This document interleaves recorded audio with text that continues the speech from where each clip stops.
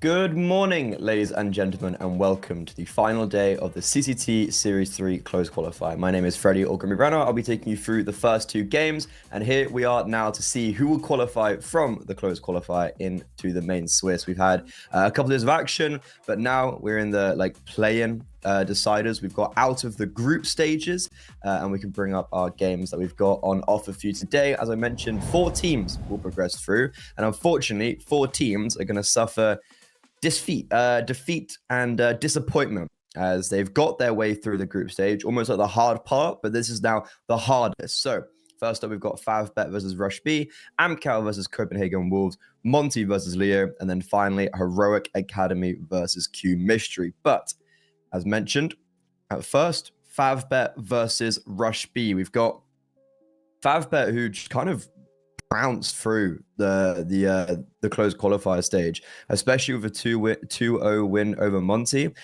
Certainly a very successful result, whereas Rush B have maybe struggled a little bit more. I was actually quite surprised to see them lose to Leo. But we can take a look at the Ukrainian side first. We can take a look at Favbet because it's a very interesting team, right?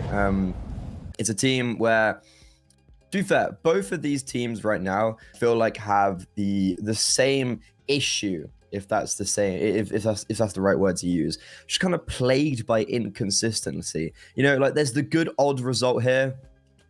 Maybe like in the tier 3 tournaments, they get a good result. The odd CCT playoff. But overall, to be honest, I feel like Favbet have had a pretty disappointing year so far, considering that this is a roster that has stuck together for quite a while now, since Marek's first joined. And I thought when Marek's joined, it was maybe going to elevate this roster a little bit more. But unfortunately, they kind of have just sat around this level of Counter-Strike pretty much this whole year right now, and they've yet to get their big break. But currently, in a head-to-head against Rush B, they have played against Rush B a fair amount of times this year. None in the past couple months. You know, it's all like 2 or 3 months ago. But in those matchups, they did do very, very well, and they've won every single one of the last 4 matchups. And to be honest, I wouldn't have normally put Favbet as the favorites going into this game, but I think seeing how it's the recent results and seeing how Rush B has actually just parted way with its CS team, I've got a feeling that Favbet are going to be the favorites and the players you want to make sure you look out for. Marek's especially, as I was mentioning, like his joining, I feel like was a massive benefit to Favbet, and especially in this tournament, he played absolutely ridiculous against Ent Academy and Monty. And what was most impressive was that Tension, Bondik, Smash, Jackie, everyone played really well in their opening game. So right now, Favbet in this tournament specifically are kind of on fire. We can go take a look at their adversaries, Rush B. As I mentioned, their organization 2 days ago dropped their team. I don't think it's confirmed on HLTV or anything. I'm kind of looking at the tweet now.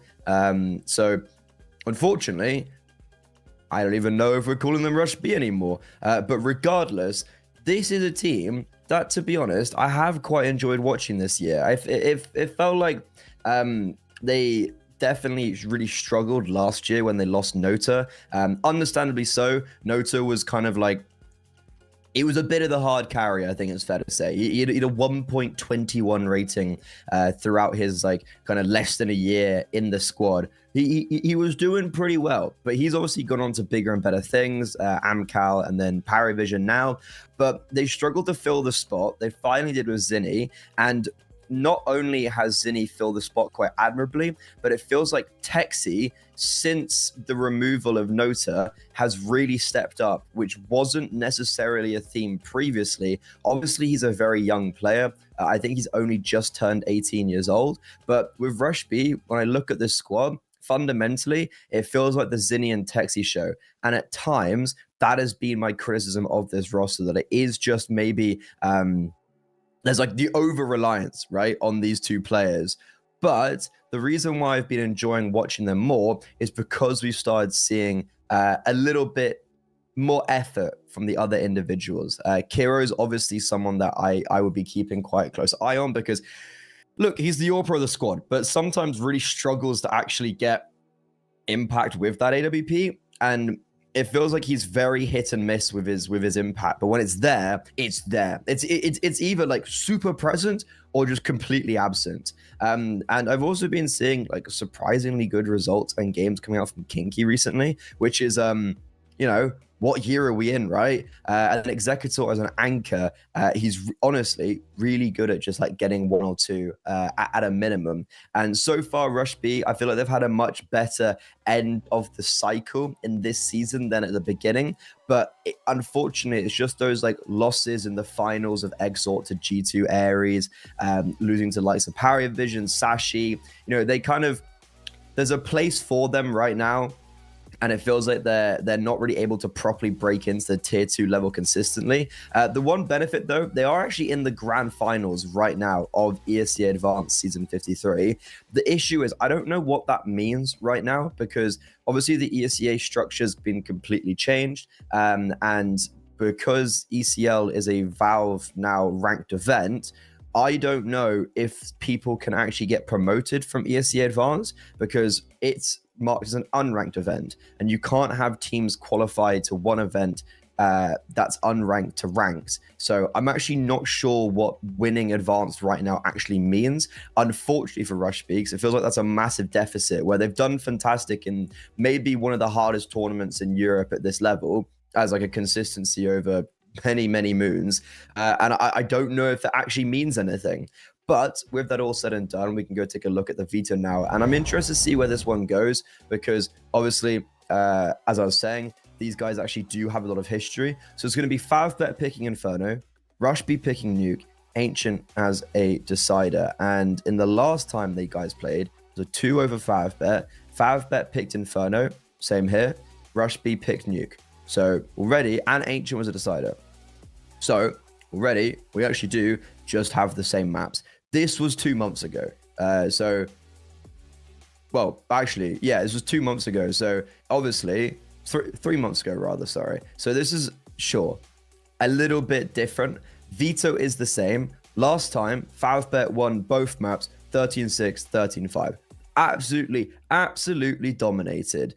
But in my opinion, since those 3 months, Rush B have become a significantly better team, and their Nuke has looked really solid. It's been something that I've been loving to watch, and especially in their recent history. In their last, like, 12, 13 games, they've only lost twice on Nuke. And it's the Sangal and Sashi. Like, this map for them has been a real stable contingent for this project.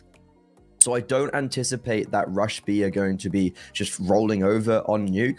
And also, when I think of a Rush B, even though their Inferno stats don't look like, I guess, fantastic, I really rate them on Inferno. They're a team that are happy to pick into Inferno. Sure, they haven't had the same level of success that they have had on Nuke. If they did, they'd probably be doing a lot better. But this is a good veto for Favbet in the sense that their insta-ban Mirage would be a clear first pick for Rush B or Nuke. And seeing how Nuke didn't go well for them last time, I could imagine they would maybe feign for Mirage. But to be honest, seeing how this was last time a 2-0, I don't think that's going to be the same. I would really expect to hunker down and be going to all 3 maps. I 100% think we're going to be going to Ancient. And again, I think that's going to be a really good game where Favbet have been playing superbly on it. And they've also had great results. They've got 11 wins out of 12 games. They only won to Leo in the closed qualifier. And yeah, I'm honestly very excited to be getting this one going on because I feel like it's 2 teams at a similar enough level where neither has made its big break. They've been a mainstay and a staple of tier 2 counter, I guess like tier 3, tier 2.5 Counter-Strike. They've just been unfortunately unable to break through that barrier. And Inferno to start off with, it's gonna be very interesting to kind of observe, I guess, the 2 AWPers as well fighting it off because Tension's had a really good CCT tournament so far. And Kiro, as I was mentioning, sometimes does have that inconsistency. So if Tension maybe starts off well and then goes onto the CT side and starts owning, and if Kiro doesn't have that same response, that could be a massive win factor for Favbet.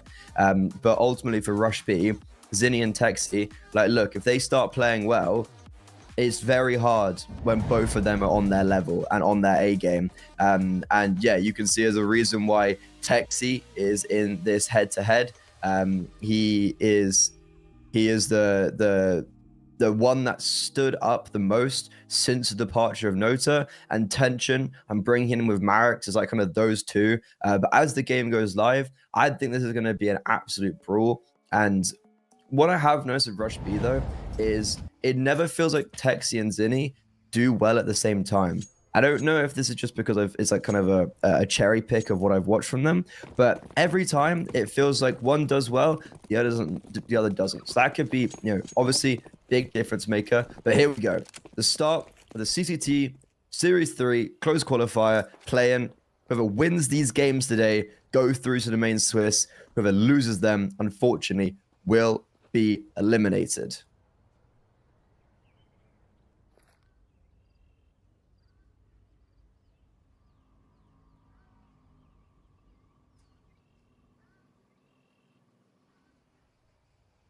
Rush B do like to play a more slower style of Counter-Strike, being mimicked currently in the pistol round.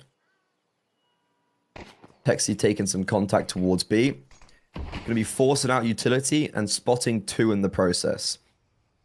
There's currently 3 Favbet players over towards that side of the map.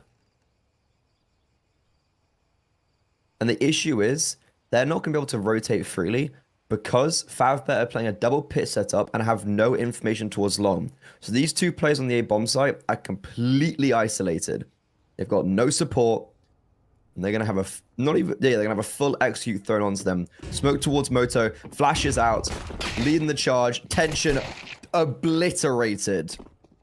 That is a monstrous opening kill from Executor, and really setting the tone as Rush B have woken up on the right side of the bed this morning. Jackie did get one before he fell, at least. And as Favbet attempt to go for this retake, it does make things slightly easier. But these post plants currently are looking really good. And Smash, you know what? That was really good awareness to go and double clear Boiler. Marek's kind of baiting for him in, his presence fading away from Boiler. But ultimately, it's a really nice end of the round for Rush B. Almost a knife in the back for Executor as a well done for his 2 kills and his opening kill.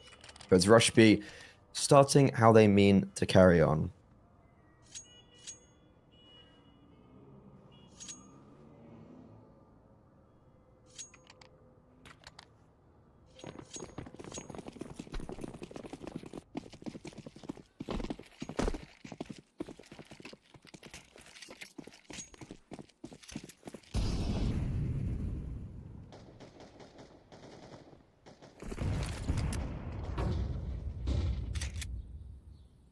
That is a lot of grenades at Bondik's feet.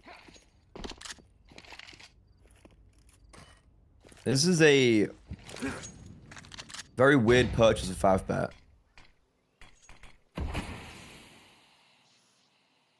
Because I have forced into it, but you'd normally be able to, you know, see an MP9, a FAMAS even at times. But instead, it seems like they've gone heavily for the utility, with Bondik carrying the majority of it. Jackie does have a smoke over towards A.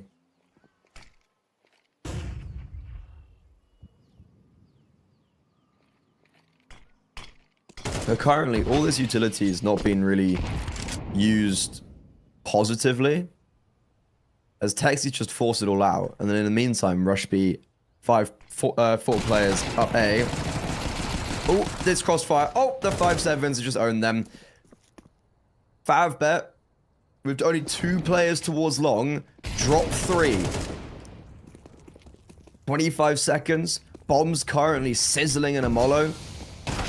That smoke, bit janky, and Texi, because of that, only able to get 1. And this is just all falling apart. Rush B tried contact up long and walk perfectly into Favbet's hand. And that felt like the only way that round was going to be won as Rush B were heading towards A. And look at this as well. Favbet not only win the round, but they save an AK, a Galil, and a MAC-10. Executor saved that AK, but for what?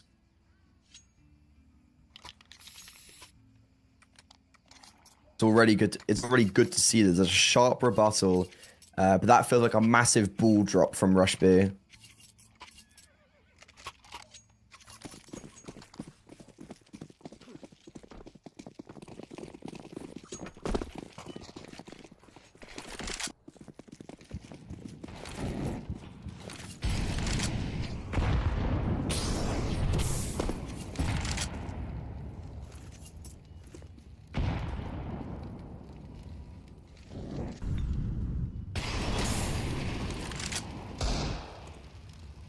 It's going to be the force back for Rush B, but they don't have many bells and whistles. They literally have dual Berettas on Kiro. 3 Deagles and the Hero AK to accompany. And Marek's getting aggressive over towards B. The AK is around the other side, but they don't meet head to head. There's also a big issue with Rush B when you look at this right now. Like, they've got a smoke and a flash. That's the only utility they have.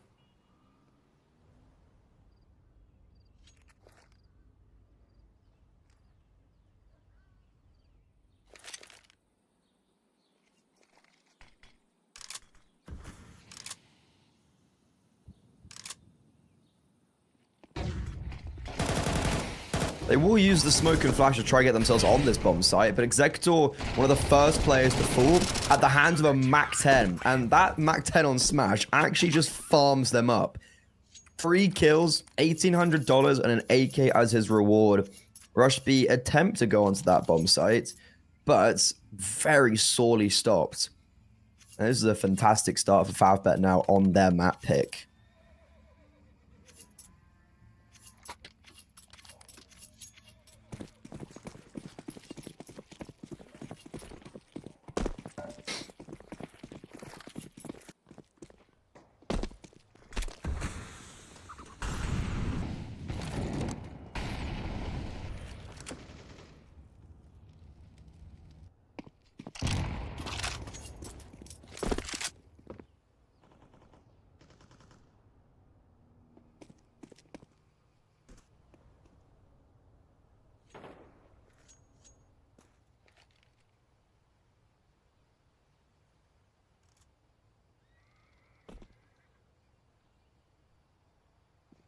A full eco now being brought out by Rush B.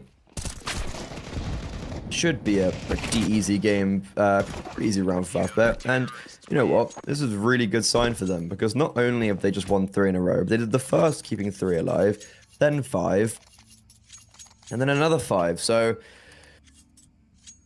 CT side economy looking pretty dandy right now.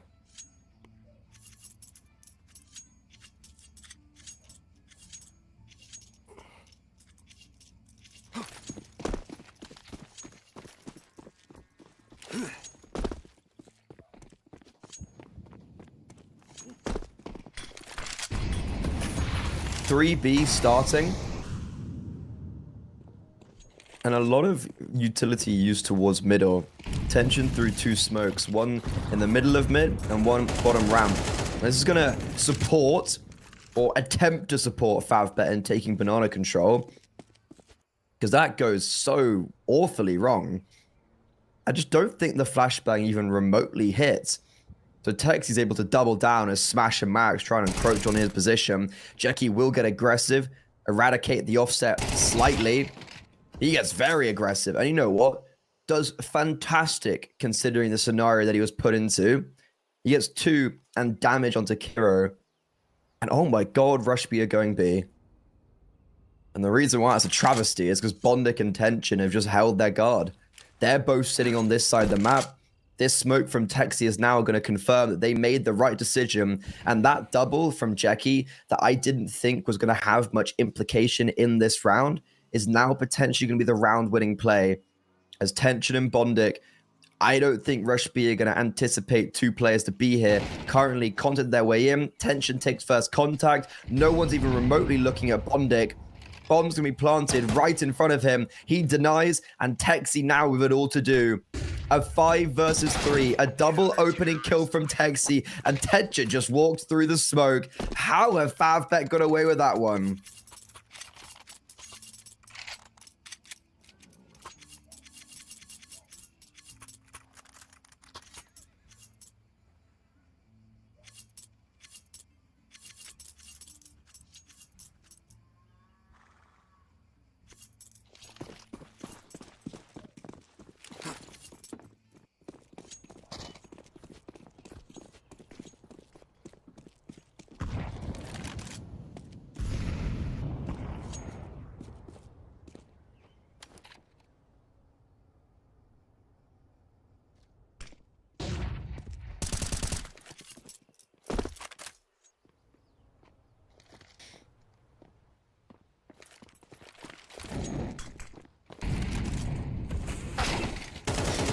Ooh, regardless though, okay, of course that's the round that breaks through.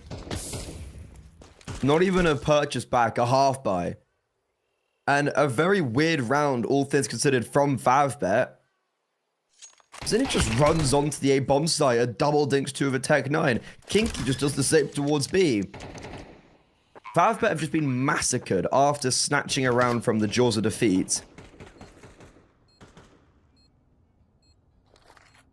And that's a big momentum shifter. Rush B all of a sudden playing with 0 care in the world.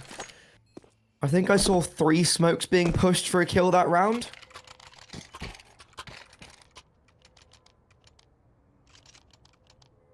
So, okay. Rush B at least changed the narrative in their favor slightly. Even gets Kiro a free AWP. It'll be interesting to see what he can do. What handiwork can get done with the big green. But Favbet were definitely poised to run away with at least the early stage of this map. And now, competition's been announced. Rush B notoriously don't always go into banana too fast.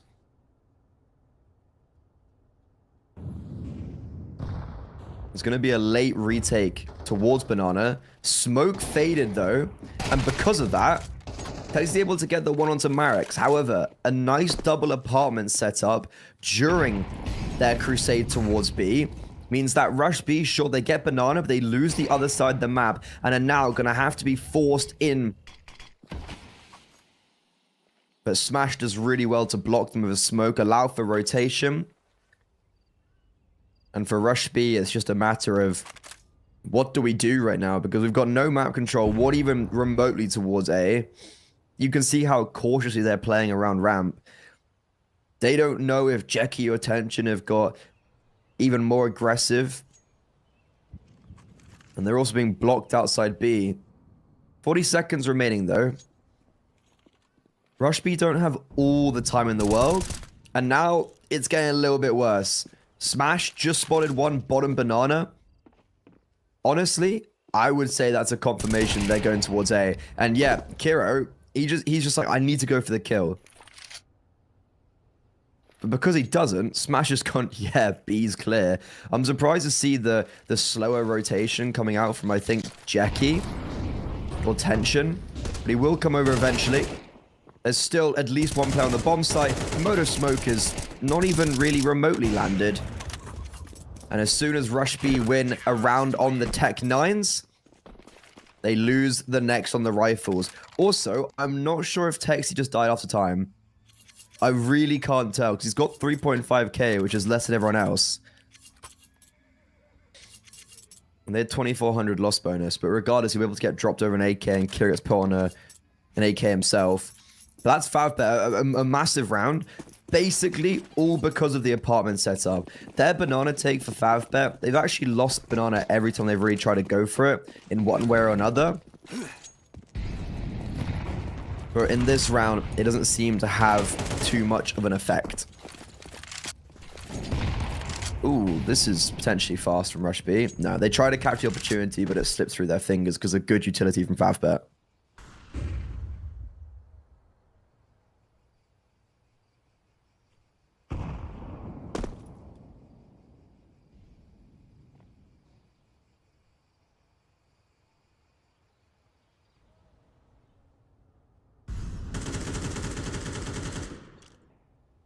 Kinky's done well to get control towards Banana. There's going to be a smoke thrown from T-Spawn to apply even further pressure towards B. But as the default util comes out in brackets, Rush B are all congregated around this A-bomb site. Jackie drops a well-timed defensive smoke in apartments. And there's not, honestly, loads of util for Rush B. 2 smokes, 2 flashbangs, a mollo.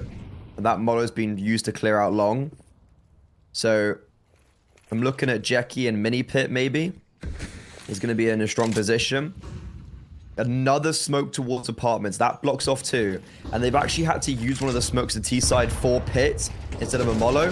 Now here comes the execute. The crossfire. Oh, it's all falling apart. Bondic, he's done so much work, though, with this USP on the back of the site. I'm shocked that Marks and Jackie don't get a single kill from that position, especially with how low the time was. But Bondic, at 3 kills, could be the difference maker. Now, Smash and Chenchin on for the retake. Hero forced out from the mollo. Him and Zinni playing up and down. Swinging out, pistol leading the charge, but it smashed the hit both the headshots, and he finishes what Bondic started as Favbet are maintaining and securing the lead on Inferno despite losing against the Tech Nines only a couple rounds ago.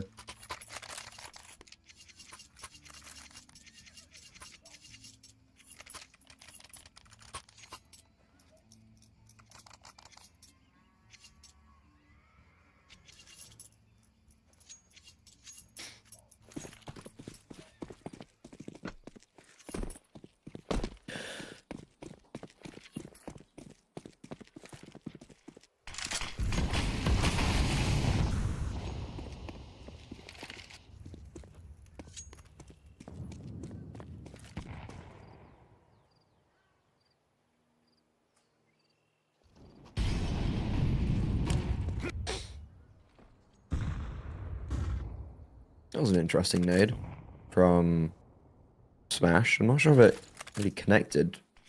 I don't know where it landed.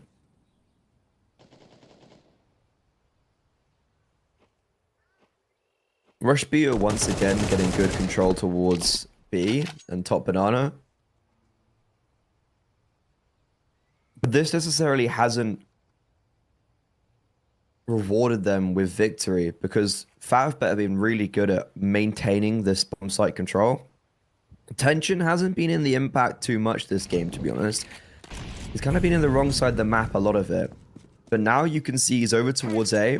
He's also going to flash Jackie in towards apartments. That cleared out all of that space. Bondic's jiggling towards long. He's going to spot out only one, to be fair. But you need to be careful of them wrapping around arches. They're not.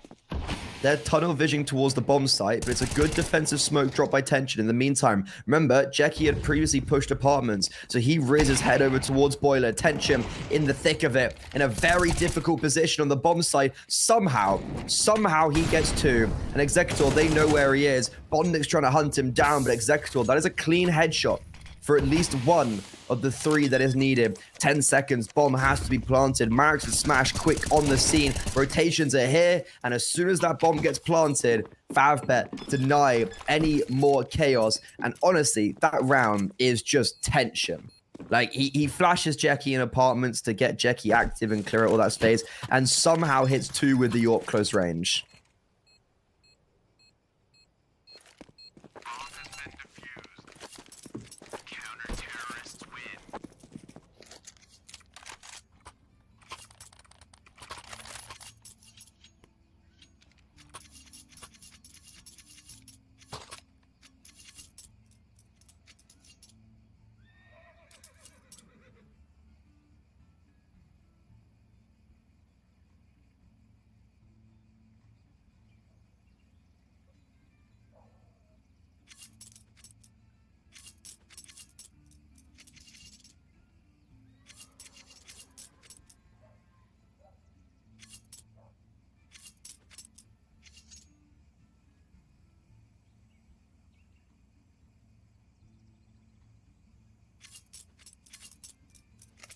I actually quite like attack pause coming out from Rush B because so far, in their heads, it's like, oh, we're getting map control, but we're not able to get the round win.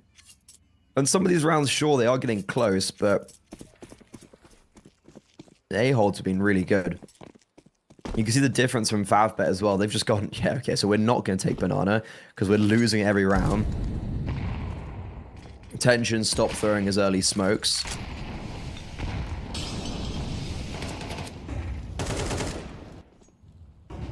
There is a bit of contention. Now I say that over towards Banana. But nothing too threatening or exposing. There's also another double app setup between Tension and Jackie. A little bit different from the previous. Looking to catch off Executor, who's in apartments. It's interesting to see how Bondik's playing over towards A. Very passive by Library.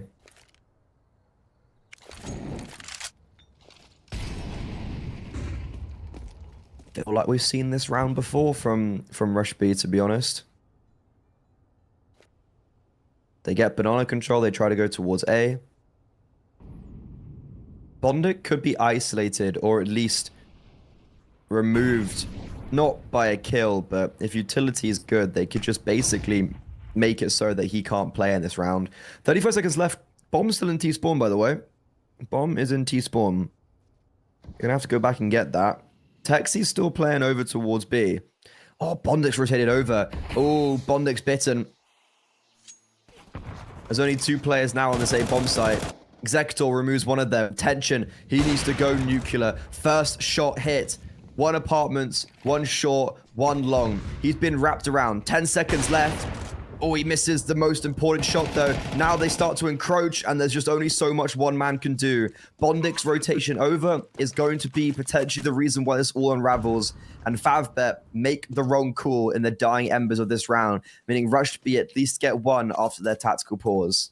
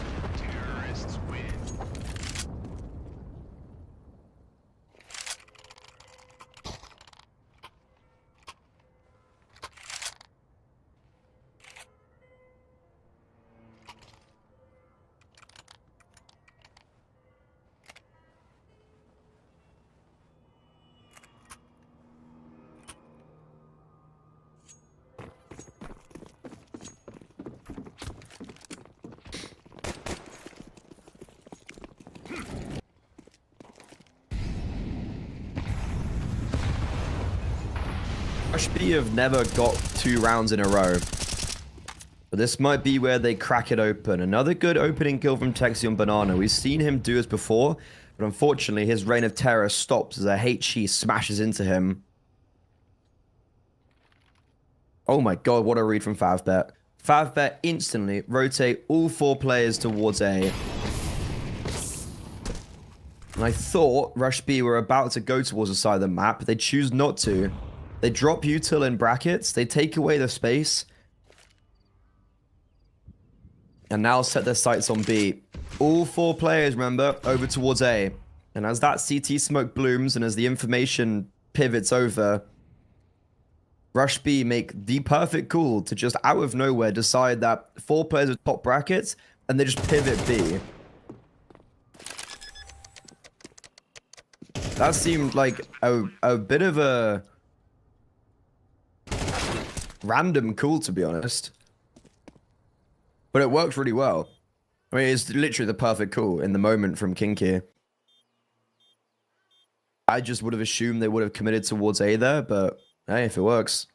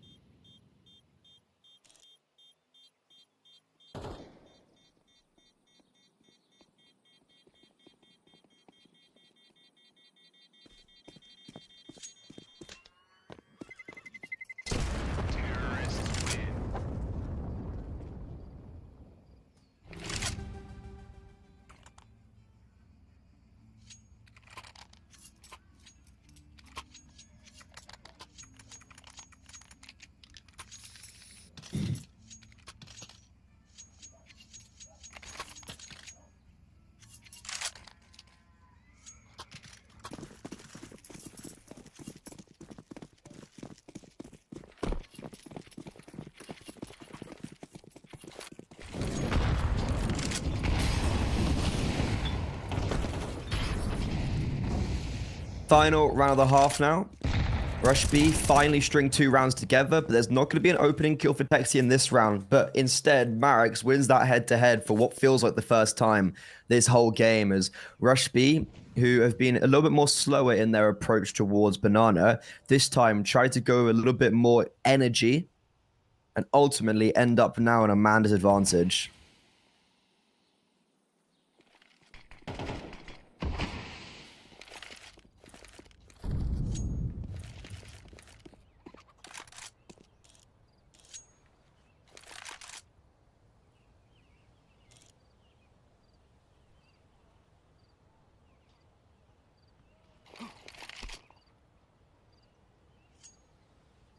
Default util being thrown out towards mid. Only 1 smoke long, but luckily for Rush B, there actually isn't anyone on short to take any info that there's no one there. It's going to draw Bondic back over towards that side of the map. As even though Rush B have a man advantage, they're going to the lesser defended bomb site. Smoke CT. Molo. Going to be landing actually right on Smash. If that's placed correctly time-wise, Smash could be in a bit of trouble. Kiro's got Flashbang's line, but Smash does drop a Molotov of his own. A supportive Flashbang has to come through, but it's far too late. That's what I meant. The Molotov, perfectly timed with the flashes from Kiro, support his teammates getting onto the site. And with 10 seconds remaining, Digits tapped in. Bondic has rotated over, but he wasn't able to actually do anything to try and contest that bomb being planted as the bomb site was lost. So not going to be able to save for Favbet. Final round of the half. 4 versus 4 retake needed. Tension's got a Molo. Gonna drop it towards New Box. There's no one there. It does at least clear up that part of the map. Kiro. I don't even know how he saw Marex there. Flashes are good, but Jackie can't do anything on top of that. And Kiro's just surviving on Banana with the AWP. Being a nuisance, picking them off as they tunnel vision on his teammates on the bomb site.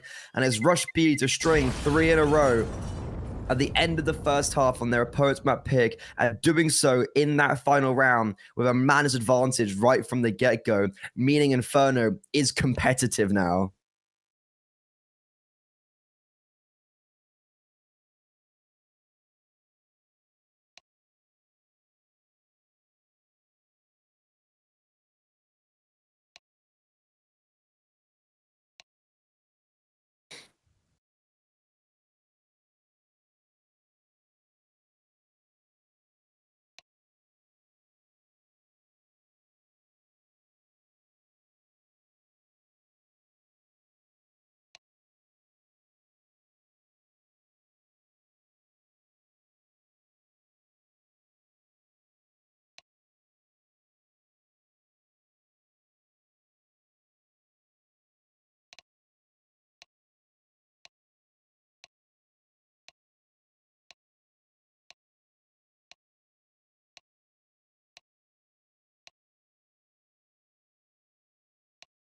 Turning out to be quite a competitive map. It's felt like Favbet have been, so far, just the better team, really. But then Rush B, you know, it's the Tech 9 round, for instance, that set it all off. And then on top of it, it was the kind of final 3 just being able to be unpredictable, and maybe Favbet could have done a little bit more to get proactive in the mid rounds, because it feels like a lot of information was lacking for Favbet when it came down to like the 30-second mark, which worked out for them at the beginning. So they were able to have the right site stack, they had the right reads. Then in those final 3 rounds, it felt like the main issue was lack of information for Favbet. You know, before players A, they wouldn't take any space. And Rush B, oh, well, they're on B, and we didn't have any information about that. A new birth, though. This pistol round could dictate a lot. If Favbet win this, I could see them kind of snowballing potentially a little bit, and they've already got a really good opening kill. Zinni seemingly peaked balcony, which is a brazen play. He gets eliminated. And the pistol setup for Rush B, still keeping 3 players over towards that B bomb side. Two top banana, and Kinky has a flashbang as well to flash them in. Oh, they flashed too early. Oh no, that couldn't have gone any worse. Ball rush B. The flashbang and two peeking signals. There's 3 players there.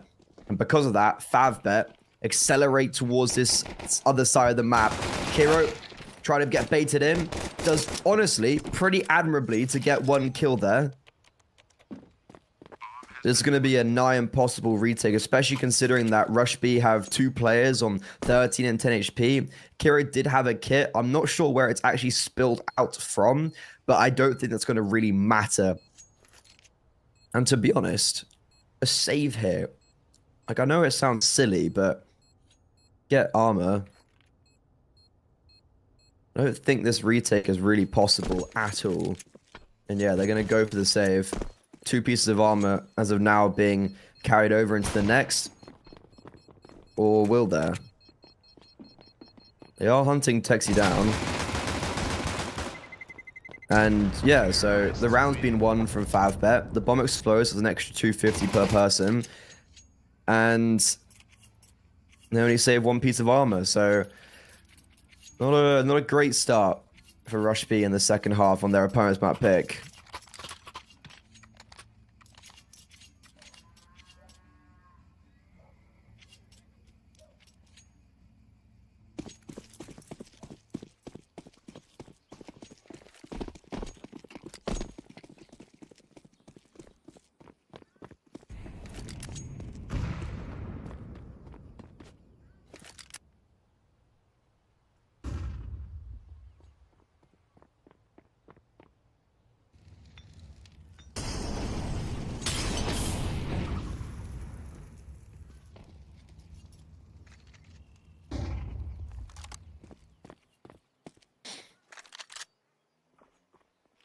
A force buy by Rush B. Executor, the only one who saved armor, is on a FAMAS.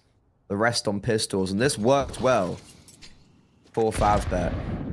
Oh yeah, I just realized Rush B actually won the first pistol round, didn't they?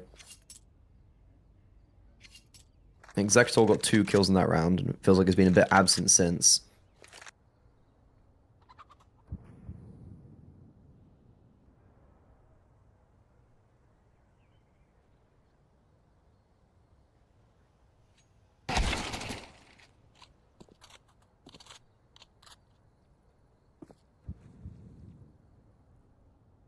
Kinky is being caught off in mid. There are pistols aggressed, but very solo. Smashed. He spots one out. He's like, I'm getting out of here, dude. I'm not even... I don't know how many people are there. I don't want to turn that corner. He's not the playmaker right now in this round. He just has to survive, hold his space, come later on, as Bondic leading the charge by example. This Mac 10's going crazy right now. And so is Texi. Oh, God. Thank God Bondic actually got all those kills cleanly. So that's a rake of cash he's just ranked up. 2,400 or 2,400 extra buckaroonies.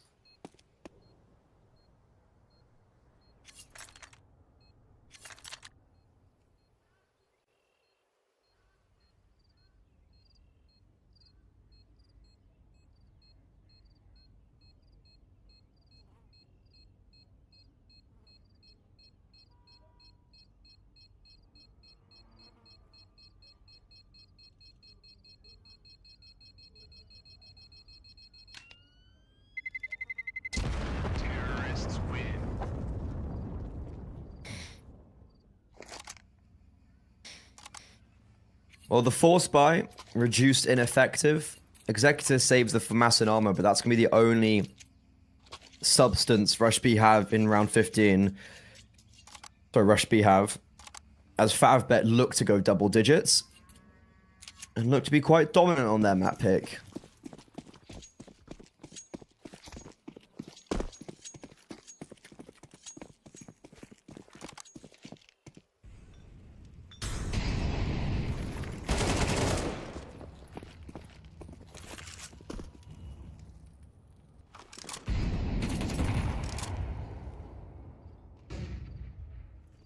As I was mentioning, last time these teams played up against each other, sure, it was quite a while ago, but Favbet kind of owned. Like, it was 3 months ago, pretty much the day. Favbet just owned them 2-0 on Inferno and Nuke. And this veto is Inferno and Nuke as of now. Jackie's having a fantastic game so far as well. 16-9. He's on the lower end of Favbet in this tournament. A bit. It is a 1.13 rating when I say a lower end for Favbet in this tournament. And the one thing I was saying for Favbet is that everyone's kind of been playing well so far in the games they've had against Monty, against Ents Academy. Sure, Monty, maybe not the roster that it once was. But it feels like there's a lot of continuous firepower for Favbet, whereas for Rush B, I'm looking over at Texi, where it's like, okay, he did get a few opening kills towards B, some were traded, some didn't even produce a round win out of it, and yeah, he was doing good in some of the opening stages in the map control, but it wasn't even winning them the round, inherently. And we haven't seen anything reproducible for Rush B. Okay, there was a nice double entry from, I don't know, Zinni with a Tech 9 or whatever, but flash in the pan. And this is the biggie round. 10-5. Favbet win this. We may as well just seal the deal on map 1. And Zinni's already on 52 HP. I actually don't quite know how. AWP's been heard on short, and now the apartments players start to encroach. Kiro in an awful position with all his riflers falling.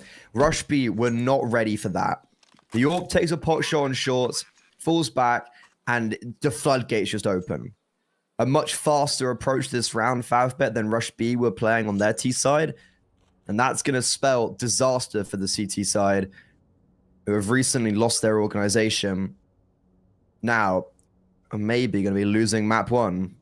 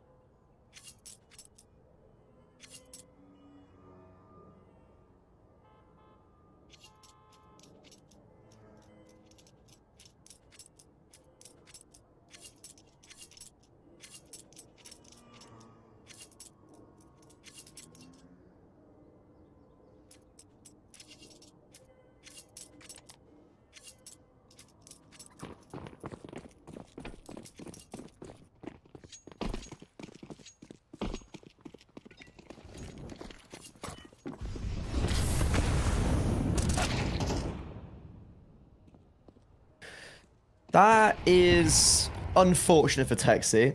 They try to go for that pick in the pistol rounds. It's not worked out in both occasions. I feel like we're seeing the beginning of the end. There were 2 players saved over, 2 primary rifles, Texi and Executor. One's already been lost, and Kira's also down to 36 HP. Kinky's got an XM close mid. I love it, but not the best weapon to use in this scenario, potentially. Executive does have full B control, so that does allow for the CT side to put the majority of their forces over towards the A bomb site. Favbet with a minute left on the clock and a whole host of utility and this man advantage could do well of just poking and prodding a little bit towards that part of the map, force uncomfortability for Rush B, and then head back towards A. But Rush B are actually going to take the fight to Favbet. It's not going to go too well for them with their staggered and layered apartments crunch. Zinni alone now on this B bomb site. Favbet know he's here. an A1S at his disposal. He gets one, but now overrun. And Bondic, he's had a fantastic T side, 14 and 5. He's rolled back the years, hasn't he? I wonder how long Bondic and Kinky have maybe played against each other for.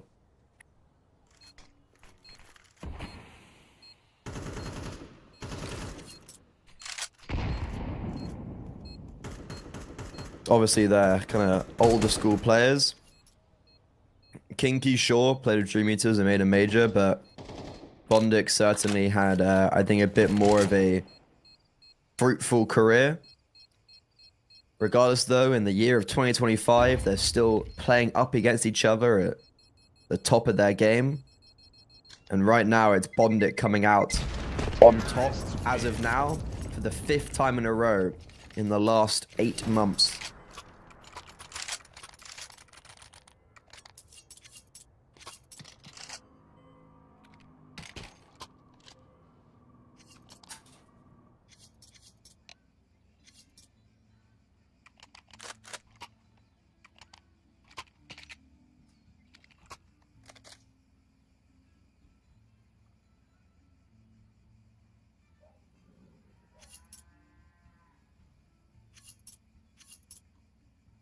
Oh, a CCT techie wacky in the final round.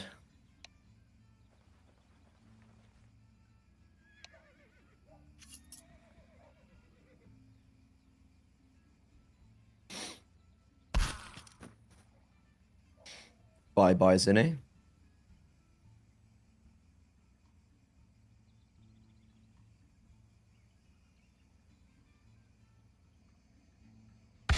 Well, so we're going to have a little bit of momentary pauses.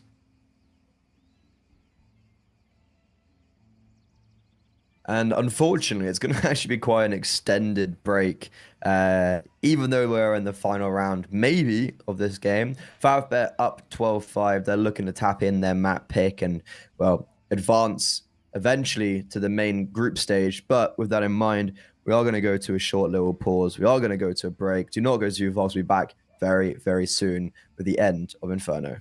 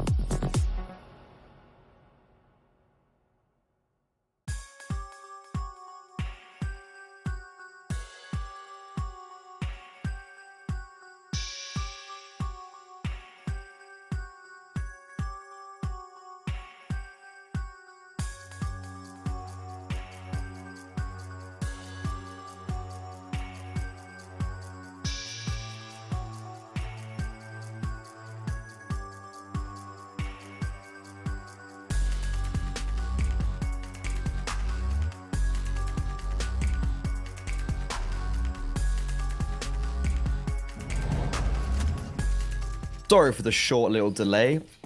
Rush B had some technical issues, but they are back and ready for action. But for how long? Currently down 7 rounds.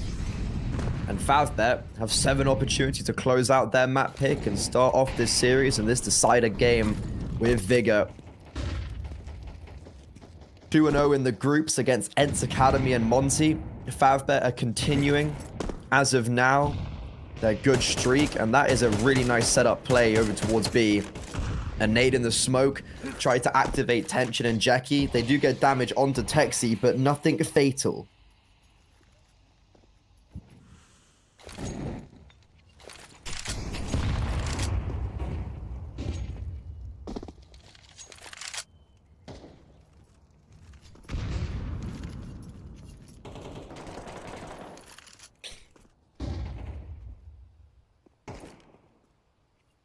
Rush B, bit sporadic with the rotations.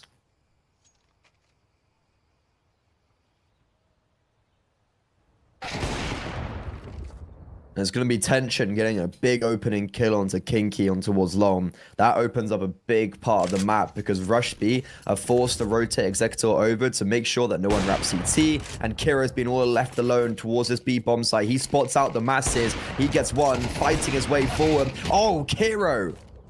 A triple for his efforts. Will it be enough though? He stood tall.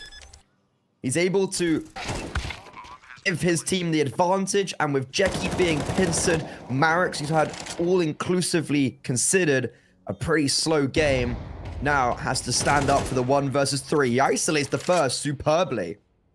Has to commit now deeper into this angle. He's actually just going to be smoked off. There is a kit on both Texi and Executor. Marix, it's going to be a very difficult 1 versus 2, but Texi is low, and Texi just walks into his crosshairs. Lackadaisically completely ignores the angle, and Marix, a slow performance, but a 4K 1 versus 3 to end off the map. Favbet 13-5. What a way to end it off. Marix has had a 1.30 rating across the 2 best of 3 so far in this tournament, and he's had a pretty slow map. But there at the end, he plays that magnificently. Sure, wasn't played very well by Rush B. The fact that, you know, Texi just like runs onto the bomb site and doesn't even suspect someone to be towards coffins when that is where they thought he was. Like, that's where they knew he was.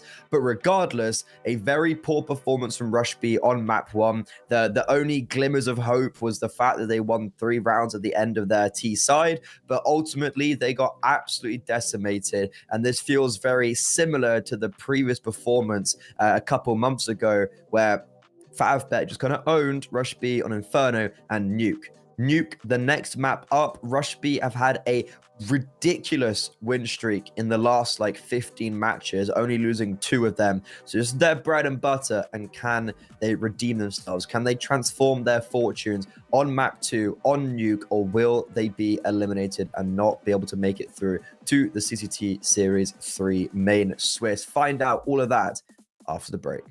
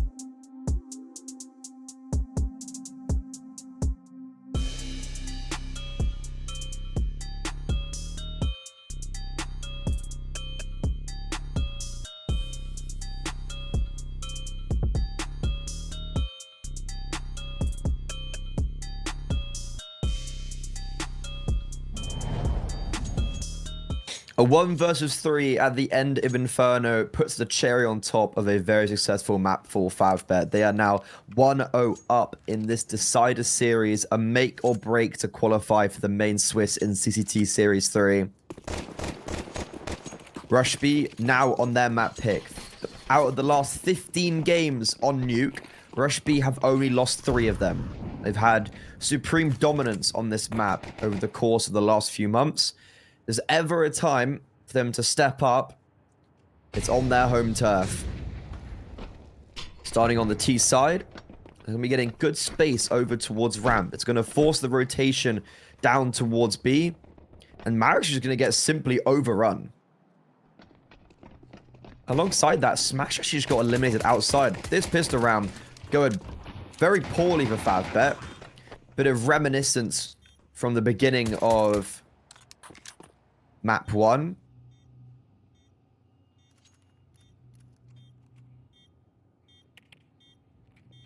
Rush B won the first pistol round and then struggled to get much success post that.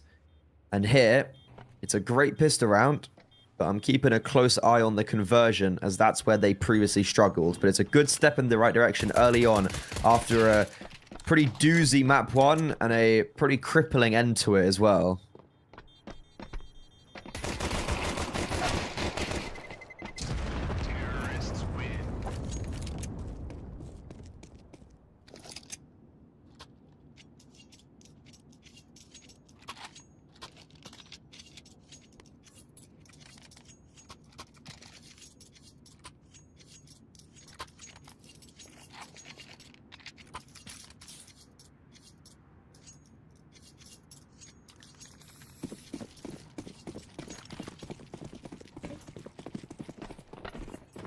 A nice homage to Tyloo there.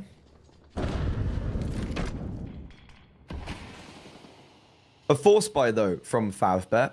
It's Jackie to buy an XM and also get in a very aggressive position early on. Smash, I don't know how he hasn't got that kill there. Flashbang was perfect. He had his enemy exactly where he wanted him, but couldn't finish it off. And ultimately, a lot of utility gets expended, but it's an opening kill for Rush B. And also damage onto tension. I think there was a tag for a tag outside. It's a good round from Rush B because they anticipate, or they certainly know now Favbet on a purchase. They anticipate people trying to play close and get cheeky around the corners in lobby.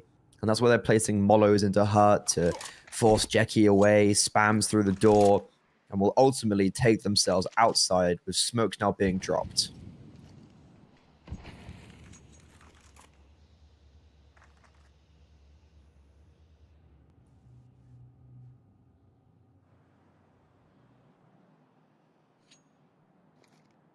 Two players are going to be going down towards B. For Favbet. Make it 3. Even though Favbet don't have any information, they've got everyone in the right position. Jackie is a terrifying aspect towards single. 20 seconds left. Have to commit now towards B. Bondic, good nade. CZ able to get one. Tensions Scout able to get a tag off as well. Time ticking down. And the XM hasn't even been spotted yet. It's actually Bondic on the CZ of all weapons to get the majority of the damage. And now time ticked down. Executor dies after it. Texi will at least survive, but that is a massive turnaround. A man disadvantage. Poor weaponry, but the correct read for Favbet means that 3 players stay alive, and it's misery once more for Rush B after a pistol round win. And Texi will survive, but he only has that Galil, and Executor just has no money to work with. This is nightmare fuel at the start of the T side for Rush B.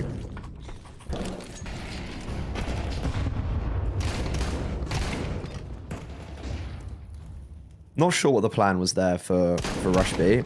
Not sure what the plan is continuing to be, as, well, the round's just over. There was the save Galil on Texi done. Executor's got no armor, and Kiro, also with no armor, is left alive with a P250. This round has just so quickly ended. Favbet just isolate the jewels in lobby or like as they're running out. And Jacky's just, I mean, to be fair, Jacky has just got 3 kills with the XM. That's $1,800 for him. And the shotgun's now up against an eco to farm up more cash. So it's honestly a great start for Favbet.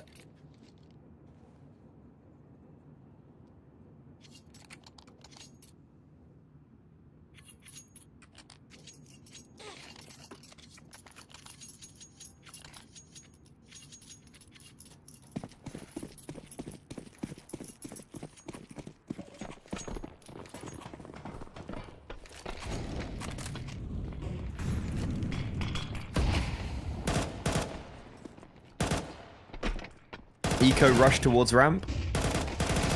Smash. Has support. Doesn't really need it. Ooh.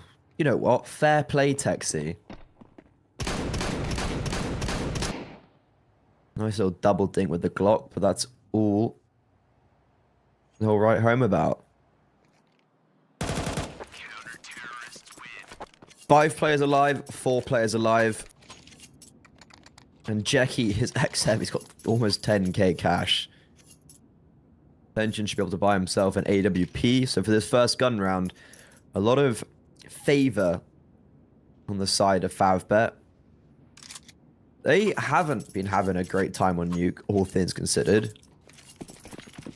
Last 5 games, they've won 1. Last 8 games, they've won 2.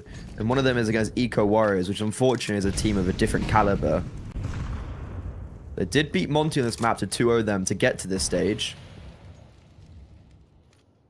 And there are no slouches on this map.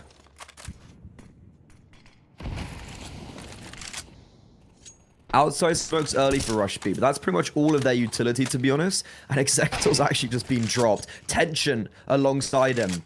Rush B just tried to poke and prod around A and got absolutely nothing. Bondic has been forced to rotate down B because of the outside smokes. But in a 5 versus 3, this feels pretty much unlosable. And Jacky's XM, oh my god, that is despicable. I thought he'd ruined it by making noise, but he just runs around the corner and nails 2 of them. Kinky's presence known, and Tension will complete the 2nd kill for himself in this round. That is honestly disgusting from Jacky. And Favbet, a statement being set. Their Iron Fist ruling Nuke.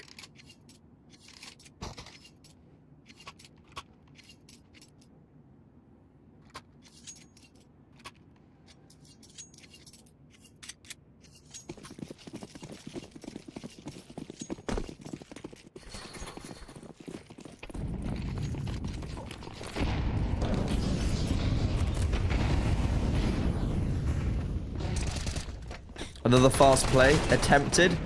And attempt is kind of the operative word. Jacky's rebought the XM. I mean, I rate it so much. Jacky's got 12k. Everyone's so rich. That's another round where Favbet keep 4 players alive. They're rolling in the dough, and they're rolling in the rounds. They're 5-1 up. This is a great start for them. And Rushby just haven't even really had an answer. They're not even really getting kills either. 3 players on 1 kill going into round 7.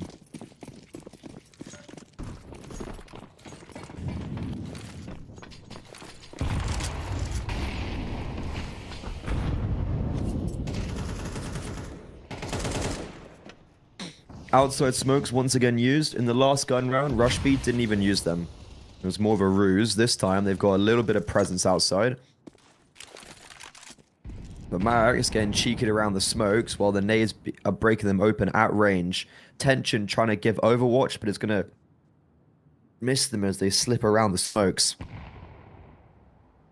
Oh, that nade towards ramp was huge. This is trying to be a B split for Rush B. And Smash on ramp doesn't really have any support whatsoever. He does have a player already down towards B, but now as they start to come through ramp, Smash unable to get away. He is nailed, and Jacky now stuck between a rock and a hard place. XM in hand. He's done dastardly things with it before. He's going to have to go nuclear right now. Marek's quick on the flank in secret. Unfortunately, maybe comes a little bit too late, and Rush B finally crack open this nut. They're able to just get the openers everywhere. You know, Tension lackadaisically coming down vents. there was a weird timing where like Jackie is in double doors but isn't really spotting for them coming down secret because he's split between two sides, and like Marix is flanking, so maybe Tension thinks he's a timing to actually come down that ladder, but ultimately he just walks down to his grave. And a pretty easy, that actually felt like a very easy round for Rush B. It's just all spirals after that opening kill, and yeah, I think that's a big issue with Smash just dying instantly. So it is one round in favor, sure, of Rush B, but Favbet's money is just so good that right now it doesn't it almost like doesn't matter.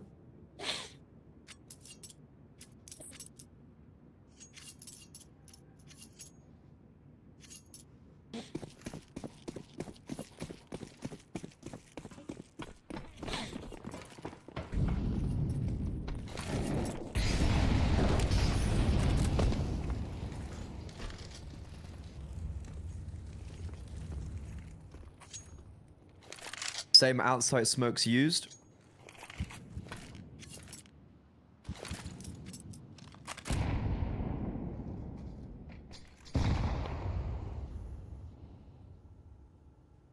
Smash is playing a lot more passively over towards ramp in this round. Drops a defensive Molo, but Rush B are going to be happy to wait that out. And Smash is actually trying to rotate over towards A because they thought they were coming out. Tension is alongside him, and the AWPer will at least get one kill.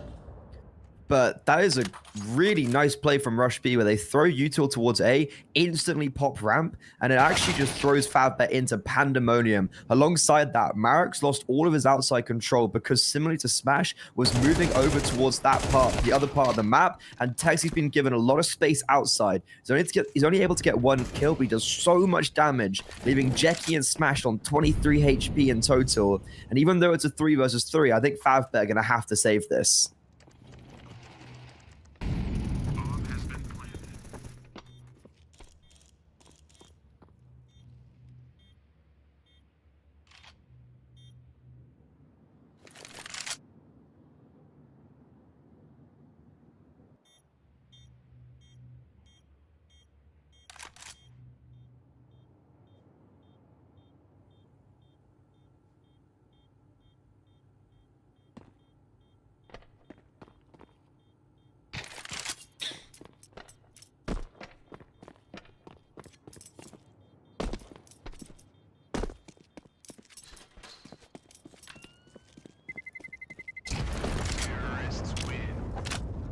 Another round where I'm looking at Favbet and it's like, oh, that felt a bit messy. And towards ramp as well. Felt like Rush B dangled the candy in front of Favbet. Favbet really bit onto it. There was a massive over-rotation after just like a flash and a Molo and a smoke, if that, on A. So it's good to see Rush B. They're starting to show why they've won 30. They've won 12 out of the last 15 games on this map. And some signs of weakness for Favbet, but a 3-man save on top of just already having good economy means that the purchase is, well, fine for this round, and also probably going to be fine for the next following.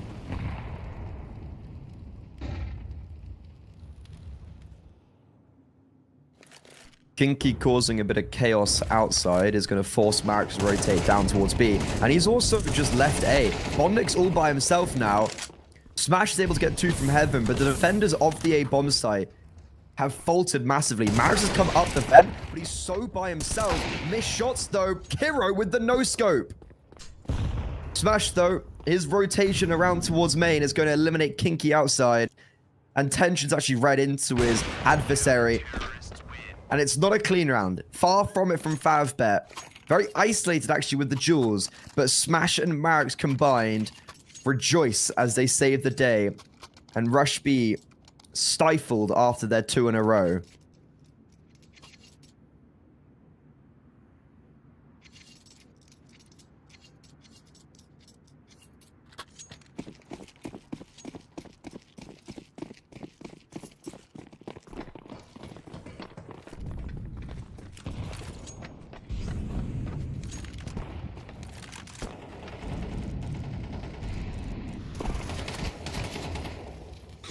Very early play over towards A once again.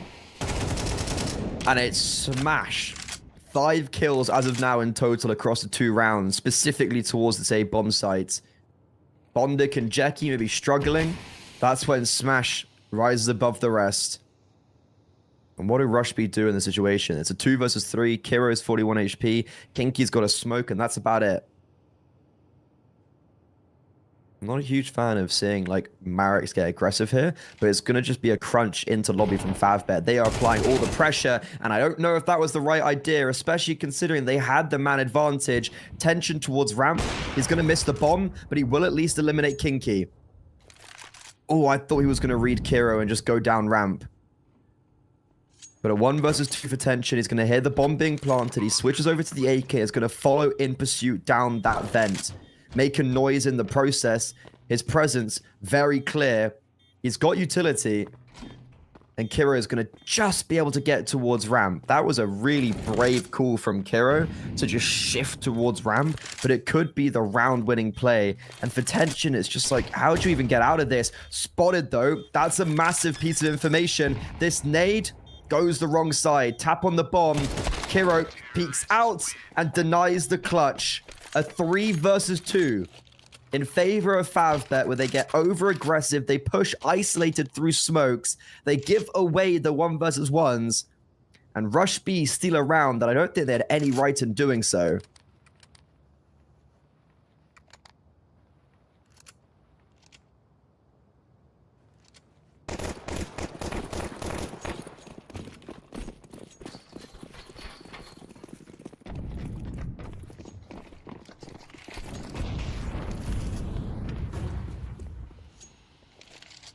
Amusingly enough, though, Favbet just still have money. So in the penultimate round of the half, it has dried up, but at least for a full purchase. Ramp, solely defended by Tension. This is a very heavy stack towards A. Fake utility being put onto that bomb site, as now the smoke fades towards ramp. Tension, lining them up. Marek's able to at least get 1 to thin the herd. Another rotation from Smash. Omnipresent is this man, helping towards A, helping towards ramp, and it's a 4 versus 2 in favor of Favbet. Pinky needs to try and sort out some magic towards main, because his teammate with the bomb is heading back over towards this A bomb site, but Kinky's actually going on the prowl. Not committing towards main just yet. He's going to be jumping up towards heaven. This actually leaves Jackie, if I'm not mistaken, in a very awkward position. He doesn't have any support. Can be caught on a timing here. He's holding 3 different angles, and Kinky just pre-fires him.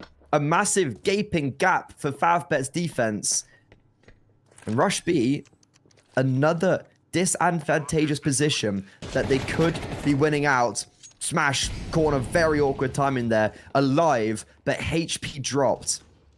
This was a 2 versus 4 for Rush B, and all of a sudden, I'm thinking that they're actually in the driving seat. They're in pole position to win out this round.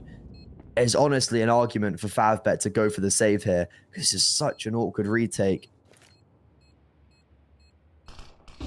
Kinky's going to be taking first contact on Heaven, kind of by himself.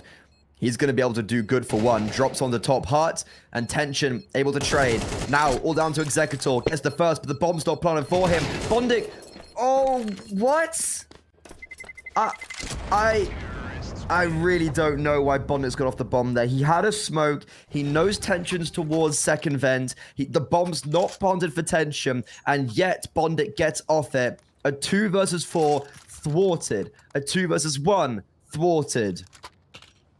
Failure for Favbet on this CT side after such a good start, and a tactical pause certainly needed to come through to just chill the nerves, because I do not really know.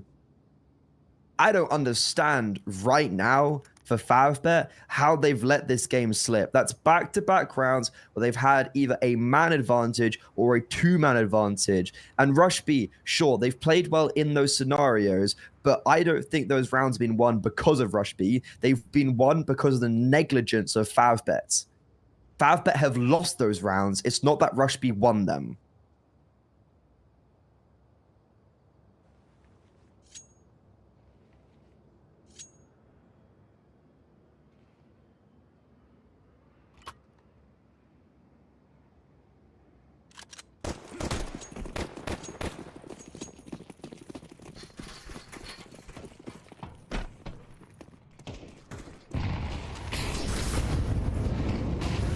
Low purchase.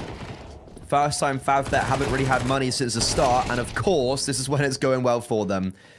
It's chaotic on the T side. It's chaotic everywhere. Insane in the membrane.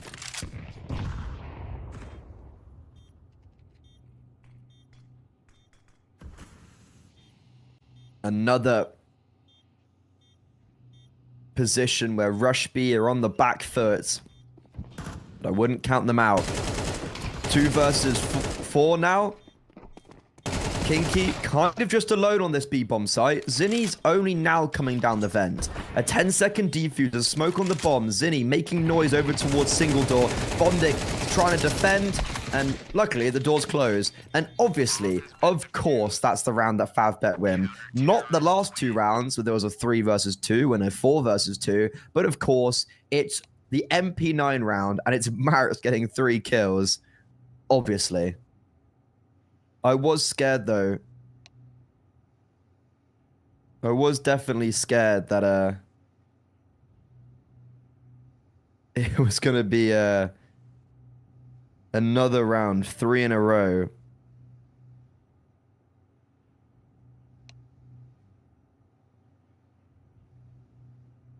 Where 3 rounds in a row, Favbet would have lost in the man advantage, but this time, hey, they at least make it work.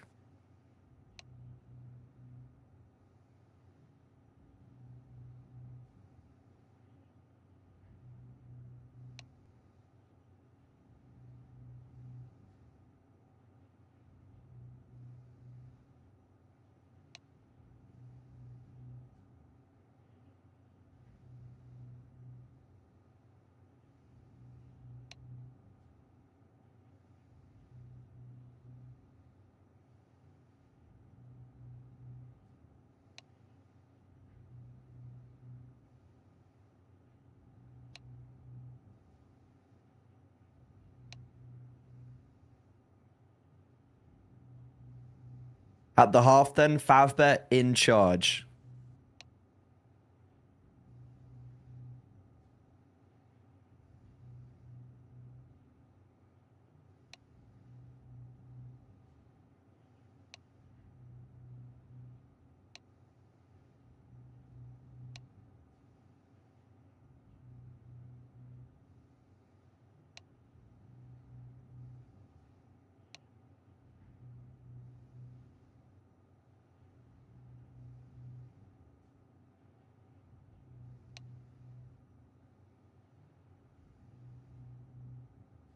Feels like this half, certainly. Yeah, certainly. I'm looking at this half, and I'm thinking, this could have been like 9-3 for Favbet. We could already be saying, series over. Favbet, they qualify. Rush B never really showed up today. But yet, because of the negligence of Favbet and their ineffectivency to close out the man advantage situations and them trying to overplay their hands, we sit in a position where this game is still up in the air. The question is 7 rounds on the CT side good enough as they now go onto the attack? Because Rush B, hell, they are good on this map, and we know that for sure. We do not want to give them an inch because they will then take a mile.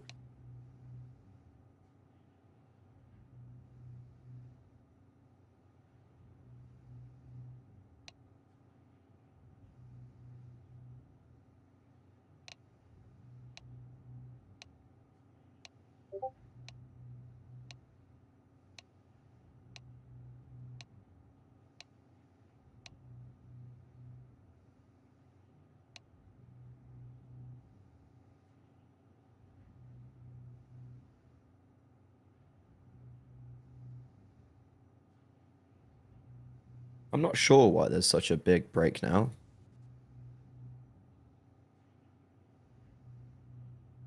Should be getting live imminently, I have heard.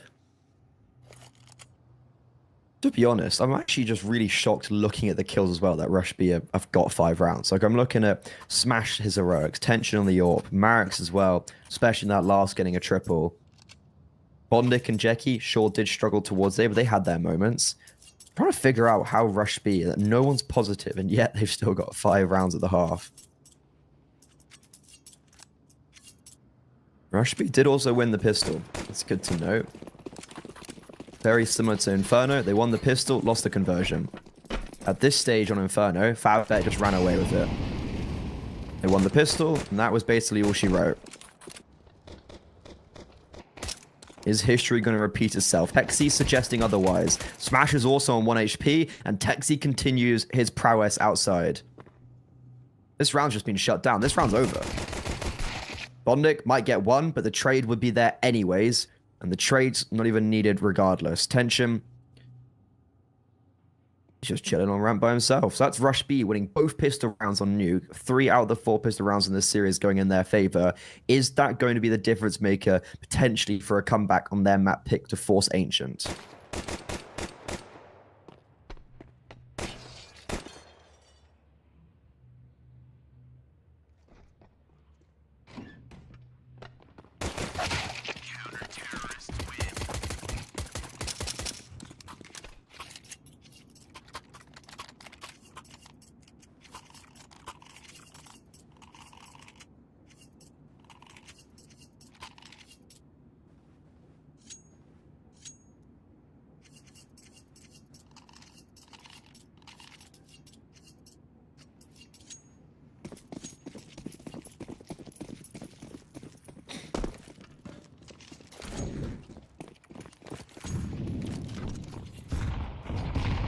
Gonna be the force buy for Favbet though.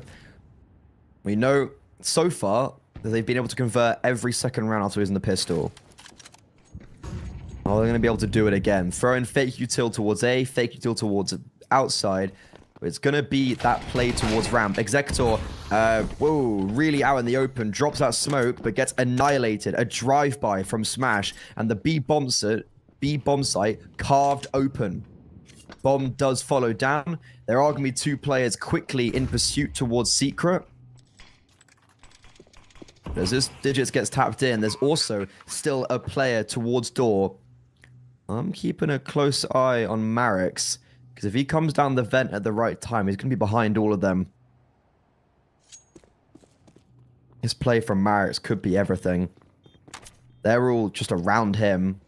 He's going to start making his moves now. It's late. But Rush B, they're all steamrolling through single door. Marix is going to start coming from behind. He's actually made a lot of noise though, and because of that, he's been held for kills rolling in favor of the CT side. Bombs being defused, and it's all falling apart. So many smokes on the bomb site, a kit on Kinky, and it feels like another round. Another advantage, actually, for Favbet, they have thrown away. Sure, it was on the Tech 9s. But they had everything going in their favor. Bondik, I think Marix actually went at the perfect time there, but just went too quickly.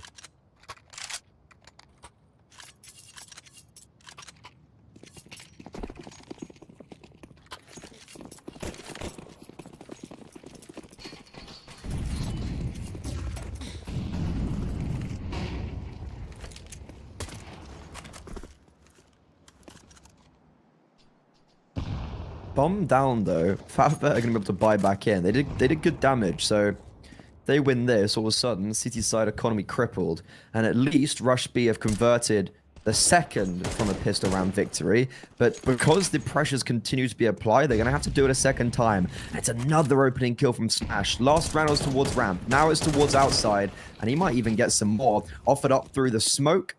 A brazen fight from Kiro. He needs to be careful because he's got good damage, but he's really exposing himself, and Kinky will do the same towards Mini. It's a 5 versus 3, now make it a 5 versus 2 for Favbet, as they just trounce their opposition outside. And Zinni, he's gonna be in a bit of a pickle if they can't pet them, but instead they're coming towards ramp. They're walking into Executor, who honestly does fantastic, superb work to get to there. But because the rest of his teammates fell without getting anything, it's all in vain. And Rush B, they convert the second round. They don't convert the third. And because of only 2 players staying alive in the previous, money ain't aplenty. And this save from Zinni is actually going to be really important.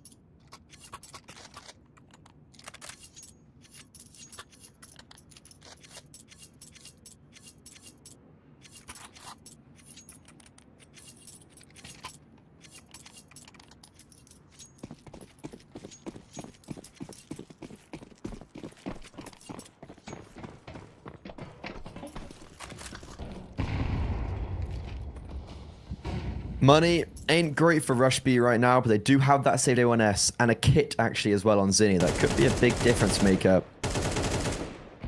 But honestly, even though this is a one-round game, this whole series just feels like a 2/5 bet.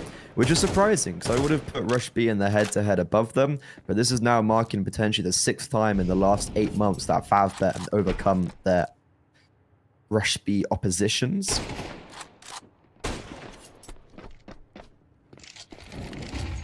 Taking space now towards ramp will Favbet. They do get caught with a tag onto Smash. There's actually been heavy rotations down B. It looks like Favbet do not want to commit just yet, and they wanted to go back towards A, but Zinni, who just rocketed up the vent, catches Marix off on the lurk outside. So Favbet, sure, they've got all of hell. They don't have that player outside that they really needed to make this work towards A. Marix played just a little bit ahead of the rest of his teammates, and now at least Favbet in a predicament where they're going to be walking down towards this B bomb site. 3 players on the other side, and Kiro's scout, who's already tagged up one, looking for extra damage to soften up these members encroaching upon him. These pistols looking to thrive. Kiro takes first contact. Texi, will he be cleared? Ooh, has to be now. Missed his opportunity, but another scout tag does soften up Bondic. Tension also low. There's the 3rd player exposed. 7 seconds. Bomb has to be planted. Bondic just goes for the stick. 6 seconds. Zinni tries valiantly an attempt to deny the bomb being planted. But with 34 HP across the 2 players, Favbet squeak pass.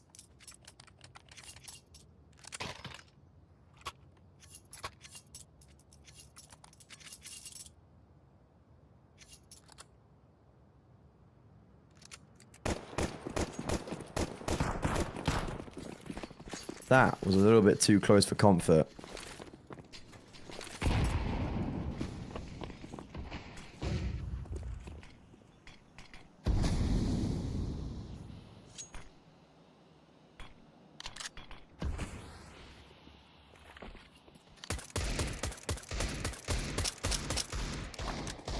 Maybe some breathing room.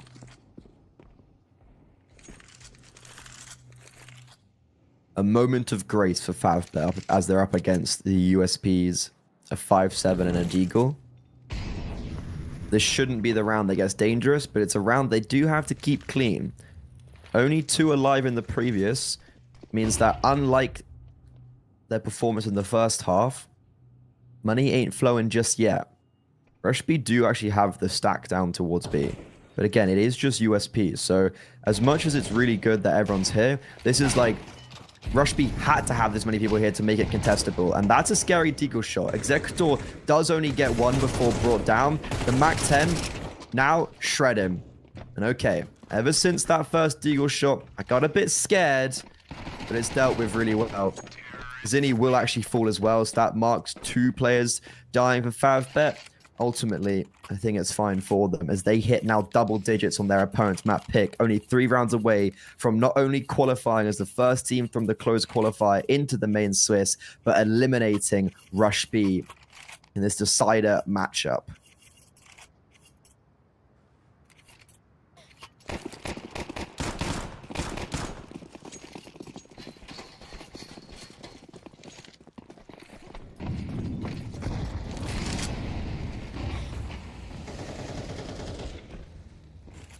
Opening kill though for Texi.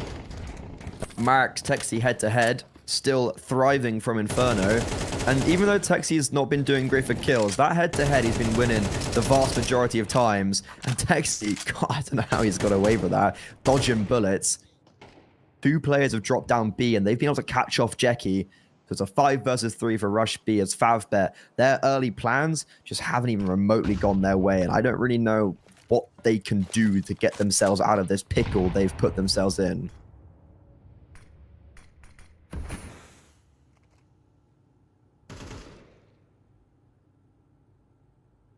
And 1 by 1, Favbet fall. The only kill coming in when all of Smash's teammates have already fallen. He's in the position where just damage is hopeful. Honestly, a save wouldn't also be awful either. 40 seconds is a long time.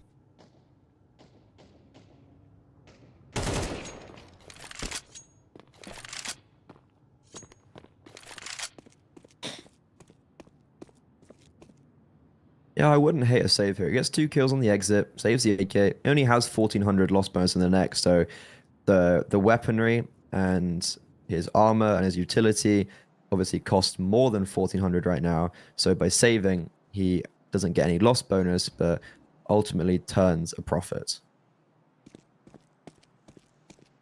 Can drop over at least an AK, maybe an AWP detention if he wishes to do so.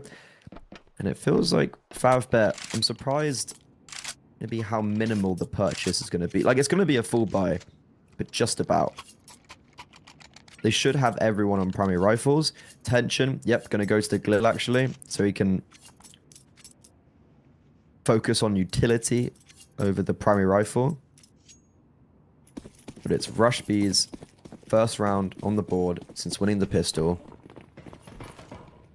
And is this going to be a flash in the pan, or will it mean more?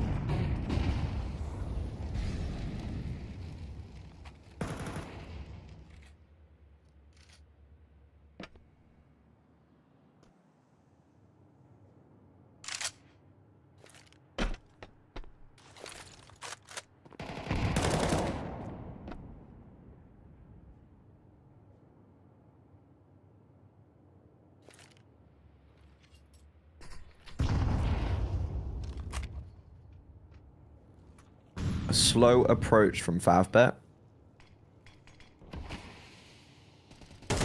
Even the nade on the door came a little bit later. And now, at the minute mark, the smokes outside are dropped. Making their presence known. A lot of flashbangs. Marek is going to be left there. He's struggled to get much going on this outside roll. And the outside smokes haven't drawn much of rotation, but it has drawn the Heaven player around over towards ramp at maybe the perfect moment. Utility comes in, but no, they're actually going towards ramp. And there's 2 players here, but Kiro gets decimated. Executor, he's got 2 in this position before, and he's not going to be able to quite live up to that same standard. It's great damage on detention, but not a fatal blow. Rotations are very quick down towards the lower bomb side, but Bondik and Jeki already in prime position to smite them as they come around the corner. They just walk to their grave. And another late round towards B, but this time a lot more comfortable as Rush B can't do it twice in a row and only able to just have that isolated round as Texi slinks off into the darkness with his tail between his legs. He's going to be warranted the ability to save the AK as a moment of serenity. It's a calm before the storm because Rush in the next round, money isn't going to be brimming. Terrorists win.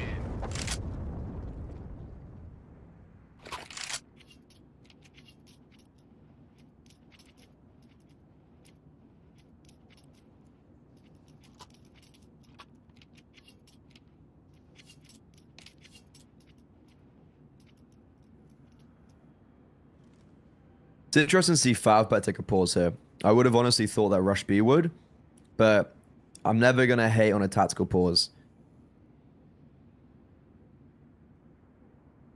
Give themselves 30 seconds. They're at the coming towards the later end of this map.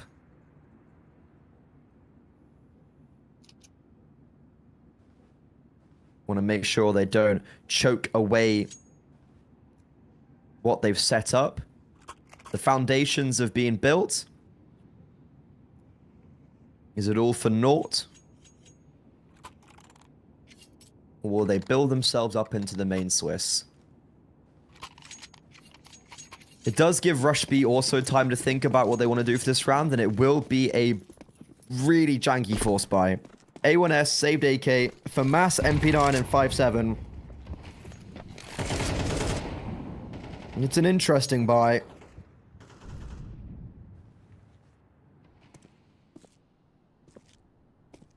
A little bit faster in this round for Favbet. Outside smokes. Lurk smoke outdoor. Utility towards A. Previously, when they've used these, they haven't gone off them. And they won't this time. Zinni drops a smoke in top heart, declaring his presence. Texi's just walked through door and got 2. That is astounding. You need to have those type of plays when you've got this janky buy, unfavorable round. Got to make those aggressive plays. But look at Marix on the lurk. He hasn't been having a great game, truth be told, outside, especially on the T side. But he's in a winning position right now. He knows there's a player above him, and, well, Kiro just drops on him, luckily. Executor, oh my god, that is really lucky that no one actually committed to that mollo, because he just got molloed completely out, but it doesn't matter. The round's over anyways. Kinky had rotated down B. Executor is going to be trying to save alongside his teammates, and that's Favbet going to 12. And despite Texi getting heroic double, the round falls alongside him. Is Kinky going to go for this? This feels bold. And you know what? The bait and switch actually works. Marix down. 2 players attempting to retake from heaven. There's no kick. Tension on the bomb site. That could just be the winning kill right there. And it's actually damaging that the save hasn't been attempted, because now there's going to be no money in the next round for Rush B, as everyone goes down with the ship and they are crippled economically.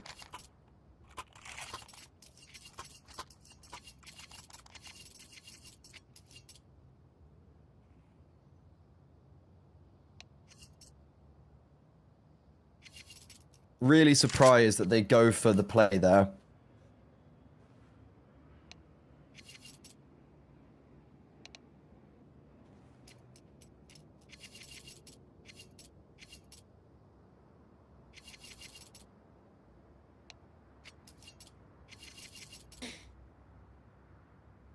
A moment to breathe before we go into what could be the final round of not only this map, but this series and Rush B's lifeline in CCT Series 3.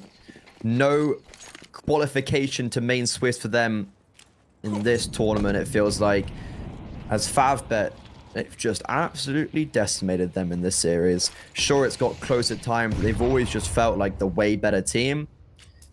And now with a muddled purchase, Rush Speed don't even have much util left. They've got 3 smokes and a flash, and that is it, alongside the 2 MP9s, 2 pistols, and Texi on the A1S.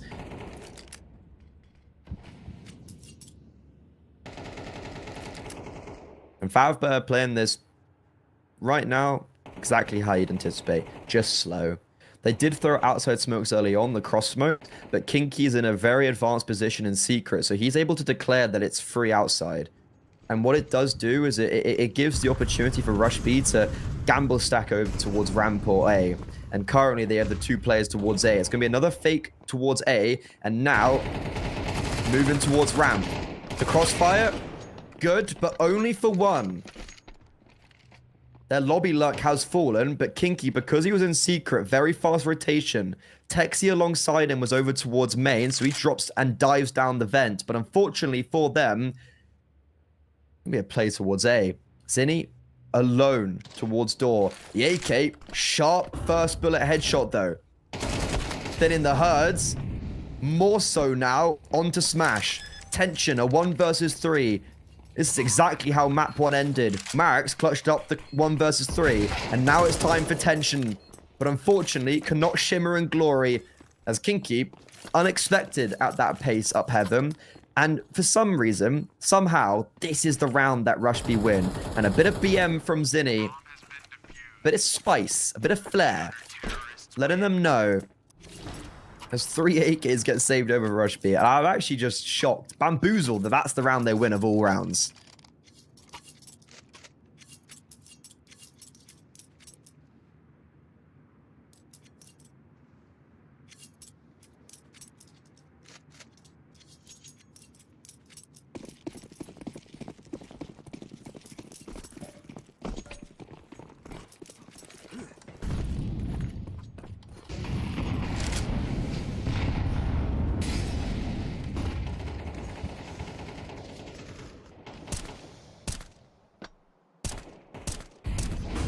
Been a lot of A fakes. This time, they're going for it. Smashing their way through.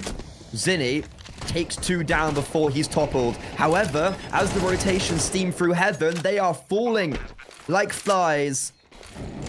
And in a blink of an eye, Rush B's lifeline ripped away from them. They do it on the low buy, but when Rush B get back on the rifles, they're going to taste their own medicine. Texi, he's trying to be the hero, but there's just too many players on the other side.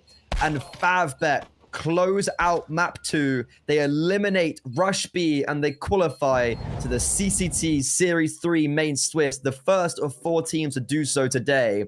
And to be honest, hats off to them. They were the better team outright today. Sure, it maybe got a little bit close, especially on that second map. But without a shadow of doubt, I always had in the back of my head, like, oh, it's only a matter of time. It's only inevitable. And after a 13-5 victory on Inferno, they give Rush B their 4th loss in 16 games on Nuke. So kind of unfortunate for Rush B. Like, this was supposed to be their home turf. But now, as we come towards the end of this season, this first season in 2025, it's a sour note on Rush B's mouth because... left in their mouth, because Rush B, they're a rough start to the year, but they've been definitely picking themselves up, and I feel like the ball's been rolling a little bit better in the later part of this first season in 2025, but now it's kind of all shattered in front of their faces. And that's Rush B basically going 3 for 3 in this main Swiss. They went flawlessly through their group. They beat Ents Academy 2-1 and Monty 2-0. And then now another clean sweep against Favbet. But that is not our final game of the day. It's actually our first. We've got 3 more left. Amkal versus Copenhagen Wolves. That's the next one to come on the big screen. 50 minutes, give or take. We'll be back with the pre-show. Do not go too far, because we'll have our second decider game to see who we'll be saying goodbye to and who we'll be saying hello to in the main Swiss. Do not go too far. Go grab a snack, go get some refreshments, and we're back shortly.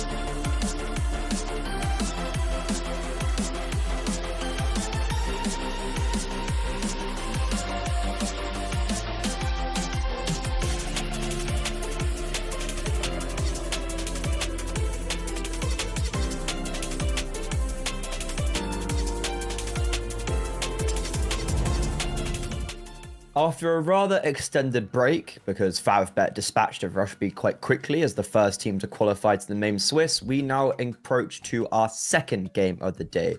It's going to be Amkal versus Copenhagen Wolves, a game that honestly I am very, very excited to be watching because this should be on paper an electric game, but both teams have had a weird end of the season by just making odd roster changes. But before we get going, let's take a look at the schedule because we can already see what we've played and then what is to come. So as I mentioned, Favbet 2-0 Rushby. Therefore, Rushby eliminated, and Favbet are the first team to qualify for the main Swiss. Amkal Copenhagen Wolves, as I mentioned, Monty Leo, and then to end off the day and the closed qualifier, Heroic Academy versus QMISTRY. Hopefully Heroic Academy can do a bit better than their main team at the major. Hey, but next, Amkal Copenhagen Wolves, and both teams honestly feels like there's quite a lot to talk about. But let's go to Amkal first. Amkal were in the news recently, or prospectively recently. They signed Artfrost on a loan deal, right? It's like out of nowhere. It's like, okay, Artfrost, one of arguably the best AWPers, like, to be honest, and this might be a hot take, like, in the world. Artfrost is insane. Like, just undoubtedly. And yeah, I think like he's been a bit hard done by, but he comes in on a loan from Parivision to replace Tommy, who they'd also actually just signed. Like, it was really weird. Tommy hadn't even played a best of 3 for Amkal yet, and Artfrost had been signed on a loan.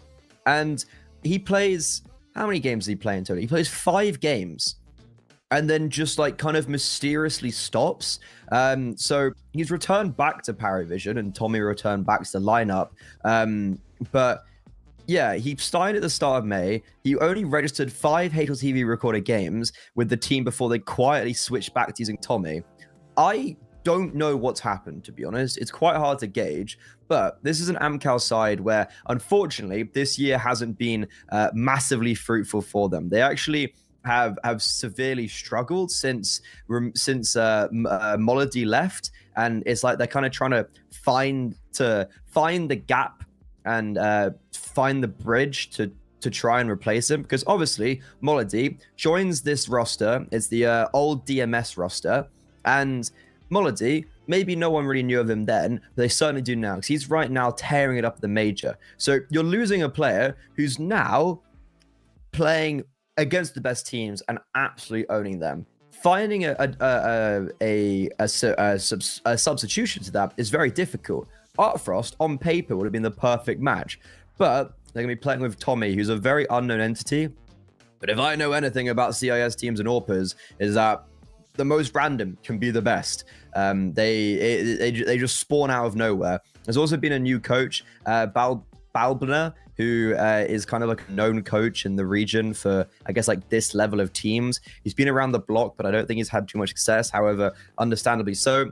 It's always good to have a legend of the game who played at the Face It Major with Windstrike when the E-League Major with QBF when they make top 8. So, you know, great experience. But overall, let's be honest, Amkal haven't had the easiest of times so far in recent history. Been losing quite a lot, truth be told.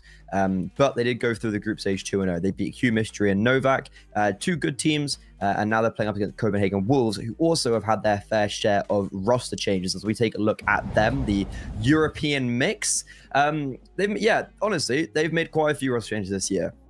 Andu was with them for a fair bit of time. You know, he obviously had his like tier 1 experience. Is that I don't know if I can say tier 1, tier 1.5, but he leaves.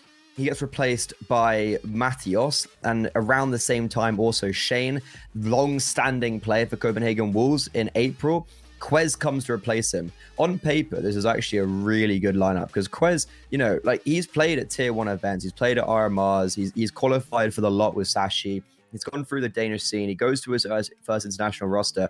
And to be honest, I thought they were doing quite well. You know, like it's not the best of results, but it was the first time in a while I think I was looking at this Copenhagen Flames roster and being like, oh, they're actually getting some results. They qualified for this Omen retake season 10 LAN finals in Portugal. Didn't win a game on LAN, but still qualified to it. And I think Matthias was a really cool. He was a really cool pickup because he's someone I've had my eye on for since I met him last October at Epic LAN, and he was playing with LTH and Byfield, and they actually got owned. I remember they got knocked out 9th, 12th. They were sitting behind us. I remember he wasn't a happy boy as well. He got quite angry at one stage. He was a lovely guy, and I actually didn't. I didn't know him until that. I didn't know him until then. I soon found out he was quite the aimer, but like to my knowledge, not loads of experience. Like maybe a few seasons of main. I don't think he played advanced, to be honest. But he was like really high elo facer, really good, and he gets picked up on this Copenhagen Wolves roster, and I was like, oh wow, okay, like that big surprise. Didn't expect that, right? That was like maybe he goes on to a good team on the like periphery of HLTV, like an advanced team. This to me felt like a massive jump up. And I'm not gonna lie, he's like a duck to water. Every single day I open Twitter and it's another Matthias highlight. Like I swear to God, this guy is like a walking highlight machine. His aim is just so good. And I think, to be honest, seeing how he's a super inexperienced player, and yeah, okay, so he did play advanced with LFO, which is like with Behind X. It was a really weird team that made playoffs. I remember that. I didn't realize Matthias was a part of that project, actually. But yeah, it's like a super weird team with Matthias, Behind X, and Chill. It was super weird team. But then goes from that to this.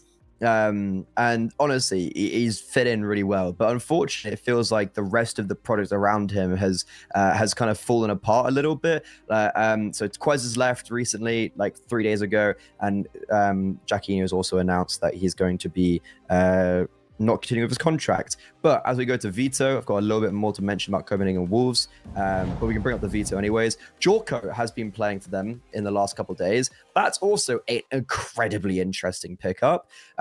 He's 16 years old, by the way. Yep.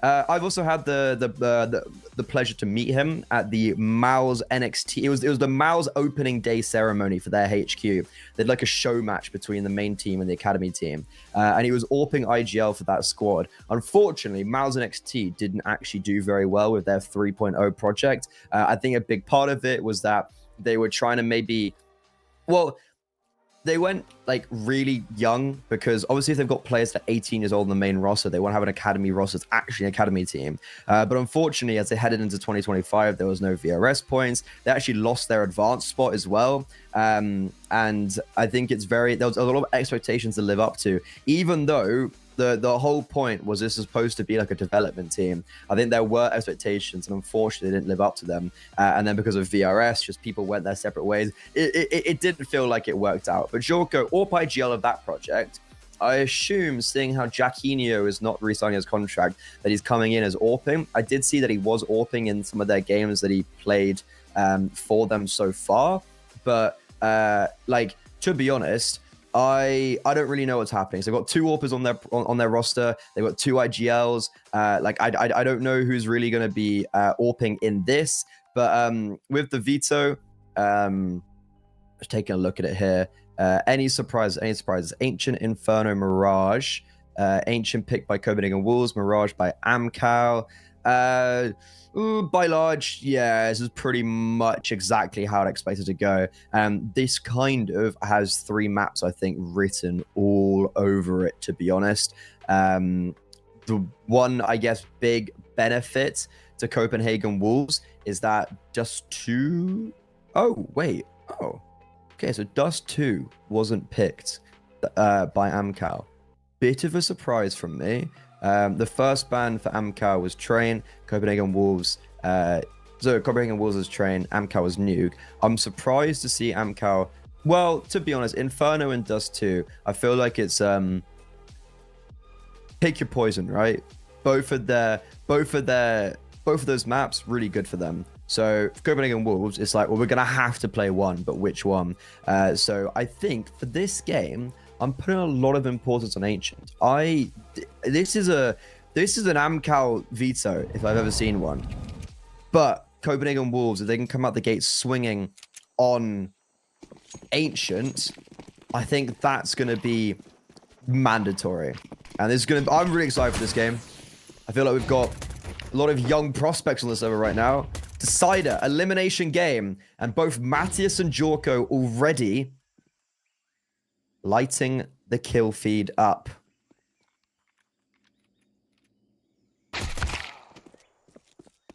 However, there is a gap being opened now on the B bomb site as both Tommy and Clash pick up kills respectively, and Clash is holding them at bay. Jacquinho, bit lackadaisical, bit brazen maybe, pushing through that smoke, and it's the two newest additions up against AW, and he just duels them both. That is, it was marvelous. And seeing how that was a double opening kill from Copenhagen Wolves, Amkal do really well to stem the bleeding and make their way back into the round to pick up the first.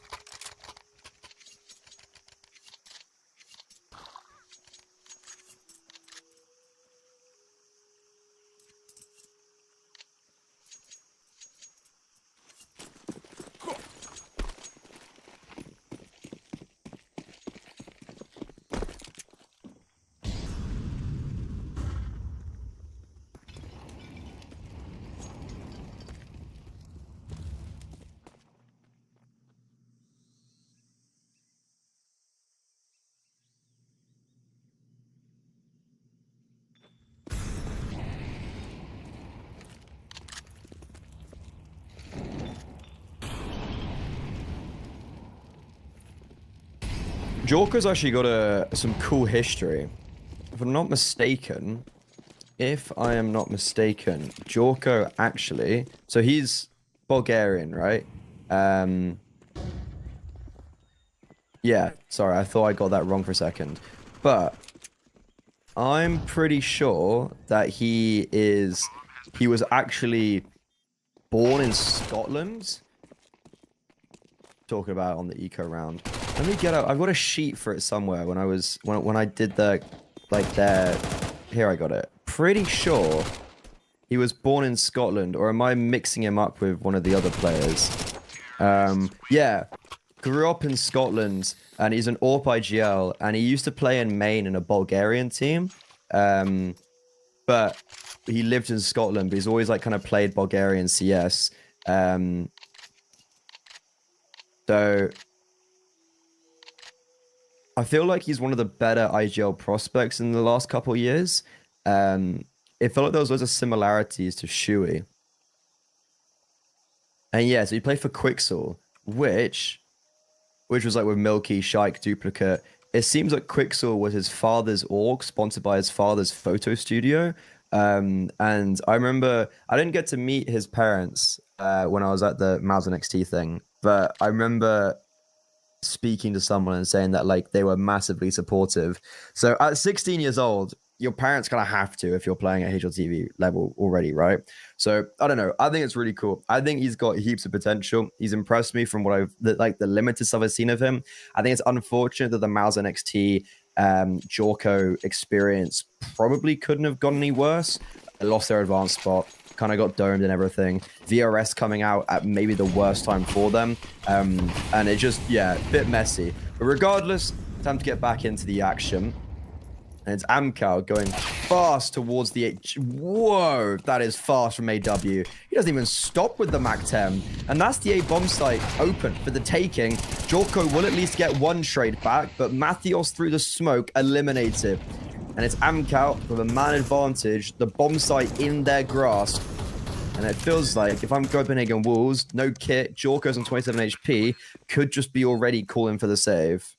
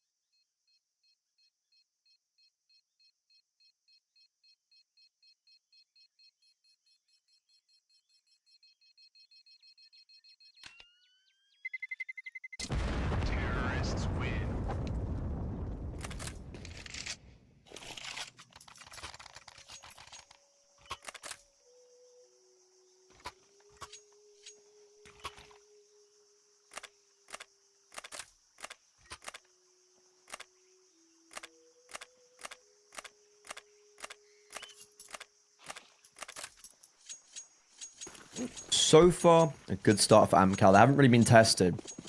Eco, the pistol round, it's kind of all... The pistol round was a surprising one. I think that was a bit of a great start for going on Wolves, and it just went so badly so quickly. And that first gun round was just like a write-off. It was a good call from Amkal. A lot of teams will just go fast A to begin with. The MAC-10s led the cause. And as soon as you lose that opening kill, and like Jorko doesn't magically get a multi-kill, it's kind of wraps. This is an interesting round for Copenhagen Wolves, because they got aggressive towards A. And there was also contact towards Cave. It's a 3 versus 2, and Tapeware's in a whole host of trouble towards B. But the bombs... right, Fade 8. That's just silly. The bomb's in T-spawn still, but Kalash is on B. Matthews just pushed through the smoke. This guy's got balls of steel. And now it's Fade 8, who's made his presence continuously known, having to run away and try pick up that bomb, as the two youngsters, when it comes to experience, left in this 2 versus 1, and they're deciding to split up. I'd love to tell you who's rotated away. Well, it's Jorko, I can see it now, but you know, it's just a black smudge.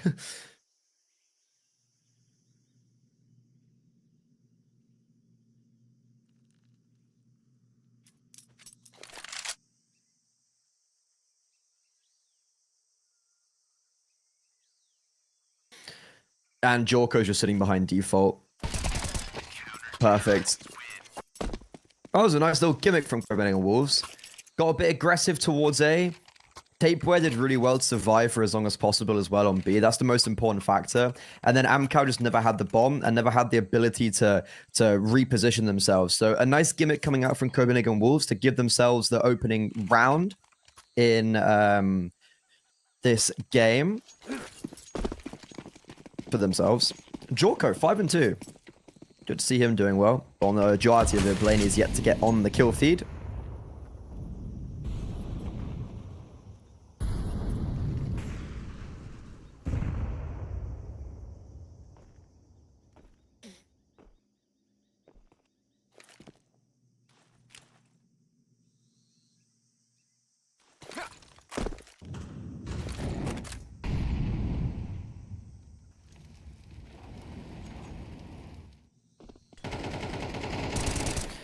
Another fast A coming out from Amkal.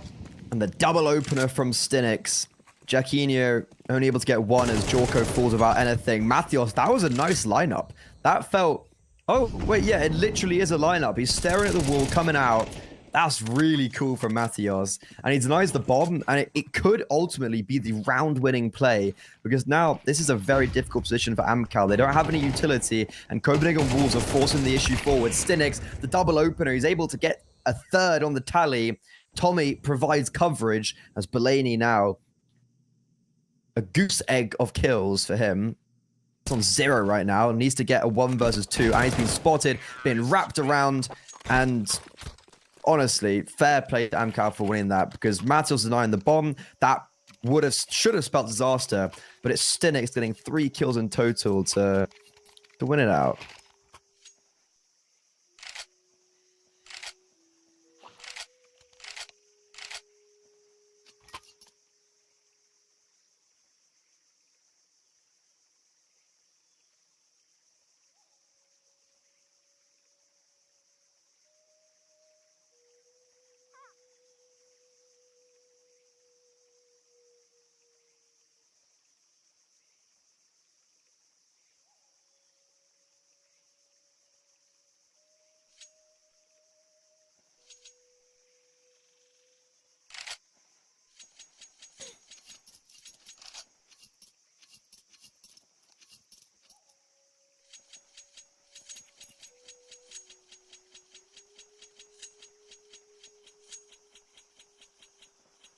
So far, it's all kind of been in the Amkal camp. They've been playing really fast Counter-Strike. And it's not been anything like too deep. Or the depth of it. It's been quite simple, but it's working out really well. And going back to what I was kind of saying of the veto, it feels like Ancient has to be won by Copenhagen Wolves. If not, and it's a 2-0 straight away. A low buy for Copenhagen Wolves. No armor, actually. It's a full eco. Lost the round after they won. And it's looking good. I've been harping on a lot about Copenhagen Wolves just because I guess I have a lot more familiarity with the individuals. But with Amkal, someone who I'm really intrigued to see, because this is the first time I'm actually watching, is Tommy. As I mentioned, it was a bit odd what happened with him joining and then Artforce being on a loan. And even though he joins, when I guess the opportunity of Artfrost comes, it's like, what can you do, right? It's like with Nuke, when Device joins NIP, it's just like, yeah, I guess yeah, fair enough. There's, there's not really much to be said about that one. And, like, he came from Quasar, I think. Like, I don't think I ever watched Quasar play. So I'm intrigued, to be honest. I feel like he's just another one of those individuals where he's just been, it's just a new CIS AWP has spawned in, and he's gonna be amazing. But Ancient's a very it's not really an AWP friendly map. It doesn't matter though when your riflers just kill everyone. And this round feels very familiar to the previous, where Stinix, Fade, Kalash, just kind of everyone's got an opening kill. And that's just round over. Like, this is how it's felt so far for Copenhagen Wolves. It's not been default from Amkal. It's felt pretty much mostly calls from spawn, I want to say, but it just works. Also, I banged open Twitch chat. Yuri BG, Yorko. He was born in Bulgaria, moved to Scotland at 5-year-old. Cool little lore. The reason why I think that's important is it means his English is good, right? He's lived in an English-speaking country, even though he's played like Bulgarian CS, his Bulgarian nationality. He's got good English, and I think that's really valuable for like a 16-year-old. The fact that he speaks multiple languages, he opens up the possibility with Bulgarian team, but also the European team. But there's no worry about that, and I think that will that's just the key to success in CS when you're that age.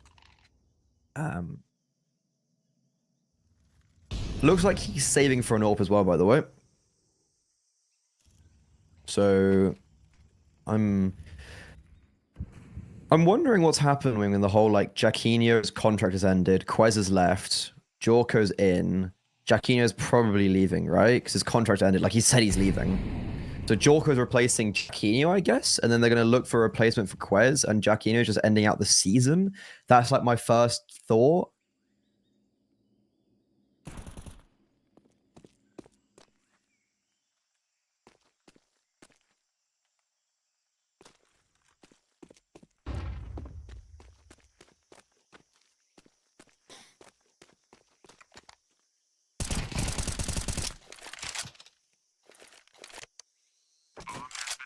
The fact that 2 players have only 1 death on Amkal, going into, what, round 9 now, basically? It's been an incredibly one-sided map. I didn't think this would be... This surprises me, seeing how... I kind of thought this was like a 3-map written on the wall. No. Retake's going to be attempted quite late on, but Tommy's here. Okay, Tommy does first. Actually, that's his 2nd death. Good damage. I'm not sure if the damage matters, but at least Jacquinho saves the AWP. Cause I'm kind of looking at Amkal's economy and I'm like, meh. It's nice. MP9's got some kills. Is Jacquinho going to stay with the AWP? No. God, that's weird to see Jacquinho dropping an AWP.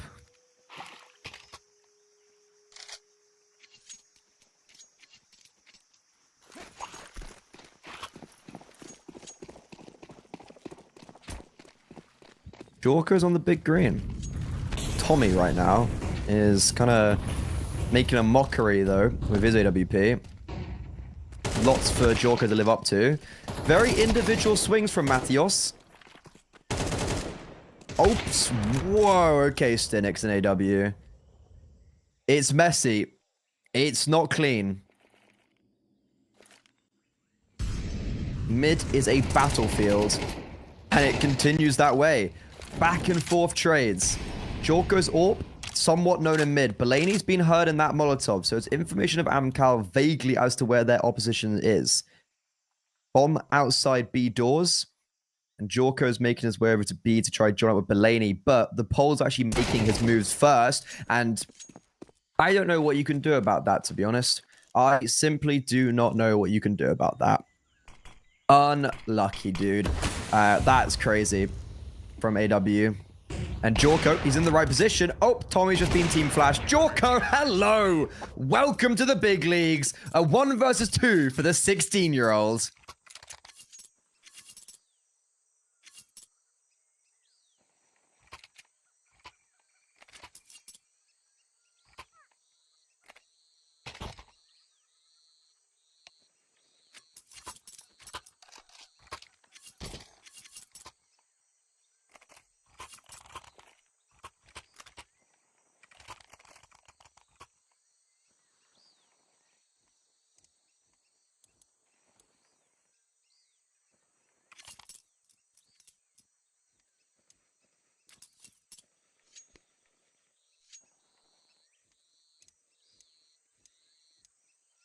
I rate it. Not gonna lie, Jorko's... Is he carrying Copenhagen Wolves right now?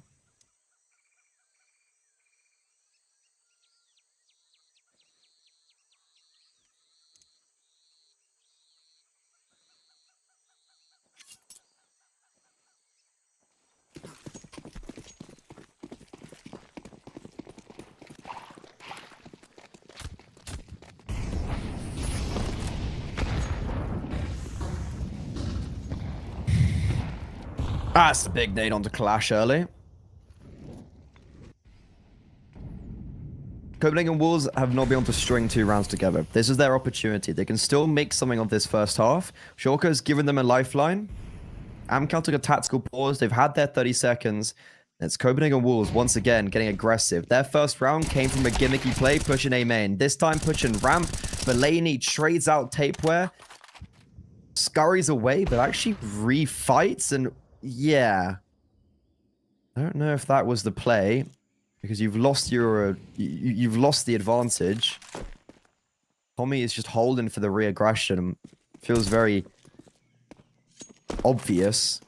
And now Amkal, they can just chill. They can just sit in the fight in the 4 versus 3.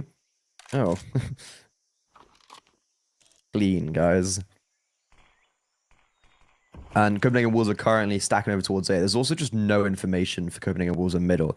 This is the 2nd or 3rd round in a row they've had this issue. So you can see Jorko is just having to turn on a dime. Check into B, check into mid. And he's also just left the B bomb site. Smoke short means he probably has to save this. Jakino's also got another up, I've just noticed. But that's Amkal going to 8. And again, Copenhagen Wolves not able to string 2 together. Amkal are looking sick right now, to be honest.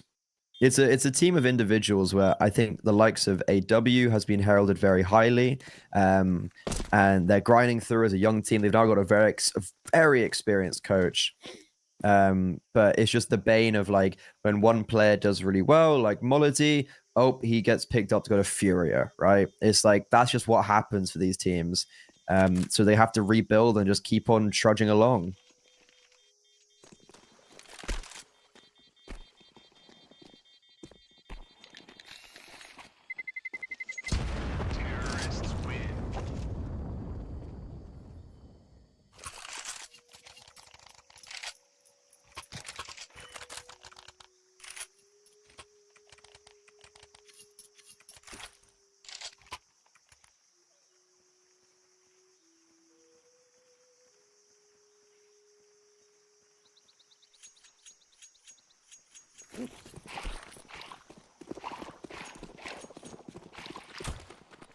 This game could just be slipping through their fingers in the fact that it's 8-2. 9-3 half is It's hard to work with. Aggression once again in A main. It worked the first time, but this time, Jorko needs to be careful. A repeat into the AWP, and Tommy falls. Another big opening kill from Jorko. Jacquinho's AWP and Donut spotted. I'm not sure if they realized that there's two AWPs. I feel like, yeah, they must be surprised. Like, how did an AWP get there so quickly?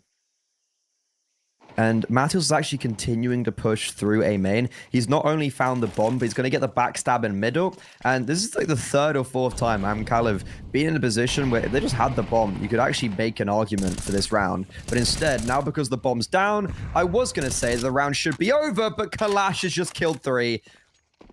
That is insanely crisp. And a Molotov as well onto Matheus. That's made his presence known. At least he's playing somewhat in conjunction with Jacquinho. He's about to be backstabbed. Through the smoke comes Fade 8. Jacquinho, they seem to know he's on shelf, and I just simply don't understand how Amkal have gotten away with this round. It's all because of Kalash. That is ridiculous from him. Just individual prowess, flexing his muscles.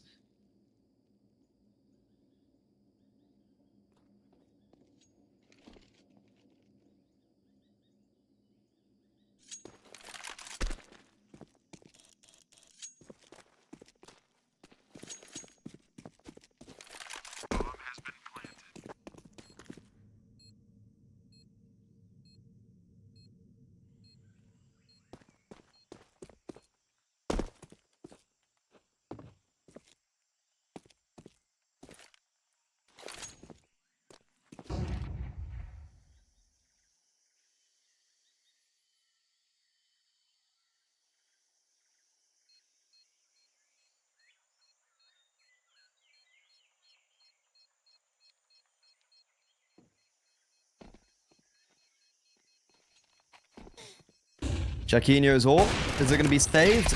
Definitely not now.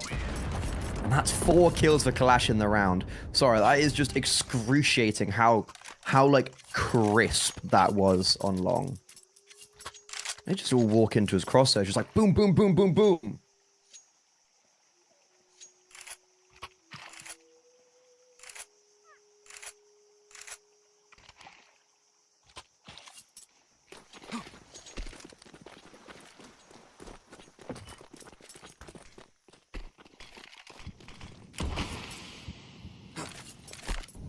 Final round of the half. There's an AWP out on Jorko. He's been the main perpetrator for success. And I just want to say that's round over, pretty much. If Amkal can do it in a 3 vs 5 with a bomb down T-spawn, I think they can do it in the 5 vs 3. Copenhagen Wolves, the only rounds that's really been working for them was a gimmick to A and a gimmick down B. So what do Amkal do? Hold for the gimmick. It's another 1-for-1 for Matheus. I feel like it's been kind of the bane of his map so far. Gets 1, dies. Not been really any ability for multi-kills. And Jacquinho on the rifle is only sitting on 3 kills, even though he has had the AWP out. And I, to be honest, double AWPing on Ancient, I can't say I've ever seen that happen on the CT side. So, you know, see everything something new every day. And Tommy is just patiently holding for Jacquinho. Jorko does win out the AWP head-to-head once more. I think he's actually been winning out that duel every time. It's just the unfortunate kind of aspect of, like, his team's losing 2-10, so... Yeah. Jorko's had a 1v2 before, but a 1 vs 4 isolated like that seems impossible, unfortunately.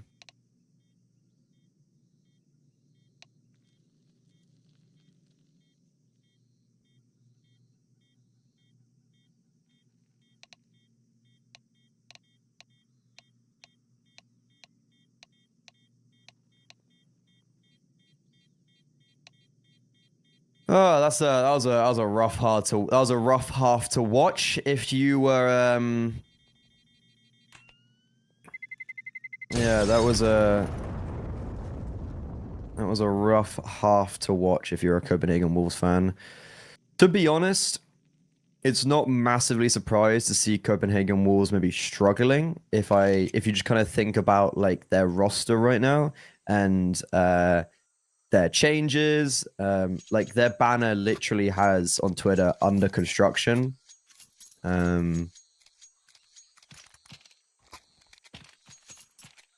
Like I think the fact they actually made it through to the closed qualifier is pretty decent, especially with this like insane comeback against minus 72C, where Jorko played crazy good.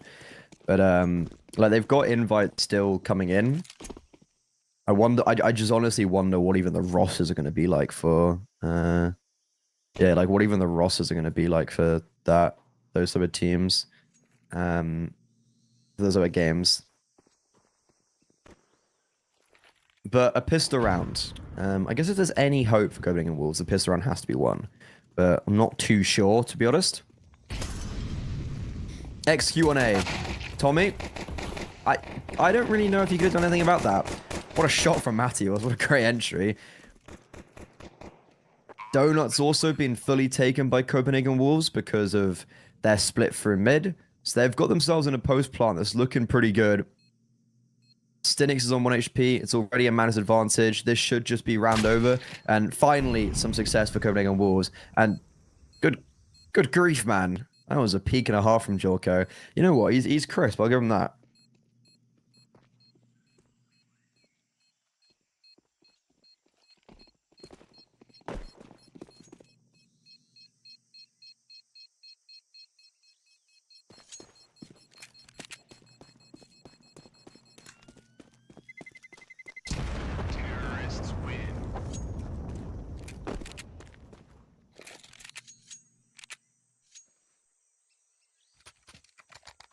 Little bit too little too late, I think.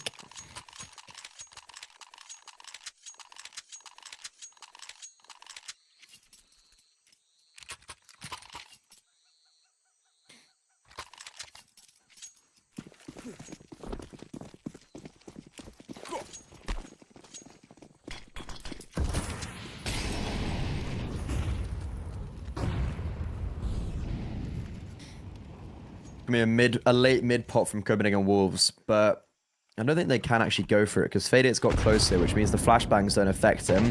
And yeah, they're coming.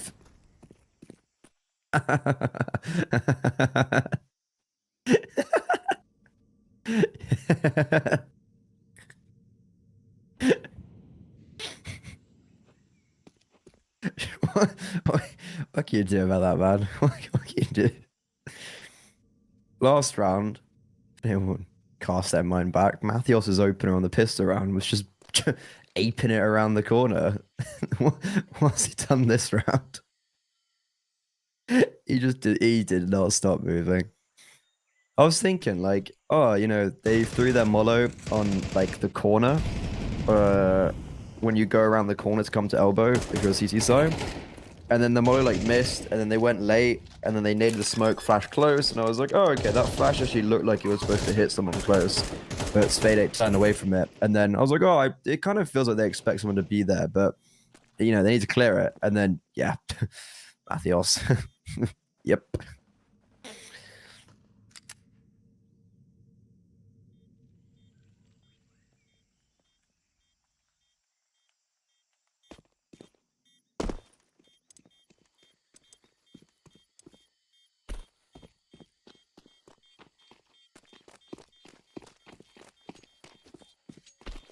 I mean, I did say he was crisp, right? I don't want to say this is what I meant, inherently. He's actually had a pretty rough event, considering they've done quite well.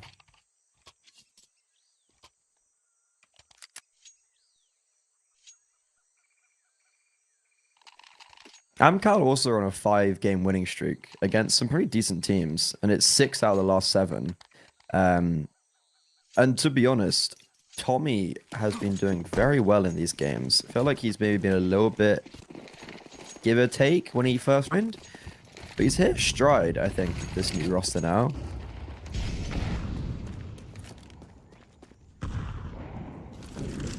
Yeah, Amkal are looking to make this 6 in a row wins. And also qualify for the main Swiss CCT, which is massive for them. They actually failed to qualify for Series 2. They lost to Perplexity and Sangal in the close qualifiers.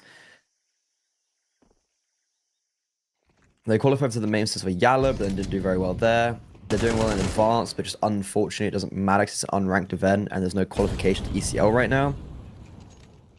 Depends if there's a Valve exception, but you know, who knows? Right now, they just need to. This is an eco. It's basically an eco round, right? It's the save weapons from the Force, but nothing else has been bought around it. Everyone is here for Amkal, and they're honestly doing so much damage, but they're just not getting a kill. Faded's also on AHP himself. Stinix is currently trapped behind a smoke. And Fade timing. Ooh. Ooh. Unlucky. Stinix does get 2 of the MP9 before he falls. Might not seem like a big deal. $1,200 extra. You can drop an orb over to Tommy. Amkal are taking their first tactical pause of the game, which is interesting when they're 10-5 up, but I would assume most likely it's just to talk about the round ahead, and it's just to talk about their prep, and be like, oh, we do have an orb. If it's anything to think, if I'm thinking of how they played their T side, I honestly would be... wouldn't be surprised if they just play very fast on the CT side.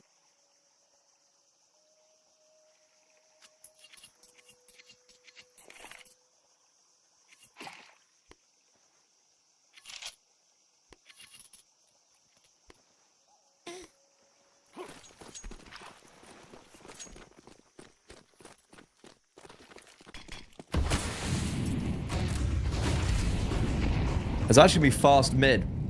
Battle on both sides. There's going to be Fade 8. It gets the first kill. It is a really good trade from Mathiel, but Belaney's also been tagged down quite heavily.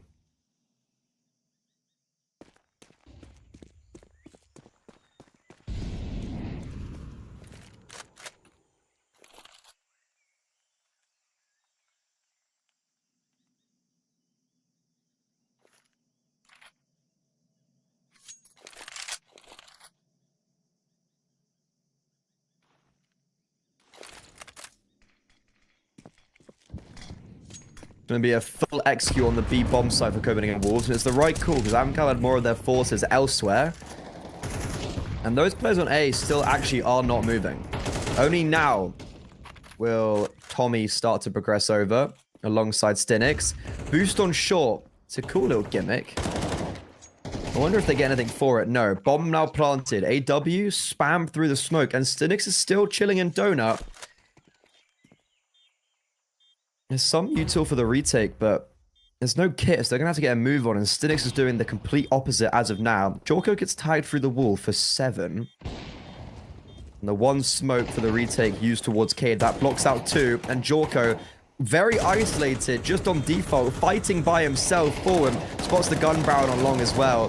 Jorko's claiming a multi-kill. Wait, it's all of a sudden Belaney by himself, but because no kit, that one kill should spell victory for the Wolves as they howl themselves to a 6th.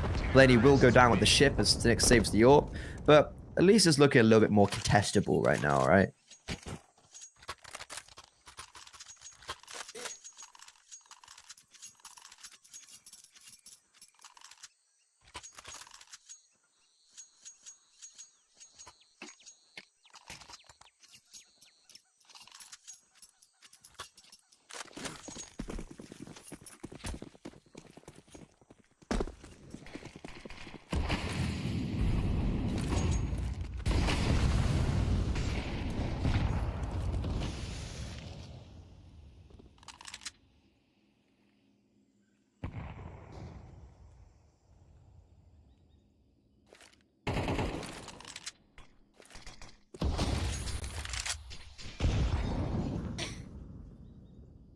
It for sure is something. And if Copenhagen Wolves win this round, Amkal will probably be on an eco. So that is actually 8-10. Oh, Belaney, that was a little bit touch and go. Tommy, though, opening kill into Mathios. This time, there's no trade in mid. It's just that kill for Amkal, and Tommy also retreats. That's the AWP that Stinik saved in the previous, coming out to great effect. And Copenhagen Wolves have a big lack of map control. They don't have cave. They don't really have mid. They don't really have anywhere too much. They barely even have lane. It looks like now at the 50-second mark, they're going to pivot over towards A, where there's 2 defenders here. I don't think there's any utility. I think Stinix is boosted, if I'm not mistaken. Yeah. Copenhagen Wolves also don't have that much util. There's 2 flashes on Belaney, smoke CT, smoke donut actually. Oh, they're caught their util out. Stinix holds the spray for 2. I was going to say sets up Sfadate, but instead it's Tapeware. A raucous headshot, and then switches to the AWP as well. The IGL kind of doing everything right now. Bomb to be planted. Kalash thundering along. Oh, that's a ropey spray from Belaney. And now, not known for his AWPing abilities, juggling the AWP in the 1 versus 2. The bomb's not planted for Donut, if I'm not mistaken. There's no kit, though, on the board for Amkal, so they kind of got to get a move on. There's a smoke on AW, but he's just... Oh, no, there's the kit. Kalash has just picked one up. AW's also just picked one up, I think. Yeah, the bomb's not planted for Donut, and Kalash can just stick it. What an interesting played 1 versus 2 from Tapeware. That was such a nice, like, 2v4. And then it just ended. I guess he saves the AWP. Pass into Joker's hands. Okay. Amkal is just ruining their parade.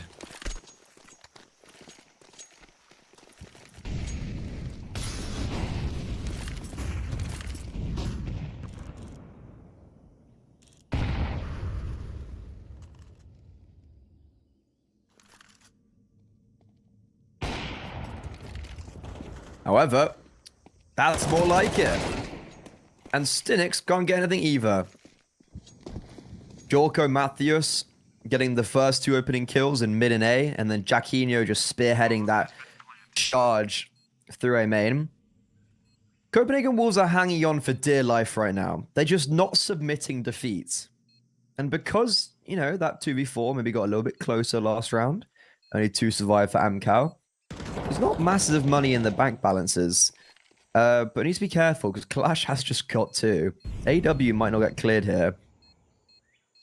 Copenhagen Wolves definitely needs to be careful about not losing too many players, but that's a nice pick off, and yeah, it's definitely not clearing AW. Just be careful. No one wins here right now. Like, I feel like everyone kind of comes away negatively.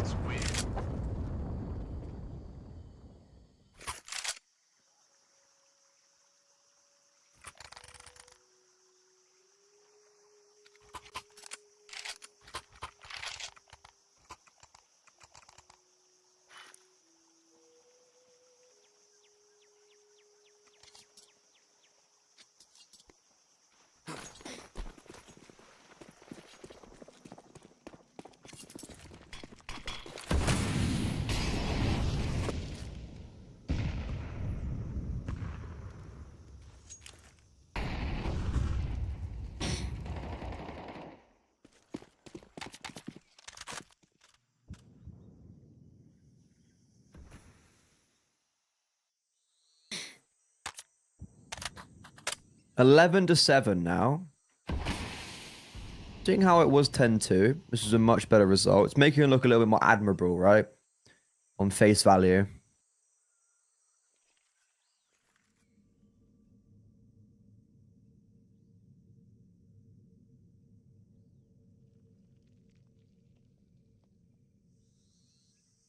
A slower approach to the T side Copenhagen Wolves approach take. Bit different to Amkal's fast and furious play. Speaking about fast and furious, Sfadate just walked in A main. Hello. Jaquinho picks up a nice little opening kill. It's not a huge amount of util as well for Amkal. 45 seconds left. It's a bomb site. was going to say it's in danger, but all of a sudden, it's actually very heavily defended.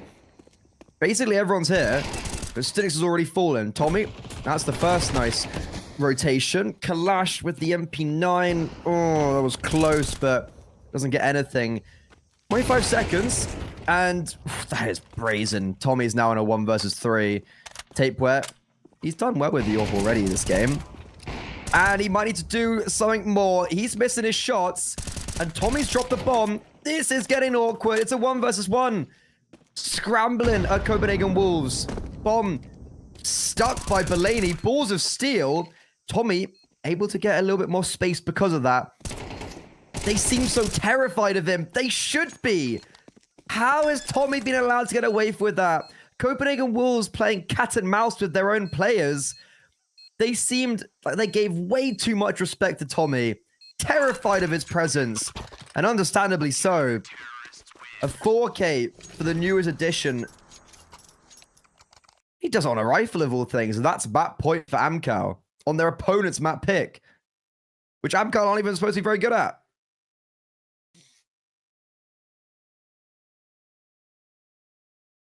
That was a wee bit of disaster for map 2, which is Inferno. And the fact that Amkal went to choose, actually chose Inferno over Dust 2, which is normally their first pick, I guess like 70% of the time, shows me that they're confident on this map. And to be honest, I understand it. 10 times they've played it in like the last 3 months. They've lost it twice. The last month, I think, actually, really.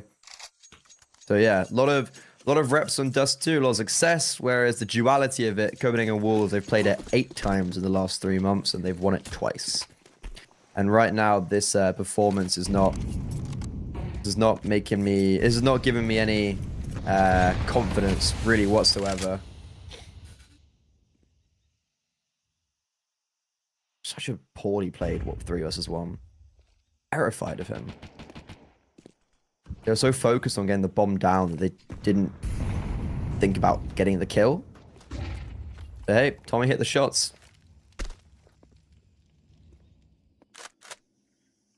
Limited weaponry and utility now for the European side, the European mix. Good flash though. In towards Donut. 2 good flashes, but Tommy, honestly, fair play. The fact that he hits 2 shots there.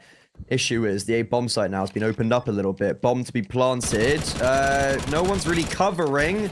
Svede doesn't get a kill though. A lot of damage, but nothing to show for it. As Kalash tries to take advantage of the chaos, just runs through a smoke, and he's been read into perfectly. AW fully blinded, regains vision, and Jorko should have finished his dinner. But it's once again Belaney only present in this round, it feels like. He was the one who got the trade and the kills in Donut.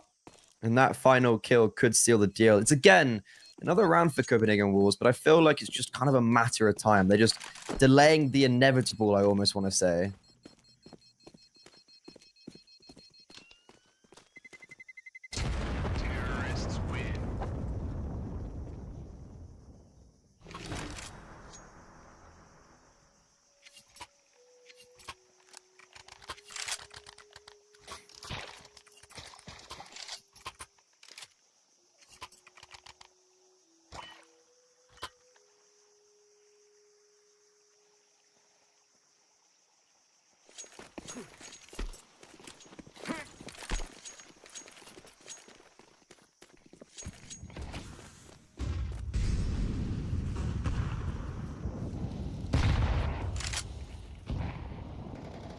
It's going to be the pistols being brought out by Amkal.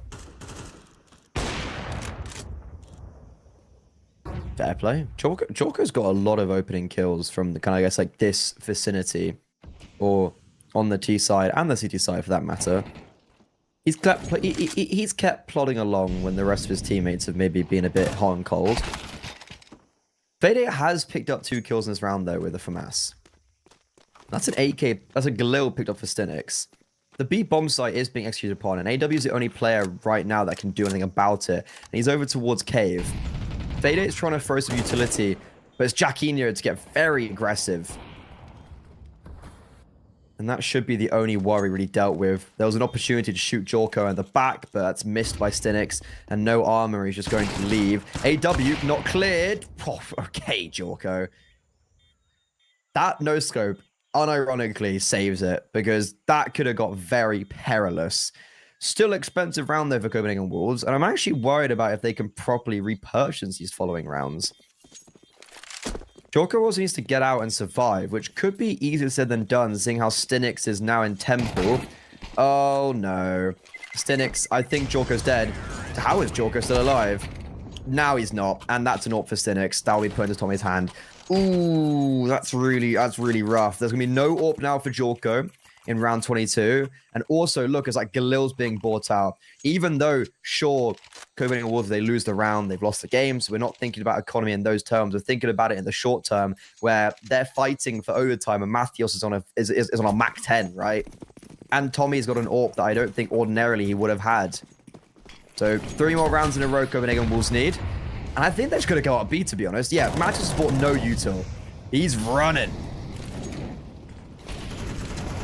He's already in long. He's just on the opening kill. This guy is... He's terrorizing his opponents. He's just so fast. Tommy gets 1 kill, sure, but I think it's just a fade away.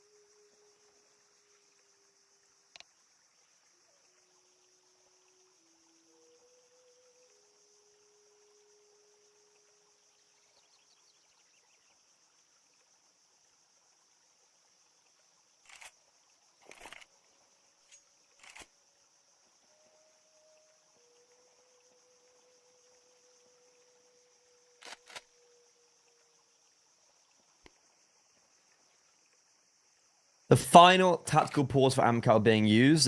They've used all 3 tactical pauses this half. They used the first in the first gun round, and now the final, hopefully, in the last for their case. I think it might actually just be the final gun round regardless. They do have max loss bonus. Actually, no, they can buy next round. Yeah, that's a lie. Spreading false information. But I really... The issue is, I'm sitting at this scoreline looking at the 12-10, and I still don't believe in Copenhagen Wolves. Am I a hater? Like, it just feels like Amkal have just been unconditionally the better team, and they've been getting away with murder. You almost actually think about it, if Tommy hadn't won that stupid 1 versus 3, this actually could have been a game won by Copenhagen Wolves. But hey, overtime still on the cards. They've probably started to believe themselves. Double digits reached. Gives you a sign to cheer about. And this is interesting from Amkal. 2 players in the smoke. Belaney expects it, but doesn't get a kill. A massive opening frag for Amkal. Copenhagen Wolves are trying to get space elsewhere on the map. And Mathios has. He's seen Stinix's barrel, but Tommy gets him as he encroaches. I don't know how Mathios even crossed in the first place. That's confirmation for Copenhagen Wolves that 2 players are in donut, yes, but it comes at the cost of another life. Jorko lurking in mid, gets 1. Stinix swings on him. Jorko needs to get this kill. Actually, mandatory. He's trying to find it. He's searching for it. He's not able to deliver the punch. At least he survives. He's able to now rotate and help his teammates. Giacchino shadow spotted. Sfede jiggling. This is a massive kill. It goes in favor of Giacchino twofold. This was a 5 versus 3 in favor of Amkal. And the 2 AWPers have saved the day. And even though Amkal literally had 2 players in donut, Copenhagen will still get the bomb down on A, despite there being no smoke in donut. Oh my god, we're going to overtime. Round 24. 12-11. It was a 10-2 in favor of Amkal, bear in mind. Stinix does die at the end there, but I think economically they're fine for the repurchases. I don't think it's really a worry. Yeah, everyone's got full util. It's fine for Amkal. But Copenhagen Wolves are doing it.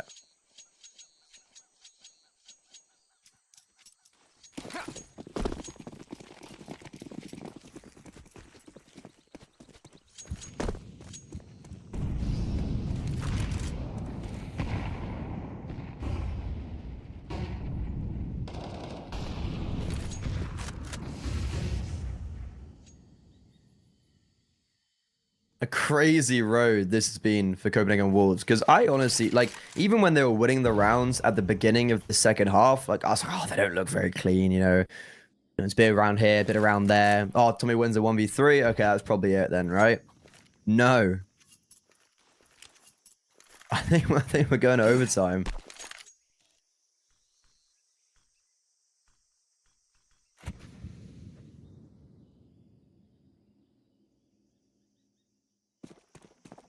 This is our major.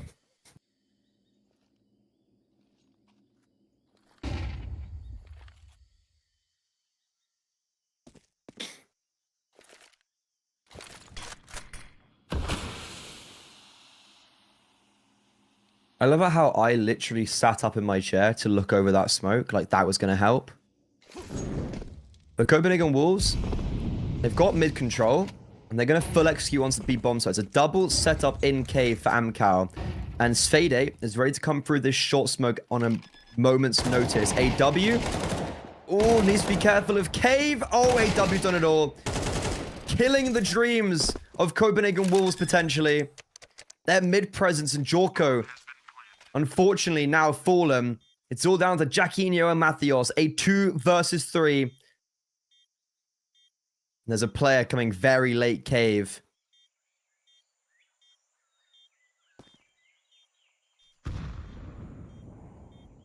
Gone ring around the rosies. Jaquinho and Mathios have now gone behind the CT side. And Mathios falls. Jaquinho. For everything. All the accolades. A 1 versus 3 needed to keep his team alive. And as the bomb's being stuck, Stinix denies the comeback. In the final hours of Ancient, when it looked like Copenhagen Wolves has started to make everyone believe, they falter. They drop the ball.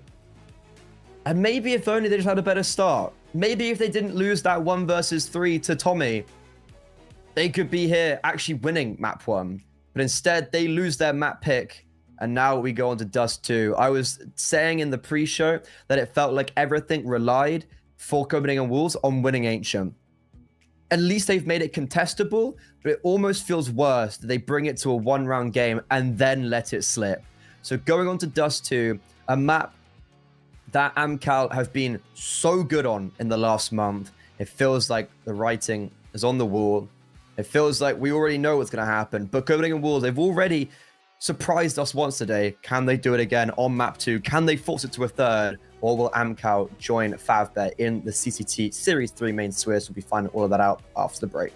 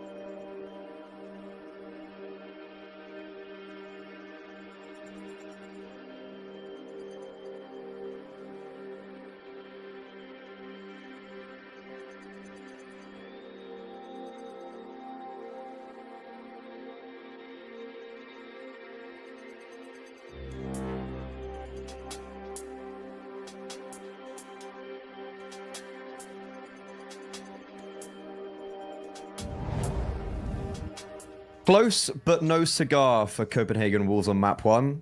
10-2 at the half in favor of Amkal. The Wolves brought it all the way back to round 24. 12-11. They needed one more round for overtime, but that's where they stifle. Looking now for redemption on Inferno, but it's an uphill battle from here. Pissed around, though. Could be a good start for them.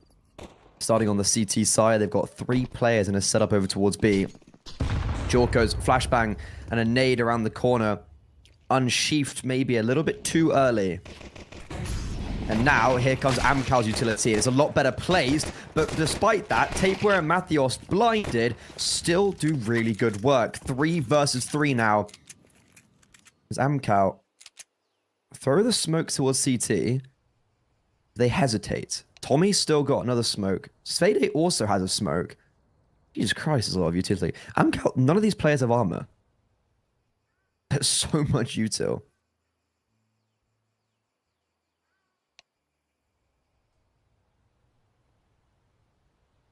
And the dust is settled.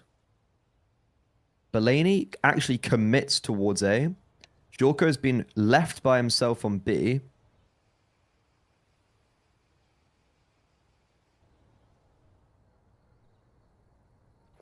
As mentioned, there's a lot of utility left. There's a Molo and Kalash. Hannah is a Tommy.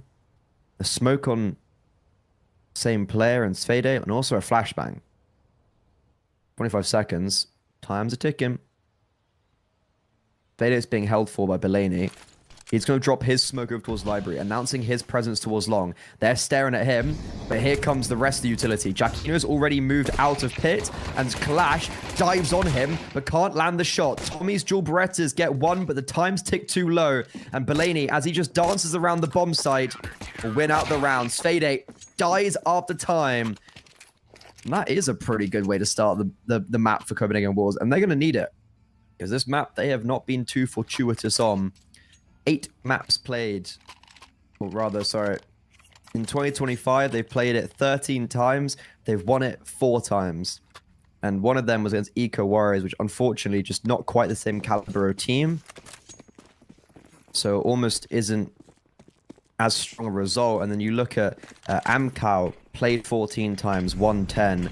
And the only time it was really lost was when they had that difficult period in the previous CCT close qualifier where they lost to both Sangal and Perplexity. And they also lost to NIP on it, right? So, you know. It's a good map for them, but it's a bad start to the pistol round. Or the map because of the pistol round.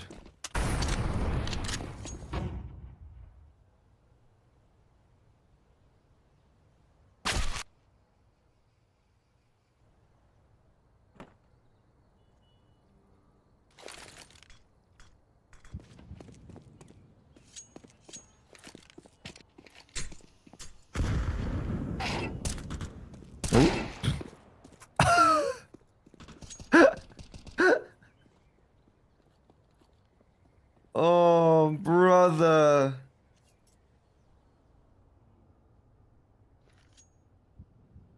So, Jorko went to peak mid. Belaney dinks him. Jorko then looks at short and then gets killed from middle. I would love to hear the comms of that one. Tell me that isn't going to actually matter, right? Okay, no. Belaney makes up for it. Bomb goes down if Belaney dies here, but Belaney's killed the rest of his teammates so he can get more kills. I respect the hustle. Bomb still might get planted here. Yeah, actually, AW will get the bomb down. So that in itself is really big. Mathos will at least deny any more pandemonium, but the fact that Amkal are able to get the bomb down is really impactful. They did force into this round after no bomb plant, and because they get 3 kills, there's certainly an argument to be made now that Amkal could actually go for a reforce back into this next round and have a very sustainable purchase.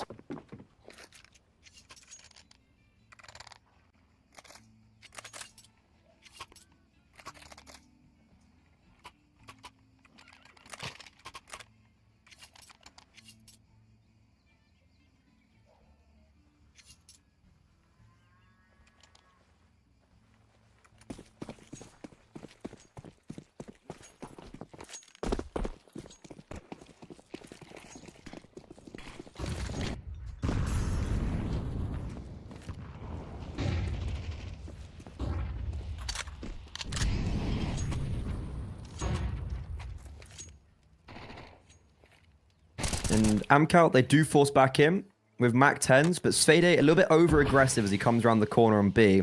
Copenhagen Wolves have all 5 A1Ss. They've got the weaponry. They've also got the utility in tandem.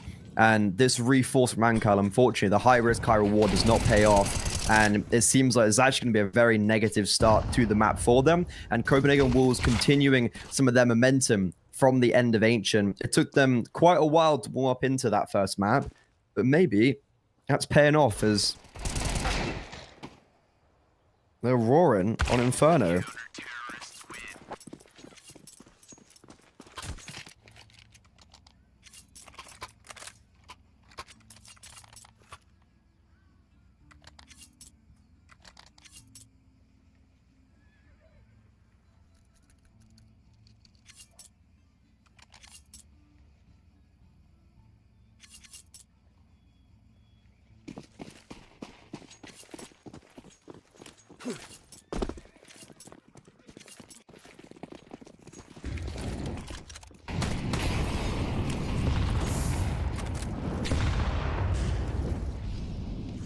It's going to be a first time kind of like lower purchase now. This is a pretty nice 4-0 start for Copenhagen Wolves. Or not. Or not. There's only one defender on B, and Tapeware gets annihilated on the swing. Of course, this is the round that goes poorly, right? When you feel like you've done the heavy lifting, you've won against the actual force buys, you've done quite well against them as well, and then you fall away against the pistols that don't even have armor on all of them, no real util, it's just Kalash and Sveidates, Peck 9s basically. And that's a massive deficit. At least Jorko and Jacquinho, as of now, save an A1S and AWP.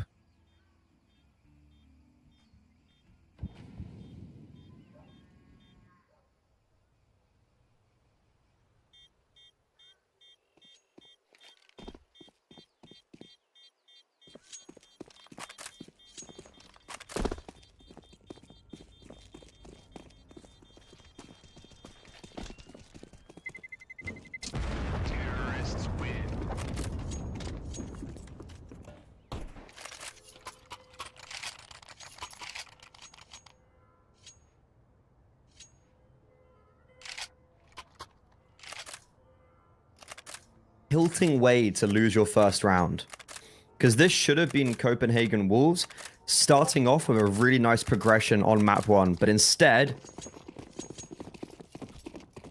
they falter against the pistols. As mentioned though, some save weapons could be very valuable. Feels like actually the first proper gun round between both sides.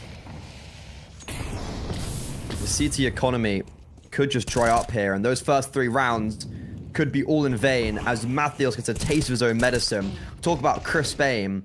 Sveidates shows them how it's done, and that opening kill is not only a 5 versus 4, but they've got all the space towards top banana, and Kalash has got all this space towards apartments.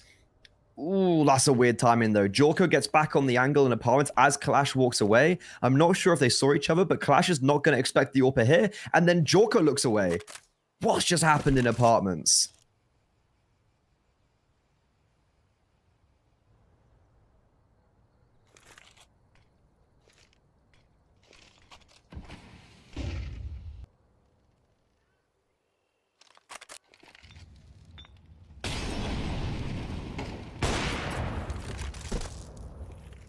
Big kill though from Jorko. Avenging Mathios, and he's getting back aggressive in apartments. Nice elevation from Kalash, means it's only a leg shot, but the Deagle then brought out. Gets the kill, and Jorko has given his team a lifeline. Unfortunately, there has been a bit of a rotate away by Belaney, but he gets back in time because Amkal, they're a little bit slow to the approach. Maybe he's needed. He's going to have to walk through the smoke here, but they are ready for him. He walks through after his teammates have fallen, and all that heavy lifting from Jorko undermined by the triple B defense, not able to stay in the hold, and still is just bottom banana, so Jorko loses the AWP as well. Disaster striking for Copenhagen Wolves, and those first 3 rounds, they thought that they'd given themselves some breathing room. It's all come crashing down.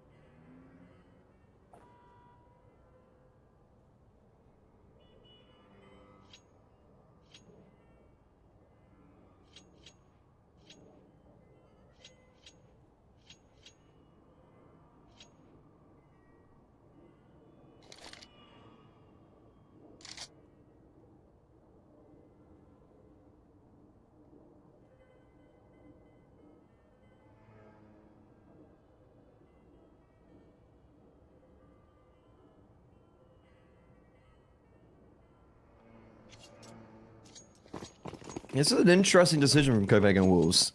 They've gone for a purchase. And Jorko is saving for the AWP, so he's not got armor. He's just on the Deagle. This is an interesting decision from them, all things considered. And they're stacking 4B because of it. 3 MP9s and that Deagle and Jorko.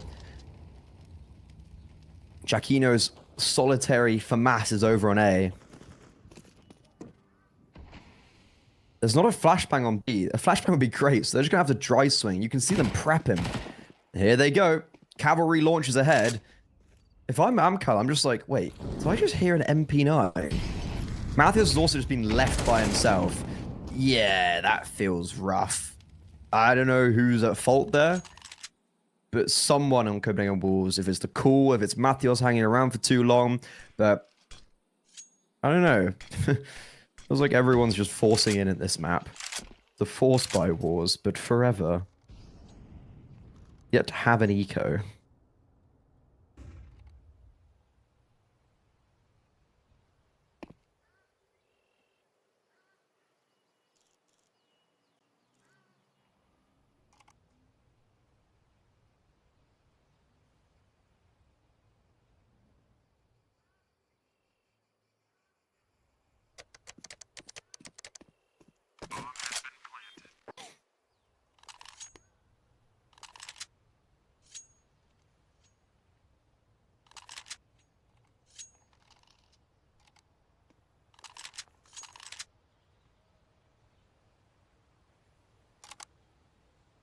Even though there were originally 4 players towards B.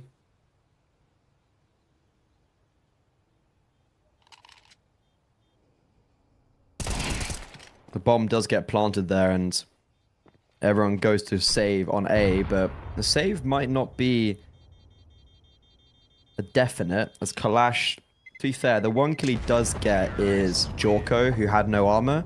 So that's fine as far as it goes for Copenhagen Wolves. I just wonder what the game plan is. Like, I guess save in this round.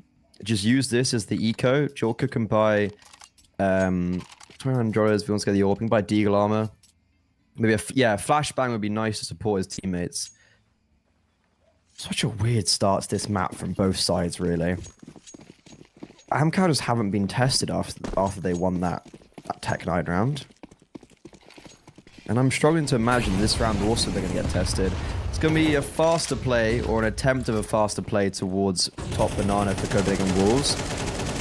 Oh. I don't know if Giacchino knew he was poking out there. I think he was quite blind. And nice entry from Svede. They're trying to go for the boost again towards B. Hey, it works, but for one. And Matthias, if he's going to go for a play like that, he has to get a multi-kill. He had no armor, to be fair to him, but I think this round was always going to go in favor of Amkal, and okay. Okie dokie. Is this getting a bit too close for comfort? It is a 2 versus 2, and Amkal, they've done the special, leaving the bomb in T-spawn. Stinix is not going to expect this, is he? Back turned. Tommy is in a 1 versus 2. This game is making utter nonsense right now. Both teams have reforced in after losing a force buy, lost that, but then on the eco have won. And Tommy doesn't expect Belaney that close. This is a bizarre map of Counter-Strike so far. And I don't know who it's favoring.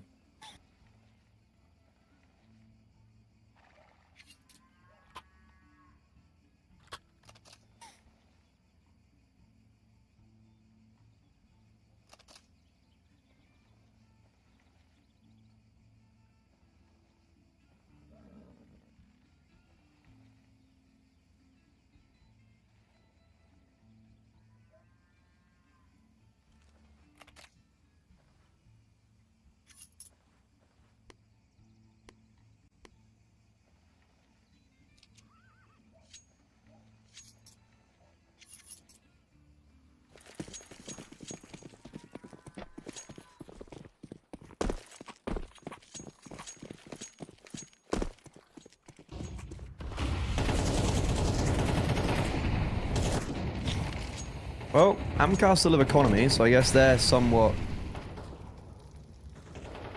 still in a fine position because of that. There's actually going to be an opening kill, similar to the last round. Tapeware fallen. Matios hasn't had the most success around this corner, and that same theme will continue. Jorka's going to rotate over towards B, which is currently vacant, but Clash could be really damaging over towards A if his lurk is able to get much success, but ultimately it's just going to be this committal towards B.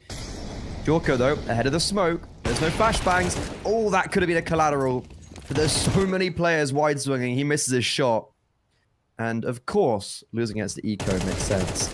But then, of course, they win against the gun round. And currently, Belaney is the only player alive because Kalash's lurk also activates.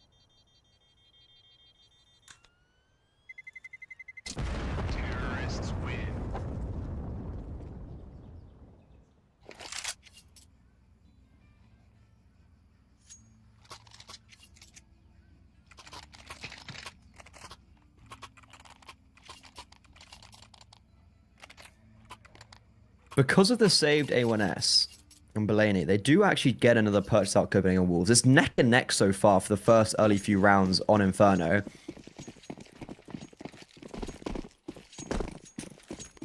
To me, this favors Amkal. I would say that Copenhagen Wolves would have needed a good start, as they're less favorable on this map. That hasn't been so fortuitous just yet. And this B-bomb site has certainly struggled. You see Tapeware and Mathios not too healthy with the kill department. And as the dance of utility on Banana, Amkal win it out. It does come at a very costly price. We've only got a Molotov left, 2 smokes, 3 smokes, and 2 flashbangs. But after they take that control towards top Banana, they're going to evacuate and return towards A. Copenhagen Wolves have 0 information across the map right now, but they're still remaining sturdy in this 3-man stack towards A. Belaney does drop a nice smoke towards apartments, so it allows him to focus on short. However, no one's coming from apps. And now Amkal throwing their default util in middle. They're going to go and commit with this. 3 players strong still. Jacquinho's not on the bomb site, though. That could be a difference maker. There's been good damage chipped away to 3 players on Amkal. And Jacquinho, oh, this is so awkward. AW is making them look every single different direction. And he's just able to crack open this bomb site. Super awkward from Copenhagen Wolves with their setup. And AW is actually such an important piece of the puzzle. They're going long. He walked through the long smoke. Jacquinho is then just like running back to the bomb site, but scared of the long player. Belaney and Pitt is just kind of sat there like, where do I look? Jorko gets caught out on short, isolated. A really easy execute from Amkal. Don't think they really use any util. And for Copenhagen Wolves, that whole round, they just sat on their asses. Didn't do anything. Didn't take any space. Didn't really go anything dynamic or proactive. And it makes Amkal's life so much easier. There's going to be another save coming out from the CT side with Tapeware on the A1S. But that's it. It's going to have to be an eco as Amkal push forward to now taking the lead on Inferno. The first time they have done so on their map pick. And now up against an eco. Didn't fare too well last time. But I'm sure we'll be looking to keep it a little bit cleaner now.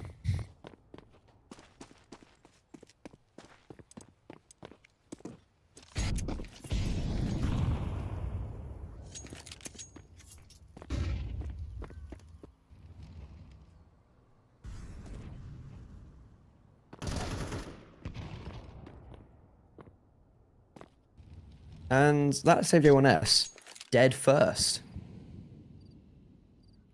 Shouldn't be any more issues with this round. Sure, there is a nice flash setup with Matios, but everyone's got like pistol USPs or just upgraded pistols, no armor, nothing else.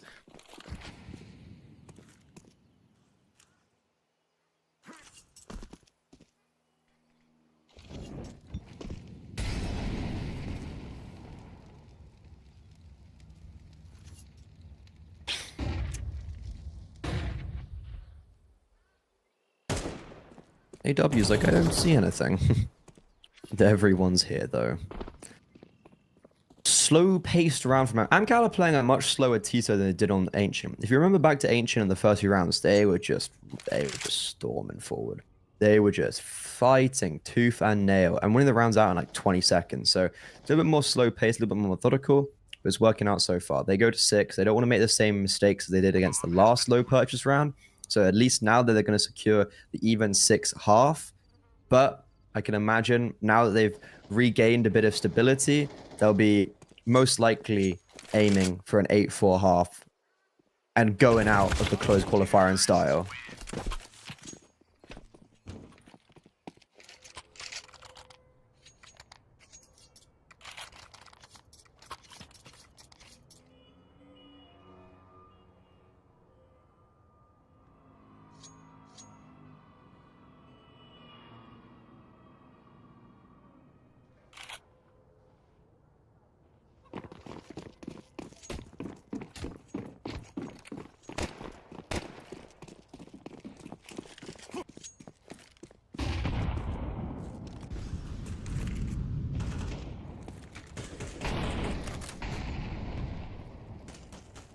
At least Copenhagen Wolves have the purchase. They've got all the primary rifles and the AWP on Jorko, but they don't have much utility. And Jorko hasn't been, as of now, as effective as he was on Ancient. He was, we won the 1 versus 2. He's having the big moments, getting the opening kills. But I haven't seen that from him on Inferno, unfortunately, just yet. He's got the AWP over towards B, but there's no one in sight. And it's another round where Copenhagen Wolves have 0 information. They are taking top banana right now, but they don't actually take it. They just throw the util. They don't have brackets. We've seen this before and it didn't work. It was the same critique I had of Copenhagen Wolves last time, that they didn't do anything dynamic in this stage of the round. And it just gives Amkal so much space to work with. Like, Kalash is just taking brackets completely for free. Jacquinho, though, that is a massive kill. If I'm Jacquinho, I'm rotating B now, though. And instead, he's going to stay on A. But Jorko, that's the AWP I was talking about. Coming alive. Molotovs are landing on him, though. So he's forced out into the open. A carpet of fire on the back of this bomb site. But Jorko unfazed. Able to pick off another and a third. He's just survived, and that's when Jacquinho's rotate finally does come through. I spoke about Jorko. I said he hasn't had the same level of authoritarian effect on Inferno. Boom. He wins out the round.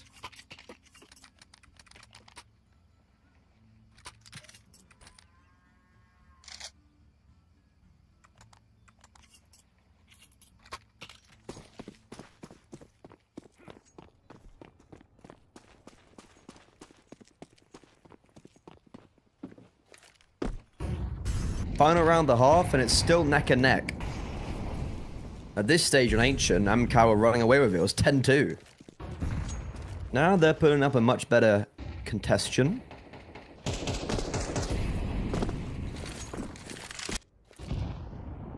I still will sit here and say that I just don't like how they're playing the CT side, but it's working. They got 5. Helps that they had those 3 at the start. Jacquinho's nade play into the smoke worked last round. This time, there's no smoke, and they're just fighting for him. Oh, he catches a god timing. That was a really good swing, because he would have been cleared, I would assume. So instead, he's able to get 2 before he drops, and also confirms that the bomb's out long. Belaney and Pitts. Matthews on site. Belaney in Hellfire. That nade doesn't do as much damage as I would have anticipated. And now Blaze all by himself. Rotation stuck behind the Moto smoke. And even though Jaquinho's got 2, his teammates have failed him. The A bomb site capitulates. And Amkal now overrun it. A man advantage in favor of them for the post plant. And even the retake Molo's missed. Smoke long replenished. A kit on tapeware, but I don't even know if he's going to be able to get around the corner on short, let alone the bomb. Tommy does get flashed off the angle, sure. It does give a little bit more space and berth for Copenhagen Wolves, but Tommy just does Tommy things. And that's a nice little double. Let's put a nice bow on a very convoluted half, but still a half that Amkal come away 7-5, despite losing against an eco, and despite losing the first 3 rounds of the half.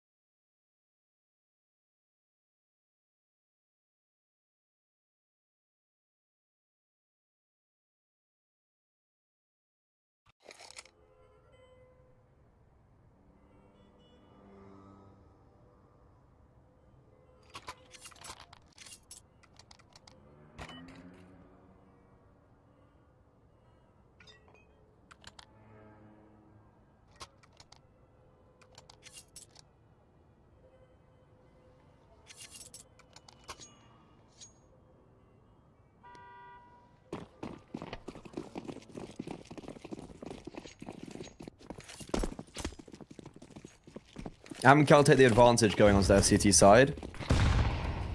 Oh. That's a big nade. Yeah, unlucky tapeware. He was on 7 HP from 1 nade. That's just ridiculous. And Matios the same. Wow, this pistol round's crumbling. This is superb from AW and Stinix. Jorko, 2 kills. It's good. He's done what his teammates couldn't. But now he's just being overrun. Bomb plant would be amazing. I don't think he's getting that luxury. All 3 now Amkal players here on the B bomb site. This second pistol round win is gonna be a sticky one for Copenhagen Wolves to try and fish out. Jorko couldn't land a shot. They overran him. He had to do something only Houdini could do. An 8-5 now. Copenhagen Wolves. How do you play this? A 4 spy, if they go for it, and if it loses, just as 10 for Amkal straight away. So they're in a position where it's like feels hard to figure out what to do.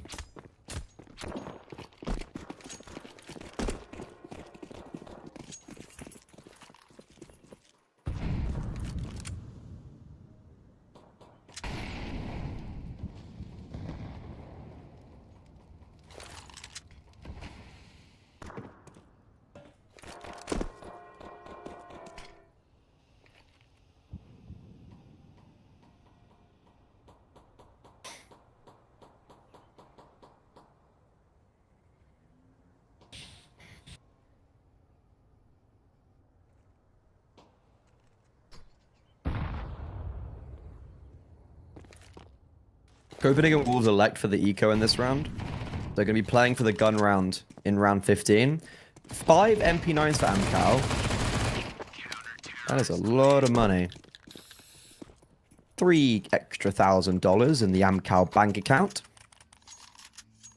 And they go into this round like it's a bonus. It's like Furia buy. But this is like the Furia purchase where a CT side will lose a pistol round. Eco, buy MP9 and Kevlar on what would be the gun round, still have 2k left, and then have a full buy plus damage in the 4th round. They've done that, but they've won the pistol round. So it's unorthodox. But you'd anticipate something fast with MP9, and that's exactly what's going to happen. 3 over towards B, utilities being prepped. Now it comes through. Mathios needs to be careful. tucking himself around the corner is the right idea here. His teammates are trying to support him. Matthews been spotted and unfortunately overextends. MP9 strike for 1, strike for 2. And Svede is upgraded to the AK. He swings forward. Jacquinho, though, holds the spray, but the MP9s are relentless. The 3-man stack pays off, and the 5 MP9 Furia-esque purchase tears Copenhagen Wolves to smithereens as Belaney now tucked into a 1 versus 3. The bomb is retrievable, but even then, at what point? How can he make success? How can he brew it from this position? Stinix, who's already got 2 kills, has picked up an AK, backed off. Kalash is making a lot of movement around second mid, but there is suddenly a gap in middle for Belaney to abuse. Tommy's he doesn't even care. He's gone B. And maybe Kalash gets a weird timing here. He should see Belaney in middle. Okay, yeah, he will. I was going to say, there's such a well that if Belaney had done that sooner, he goes up middle. But instead, Kalash is behind. And with every single kill coming in with an MP9 there, that's an extra 3k on top of the 3k in the round before. And they've got loads of money. It's just, mwah. Amkal on 10-5. I think that could be it, ladies and gentlemen.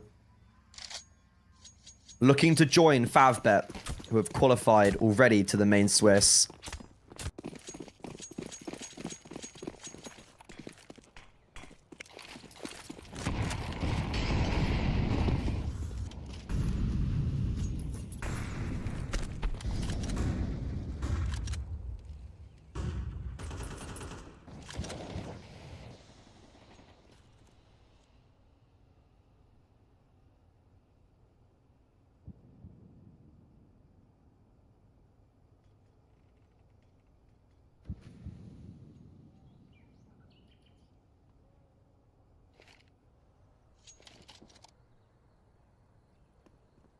Full banana control means AW is left alone.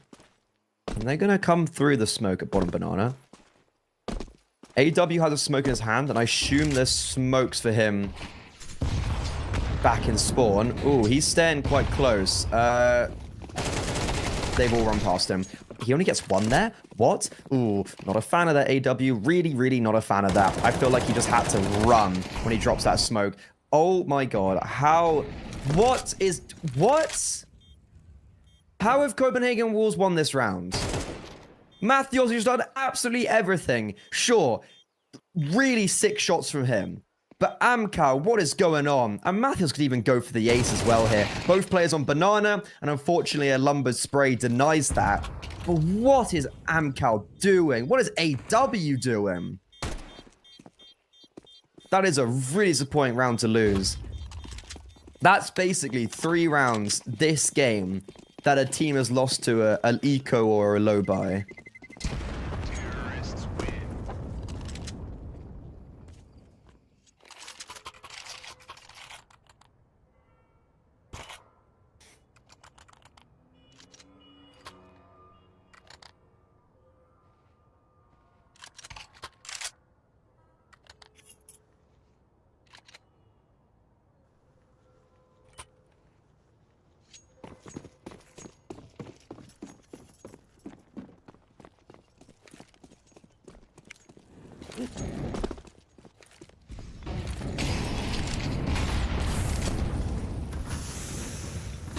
Okay, Matthews.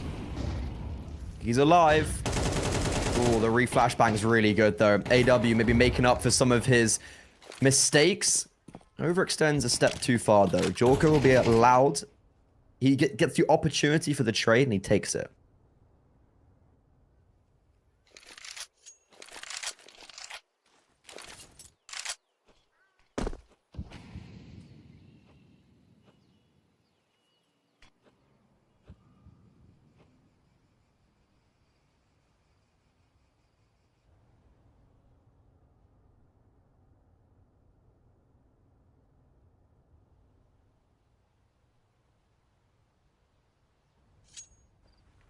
So no man advantage for Amkal.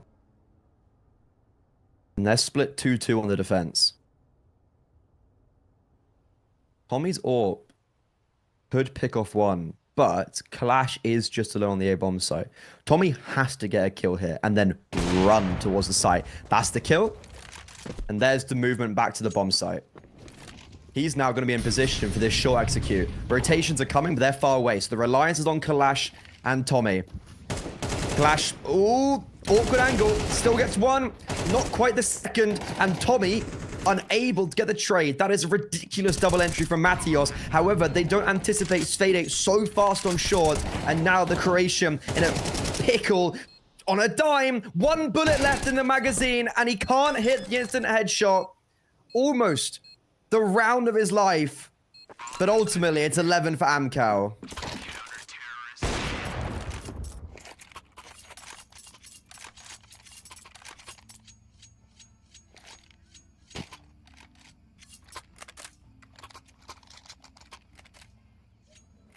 If he had a few more bullets, not gonna lie, I thought Matios had that. But not to be. Oh, a big early nade from AW. I think it's pronounced AV. Just because that's, like, a W is a V, right? In, like, Germanic to Slavic countries, right? Like, it is in German. You say V instead of W. And I think it's the same in, like, Slavic countries. So I actually think it's AV, but I'm British. Man. Regardless, though, pedantics aside, even though Amkal don't have full control, really towards B anywhere, there's 4A. A long smoke does currently block AW out. Oh. Okay, so Sfede's just gone away with murder there. Tommy makes up for that first miss shot and makes up for it again. That is immaculate from the AWPer. Back-to-back rounds of having high impact, and there's no clutch once again on the cards for Copenhagen Wolves. Amkal, it's been a troublesome map, I think it's fair to say, but the scoreline nonetheless is 12-6. They lost the first 3 rounds, they lost to 2 ecos in this map, and they're still up 12-6. It's not been comfortable, but they have 6 rounds to close it out.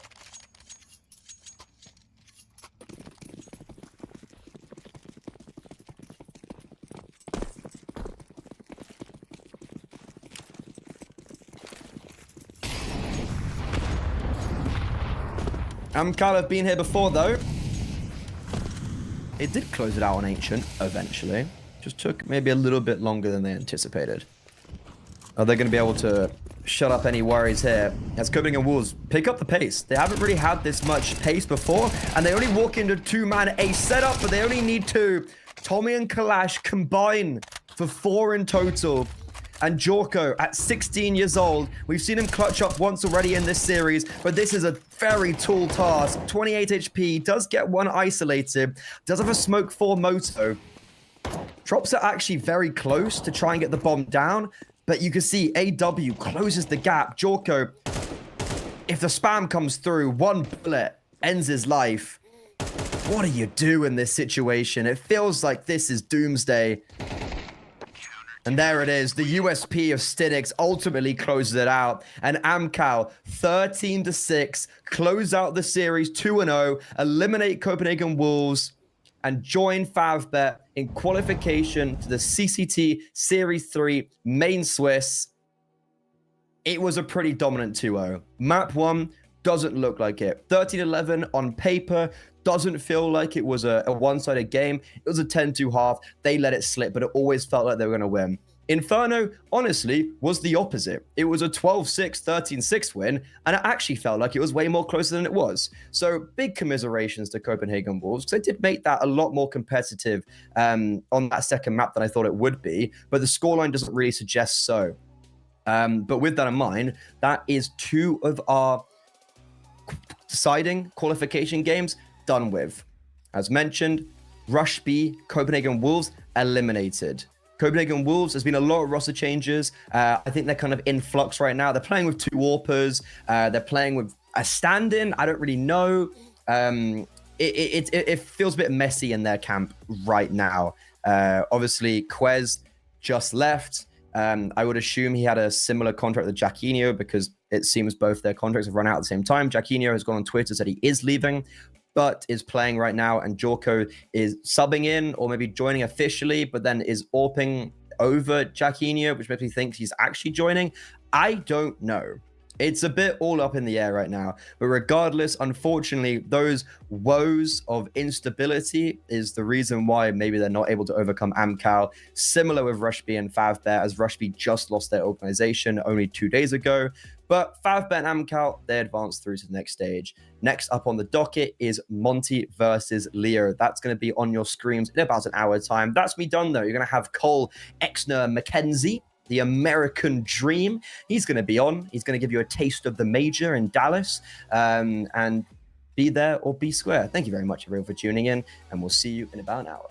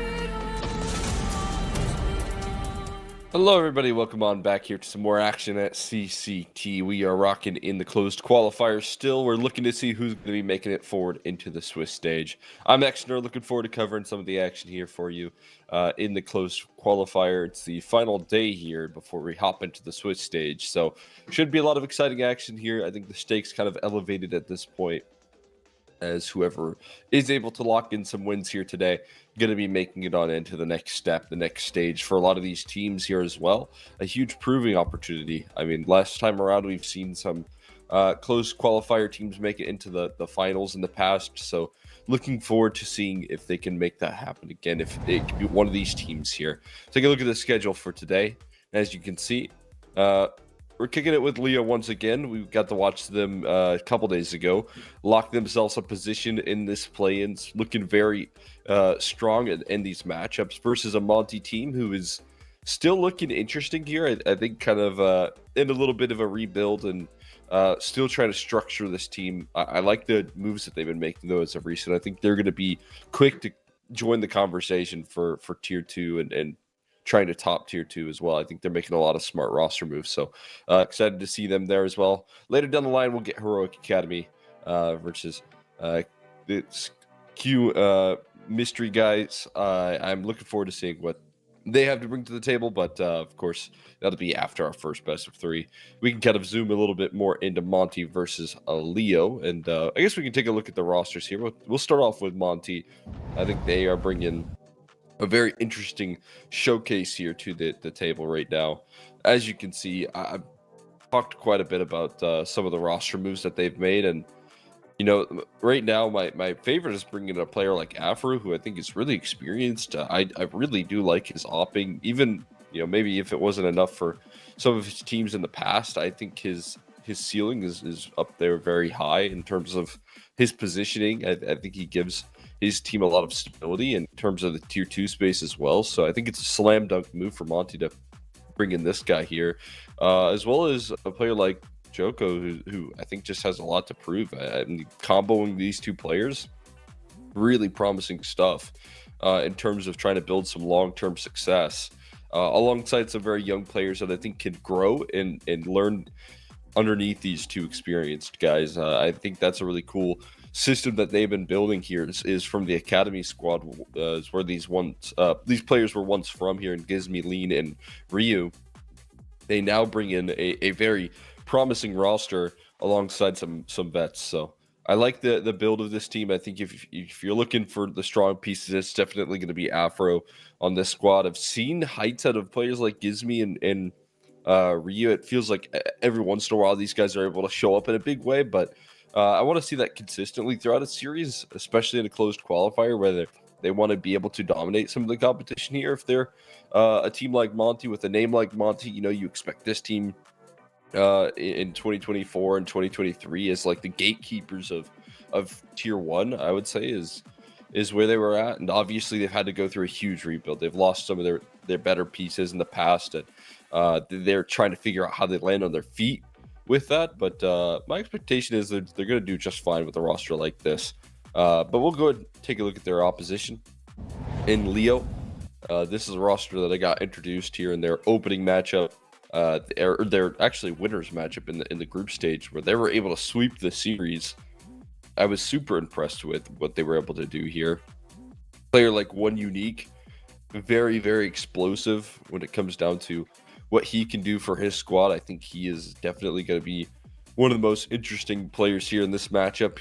Tougher opposition to play up against, and I think it could be an interesting matchup for him to see if he can do it up against some really caliber players here on the other end of the server, especially with the implications being, win and you're into the Swiss stage. So putting a lot of focus in on One Unique.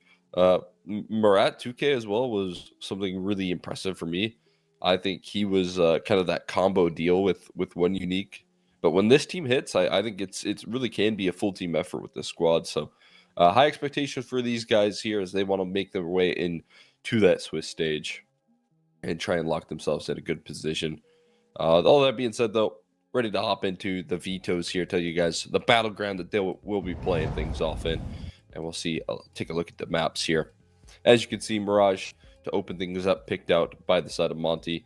Not a massive surprise there, seeing as that is one of their better maps, more played maps here. Not necessarily their most often picked when available, but definitely something that they do like to lean into here for the squad, and I think that will be a good opportunity to succeed. Leo going for Anubis, though, and this is one of their better maps here. They don't often pick into it, but when it is picked into them or when they challenge teams, what's good about this roster is that they actually have a decent CT side. I would say a good enough defense to where it can build them the foundation for their very dominant T sides that they're able to bring to the table. So excited to see that and see what they can bring to the table. When I look at Monty, watched a lot of actually Afro on Anubis, covering him back in the day when he was playing on Fnatic. I think this is one of his best opping maps as an individual. So I always highlight whenever I cast Monty right now that while it's a low win percentage, I always think they're capable of stealing a win away when it comes to this map, given that this guy in Afro can have a good performance, and that could be the difference maker. And that could be the game changer for them to sneak a win away from their competition. Then to close things off, we'll see Train if required for a third map. So it'll be interesting to see there how things shape up on that decider of Train.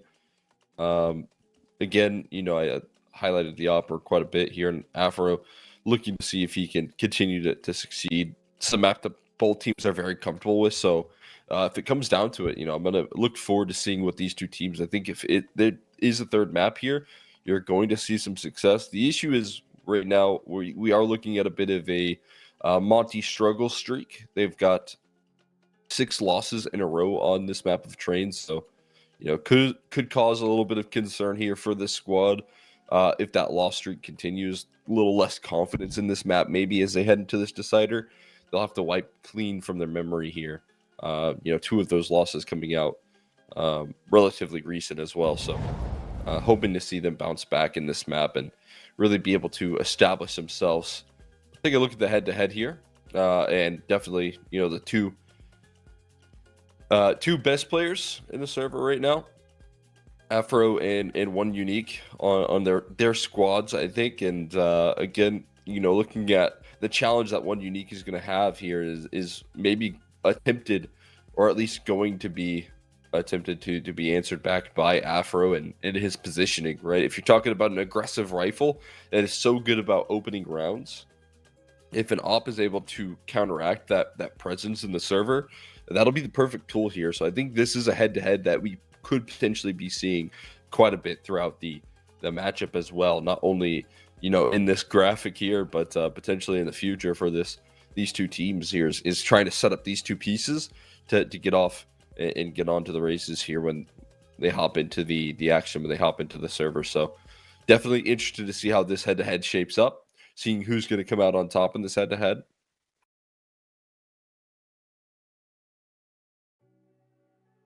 But yeah, I mean, it'll be a very interesting showcase here between these two players.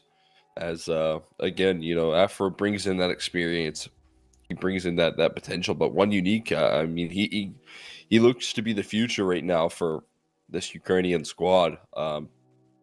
So a very cool story being built up together right there for these two players as they look to set their focus on it. That being said, I think we might send this one to a very short break. We do have everyone joined up into the server, but we're still waiting on the start time here. So while we're waiting on that, we'll send it to a break, and once we come back, we'll be ready to hop into some Counter-Strike.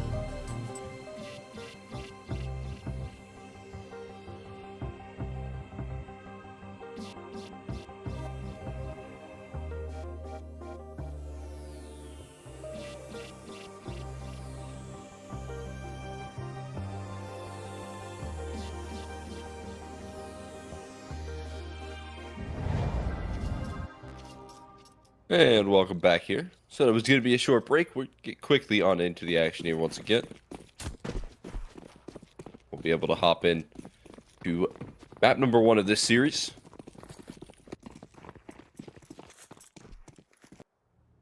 See who's able to start off well here for these two squads. They said a lot on the line in this matchup here. It's a battle for an opportunity. And making it into the Swiss stage, only one of these two teams can make it there. He was able to come out on top here in this head-to-head. Now a bit of an interesting start here. Split up in towards this A side at the moment. And already gives me able to open things up. There's a lot of presence still left on this A side, but a couple of kills flowing out here for Ryu and Gizmi. Get them access in for a bomb plant. Now playing into a retake here. Losing out on some names and numbers, but another kill. Those dual Berettas rolling out. Giving him a chance here, but flanked out by Bemis stepping in here. Did see that on HLTV. They're bringing him in for this squad, which I was wondering if that was going to be the case. That was part of that that I was kind of excited about to watch this team here is seeing what Bemis could bring to the table for this squad, and seeing him in the server here. A little bit exciting here. Good opportunity for him to show what he's made of here, and it's improving ground versus some tough competition, playing along some good players.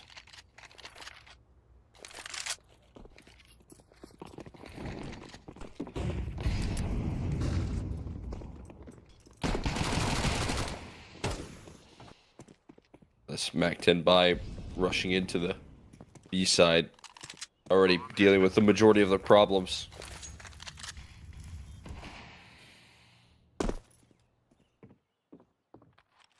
To be comfortable to close at this point.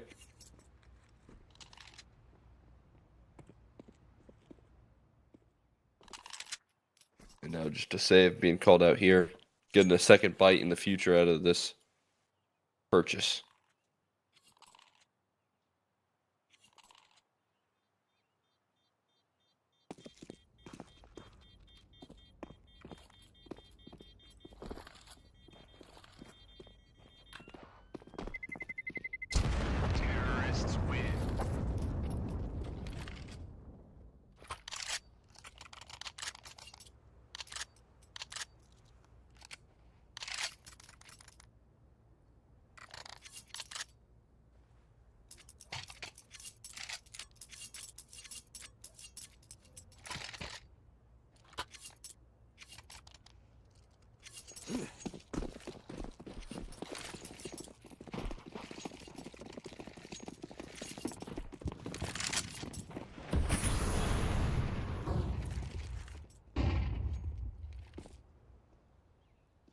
establishing a bit of a pacier showcase here out of this T-side of Monty. See if that trend remains true here. We want to slow things down a little bit and take more space in towards the middle side of things here at the moment. Still remaining in a 5v5.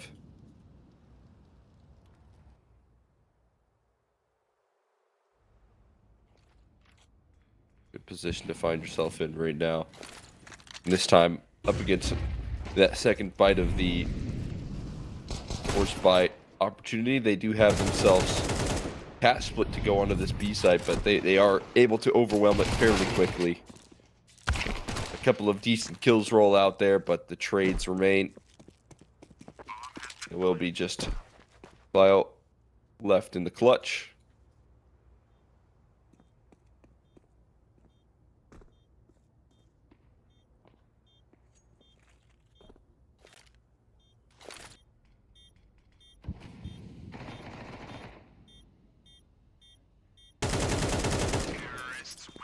He bested after a single kill, making his way up catwalk. I'm surprised to see him make that attempt, but I guess not a lot to lose right there at that point in time. So, turned down eventually. Be closed out on here. Nice 3-0 start for Monty as they kick off this map. Looking impressive as ever.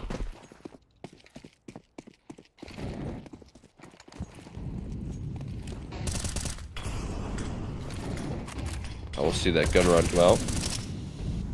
Yeah, the back and forth goes here between these two teams. There's the op presence already striking in the server.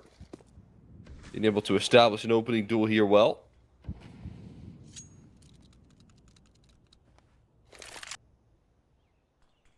That first sidelined right now by his counterpart. I'll see what sort of reactions can come through here from the side of Monty at the moment. In connector, spotting out players jumping up. Great handle there from Clio. He's able to shut them down. Getting good communication from his teammates, readying him for that smoke push.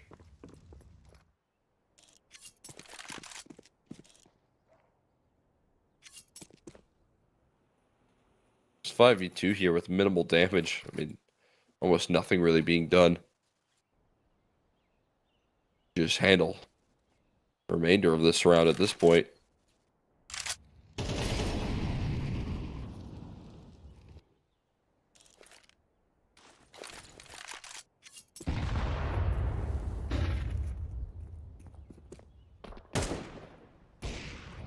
See if they can find any damage. They're making waves into the site here, but there's so much resistance ready to go. That's going to be the biggest problem. Another kill from Ryu. On the fadeaway, 15 seconds left. I think he knows his days in this round are numbered, so maybe looking to hide about. Maintain his AK here for the future. Counter-terrorists win.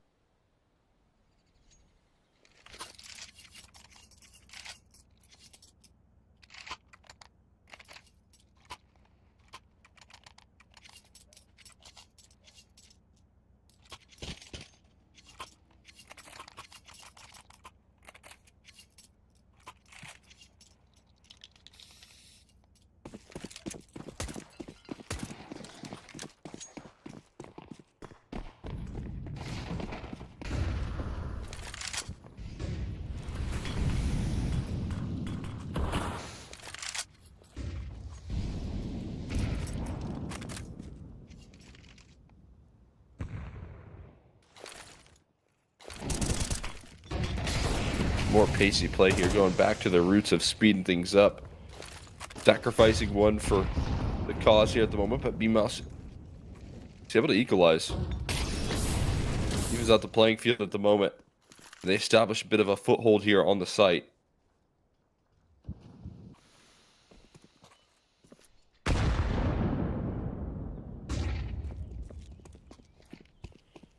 Everyone grouped up right now in towards CT spot. 4 players.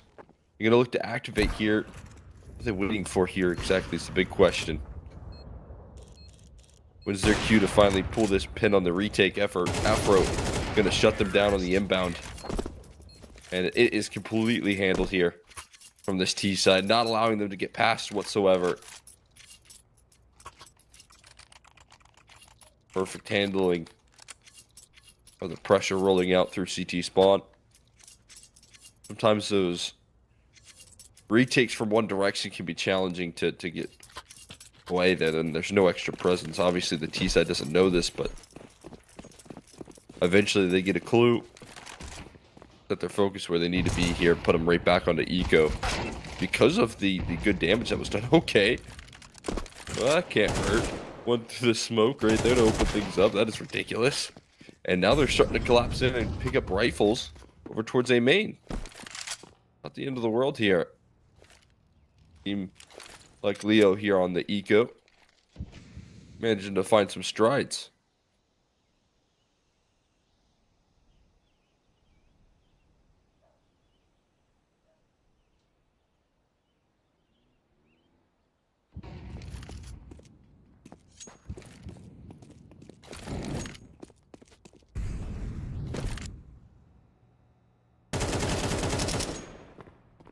Clio even pushes forward for more.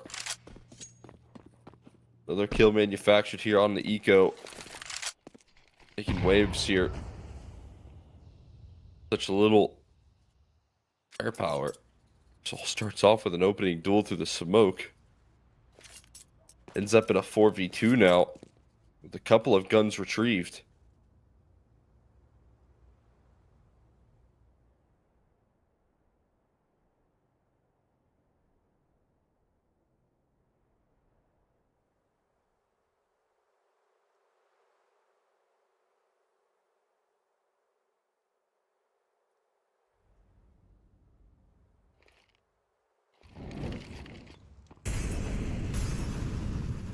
They're gonna walk into this B site. Oh, a little bit labored. Couldn't quite track it with the 5-7. A chance for the bomb plant, but they've got to stick in the digits here. And without that, Bemis faking the bomb. I mean, I feel like he kind of had to fake it with the positioning, the chase through the market door. It would have been denied either way. I mean, I know it's, 100% loss if he gets off of it, but I think it was probably a loss either way, considering the positioning. So he just tries to prioritize keeping his life up, minimizing damage in that round. Ends up being a huge opportunity, though. Leo were definitely feeling a little bit of pressure with their economy being a huge problem, but able to bounce back like that quickly.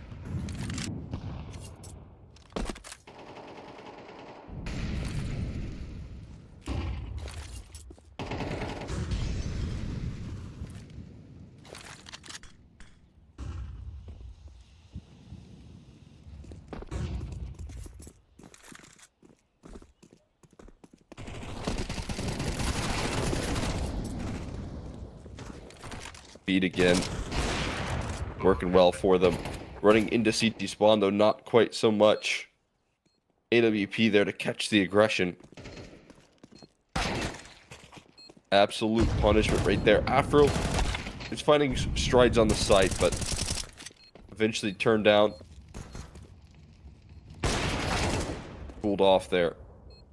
So Ryu now left last man standing. Do it all at this point here. Another headshot offered up, but time ticking with a kit should be good. Stick this one. Provide some security right there and a clutch. Almost ripped away by Ryu.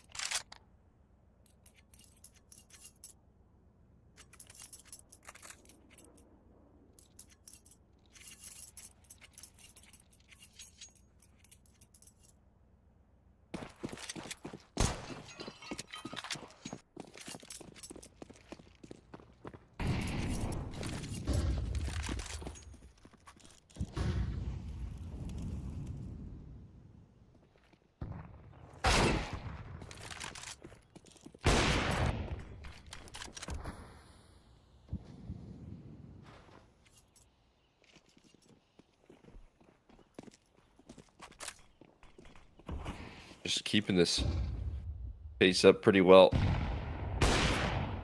Here's an op shot though again. Alkiss from CT spawn has been keeping rounds in safe hands. A couple different occasions. Not trying to sneak up is me. He might have been jump spotted or something as the fadeaway coming through from Alkiss. Making a lot of right moves right now. Letting the play come to him, and then the collapse through middle comes through to end it. Really well handled right there.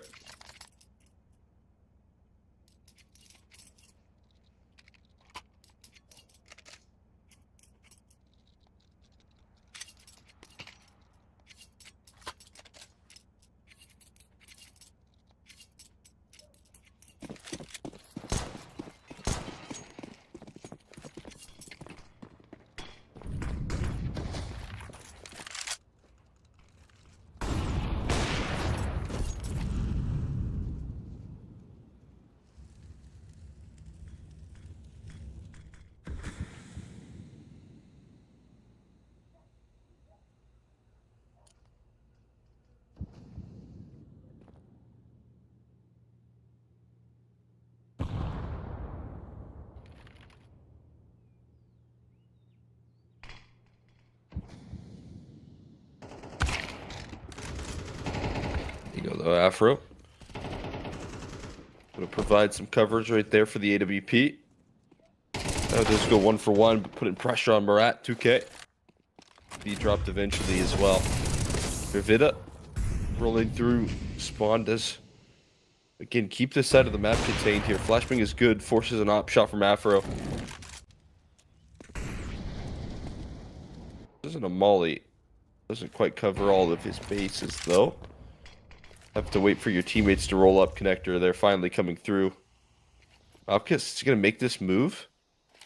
Oh. Gonna walk through the smoke into his instant death right there. Bemis has coverage. In the perfect position.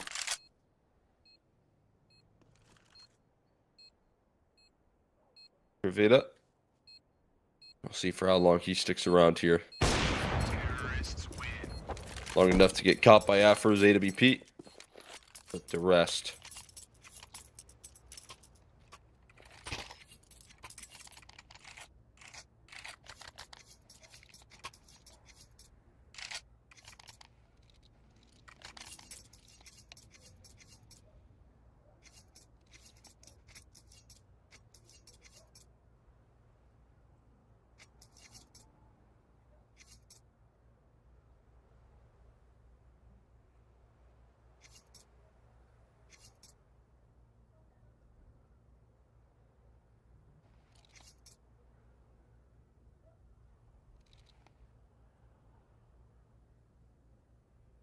I'm out instantly called coming through from Monty.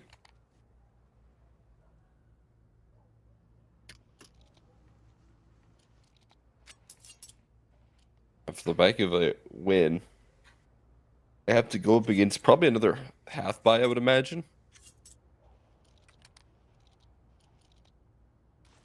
Defense has a couple players with some decent economy, but nothing crazy. So yeah, they will call it save. Saving a lot more than I anticipated.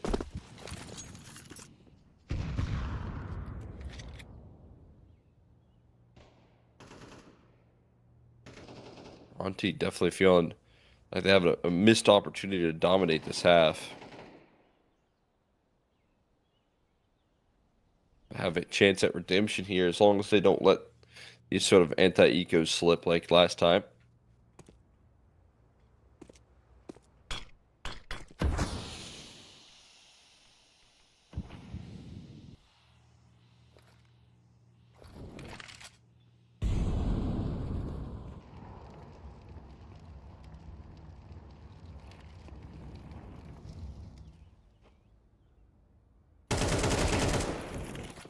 Bemis able to provide some opening coverage there, walking into a bit of that stack right there on the A side. So far able to handle most of the pressure with the advanced weaponry, and they'll be able to take it on home as well. Folding to the pressure, being able to shut down that round.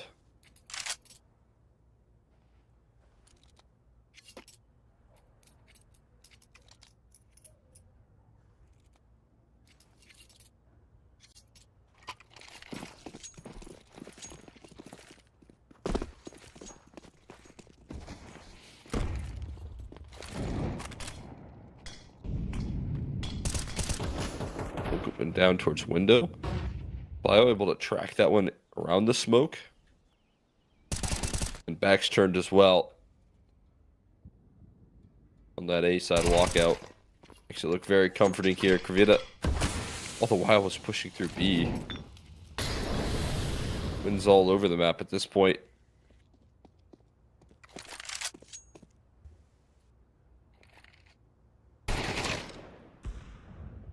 They do press their advantage a little bit too far, though. Give a couple kills back. Wanted to end that one by force and with quickness. It does offer up some availability for some trades on back. Putting it into a 2v3 instead.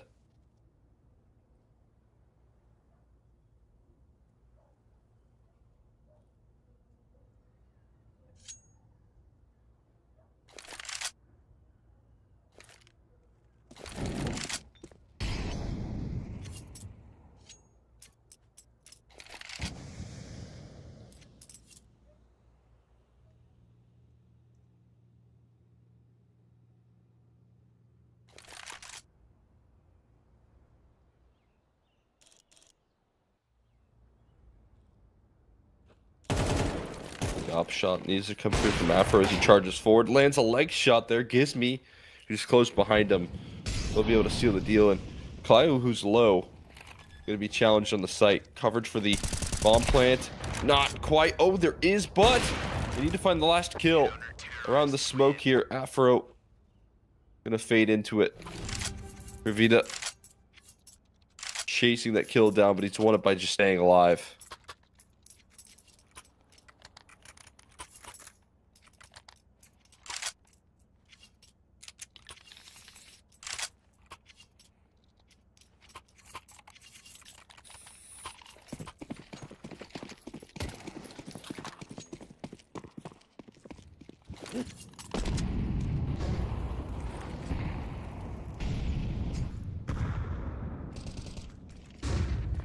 Here's a little, again, another little lifeline here for Leo. Setting up a good defense. A good setup for the early rounds here. Now setup needs to be good on this A side. Back in triple, never activating. They ever get his chance to shine. Joko gonna take charge, and finally that contact being taken for a multi-kill. Actually, Murat, just a single, but helped out by his teammate to hold off this A side. No matter what the case is, doing his job and doing it well. And anchoring down this A site will eventually fall, and so will his teammates. So this does open up some opportunities. Vida initiating on the smoking connector. And catching a player rotating in here. Bimas losing them inside the confines of the smoke will eventually found out. And there will be a finishing effort right there onto of Afro to close it out.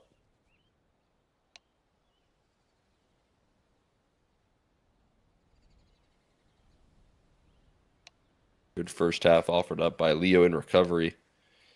Winning that eco, doing a lot for them to remain in this one, looking good.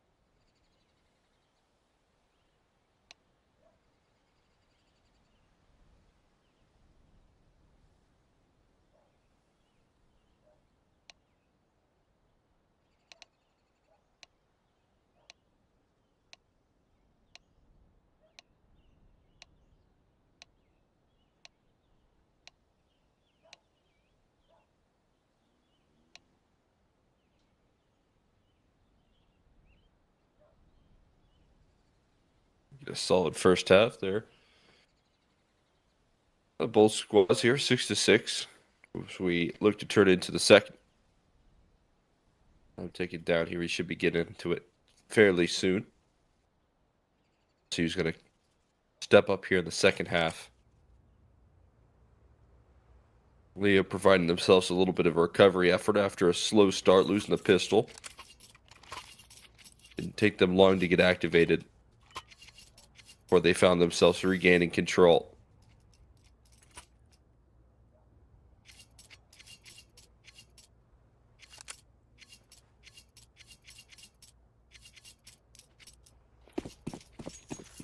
On to the second half.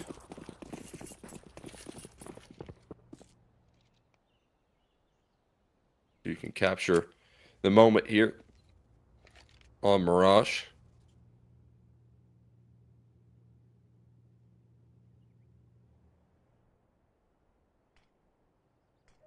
Smoke going down in towards the A side for an execution. Ready to be dealt with by the dual Berettas, but the tracking not there for Ryu. Can't find his aim. End up being bested. Taken down. Another retake effort has to arrive here. Gives me able to start the conversation, but there's still a player close by. Afro needing to do a whole lot of smoke finally on top of the bomb, but there is no kit. Makes this defuse a little more tricky. There's a tap at the fake though. They go for the 10 seconds now. They should have time. Being able to bring this one back with some efficiency. What a great retake right there rolling out for the side of Auntie.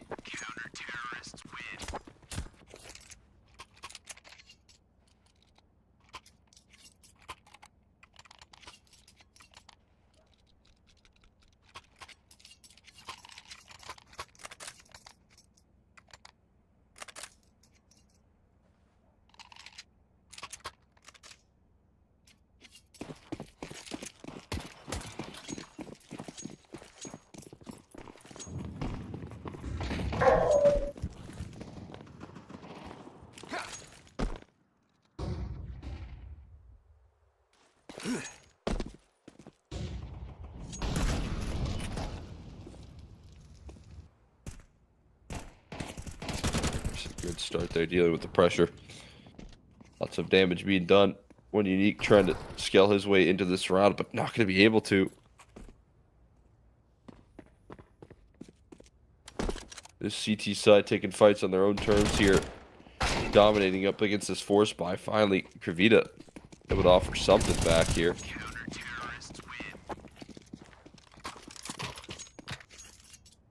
Not going to last too long. He'll be shut out.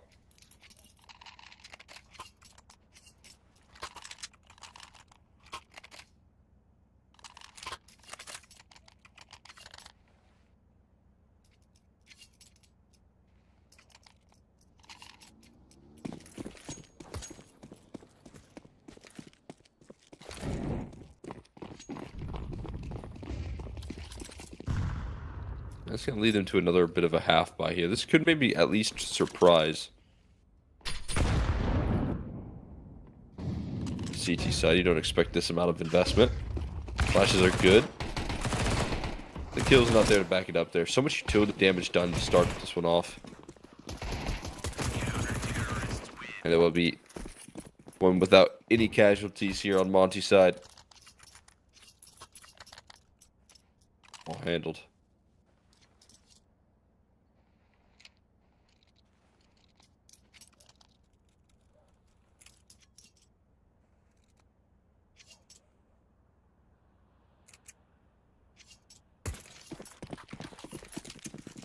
First good run we go, though.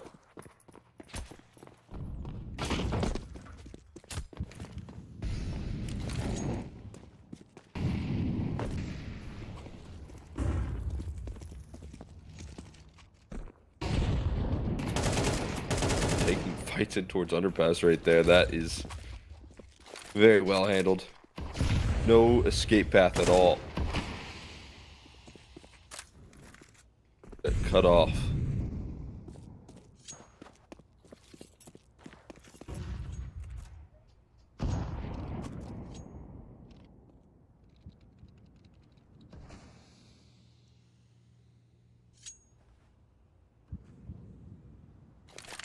So an opening pick here manufactured.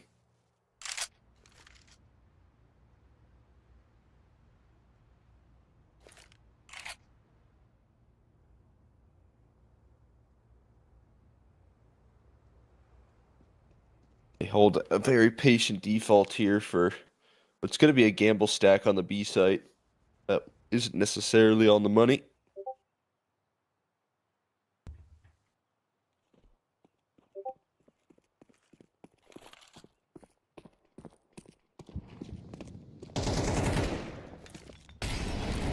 That smoke comes in, executing into an empty bomb, so they get to practice their dry runs at this point.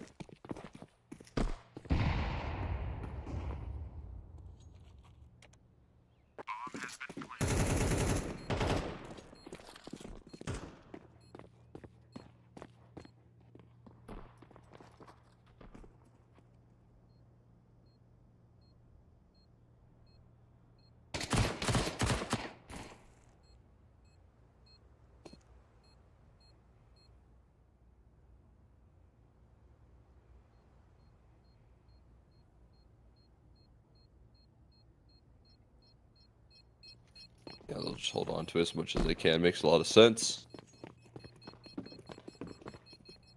They'll set themselves up well later down the line.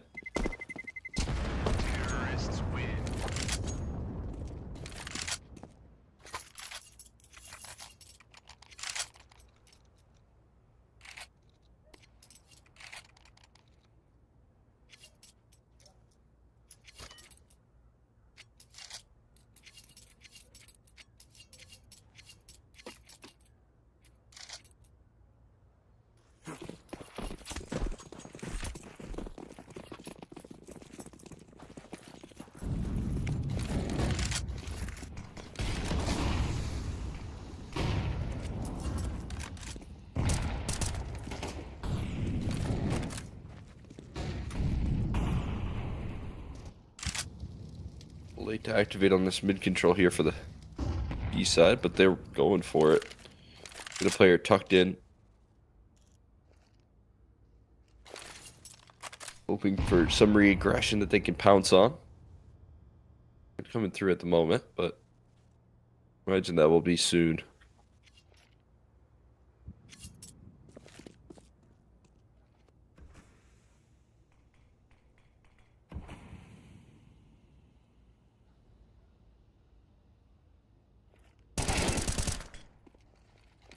There's some of the activity they're taking.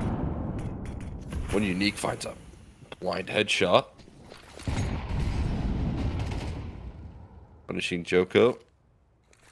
Bringing it into a 4v5 here. Again, Leo been able to use that clock very well. You gotta be careful that it doesn't cost you. These late rounds here. Another 4v5, another walkout A though. This time with a little bit more presence through connector. And they've just absolutely deleted Afro. Eliminated him as a threat. And you gotta take minimal contact in this attack towards A. There must have seen a barrel right there for Ryu, so he gets destroyed. And Leo looking good here on Mirage so far. B-side bounce back, losing both pistols and being able to establish himself still. Impressive work.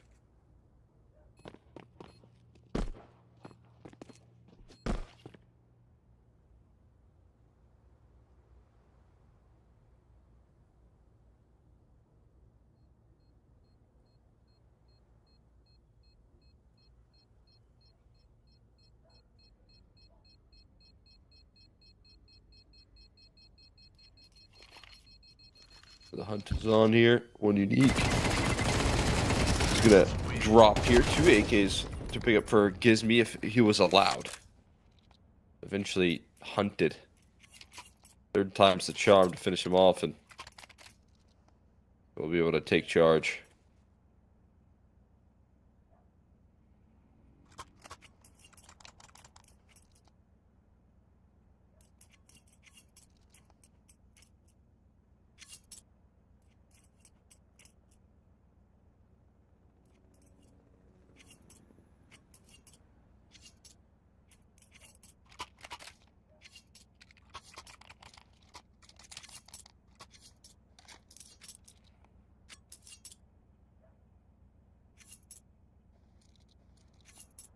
Timeout called here for Monty.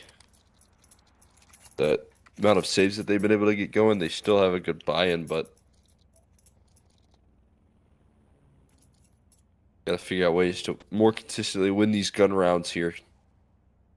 And in these gun rounds, probably figure out ways to open up the round in their favor. A couple of scenarios here where they lose the opening pick.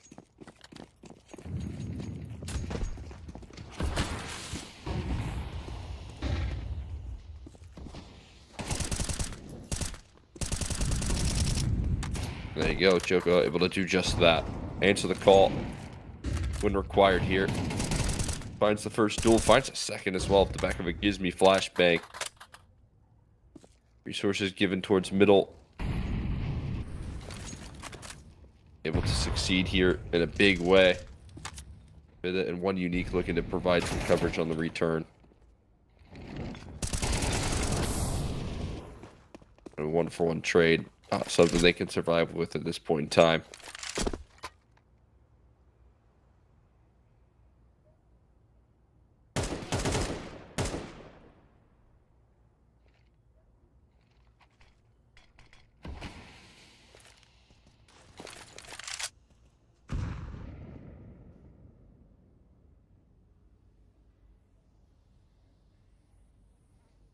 And provide as much damage as possible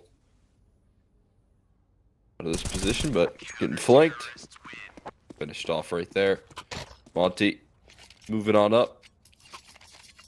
Their first gun round in the second half, and do so in clean fashion off the back of a timeout as well.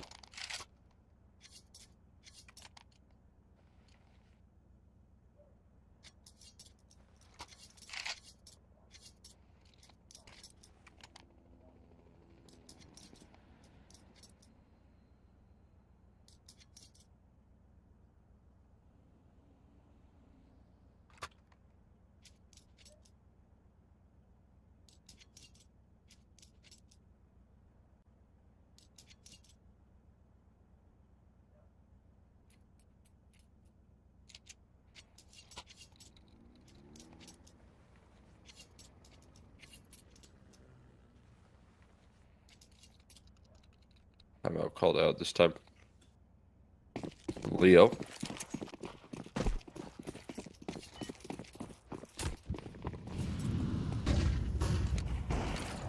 That's what they use to get back into things here.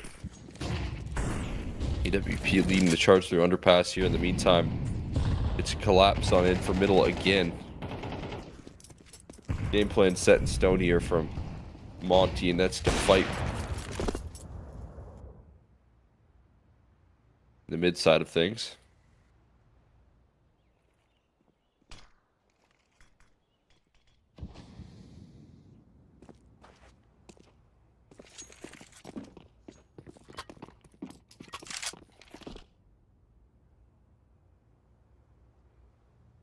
Doing some decent damage here out of the gates, but in the pace here to a grinding halt for Leo. They do like to use every last second of that clock.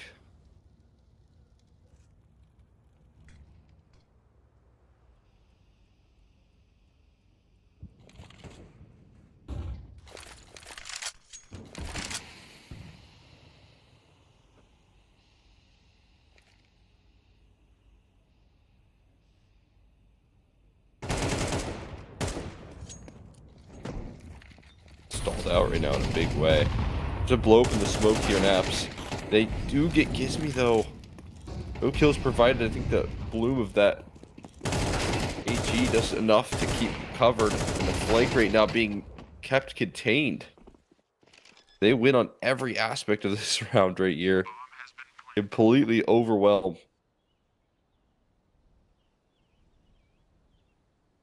Well handled there.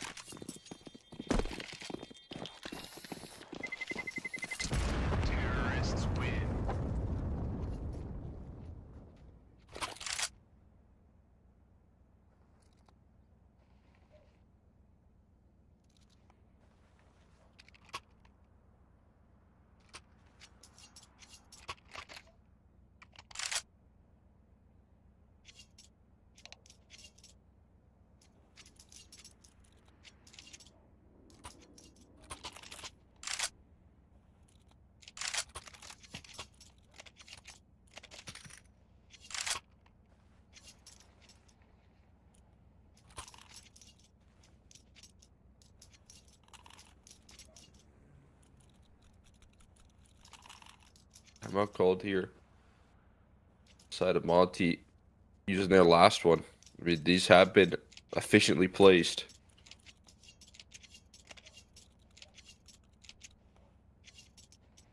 Be fair to them, they've called these timeouts here. They've been able to succeed off the back of them. Don't hate this idea.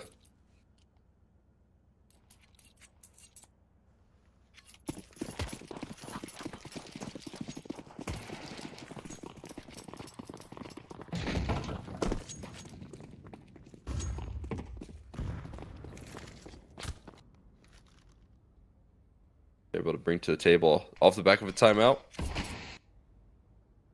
I hate the idea. Monty using their last one, though, in regulation right now. Right then and there. Kind of putting all their chips on the table here.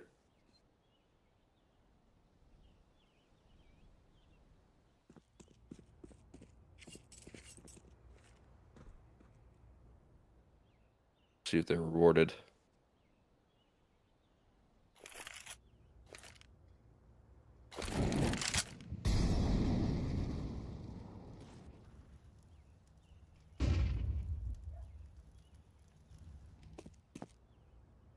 It's the same old for Leo.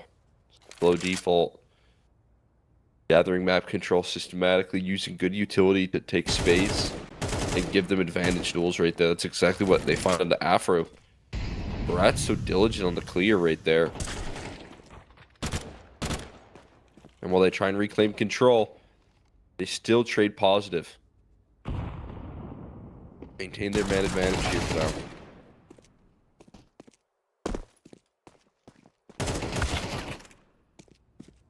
You able to try and fight back here, but see how long that lasts.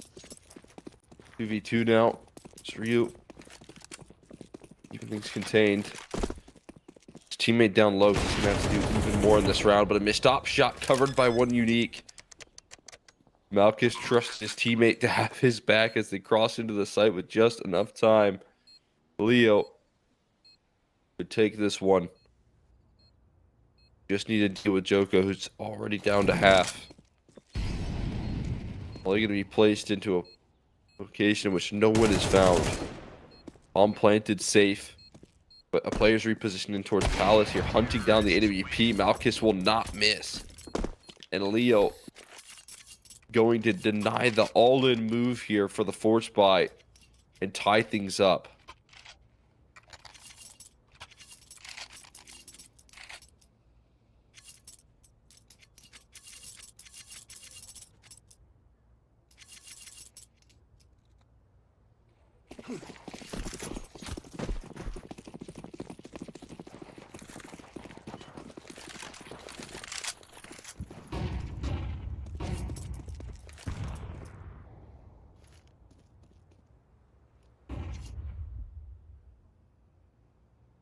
Eco territory with MP9s in the mix.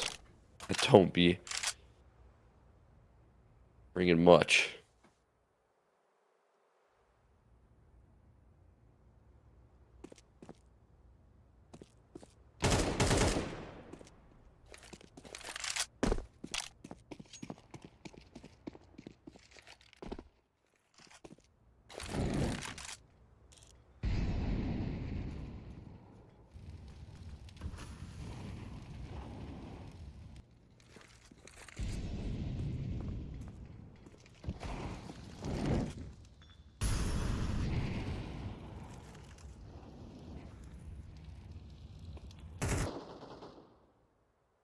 Got a Zeus on B. Could become interesting.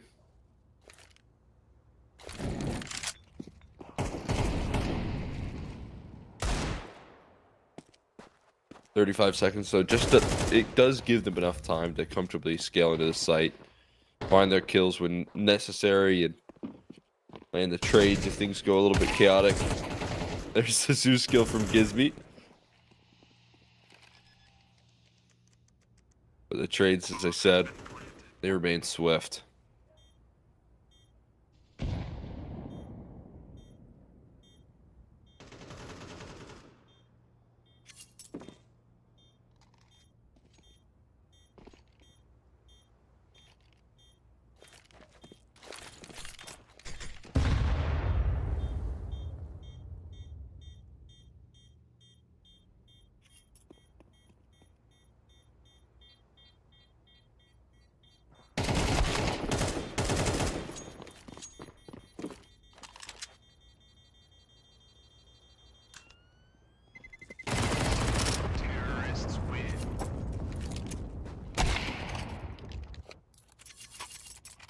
detonate.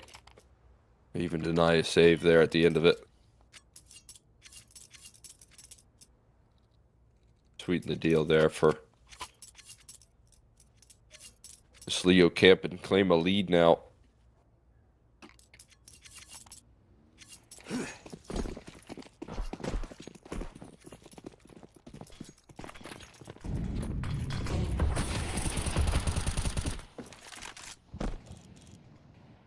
Pop getting positioned inside of ladder.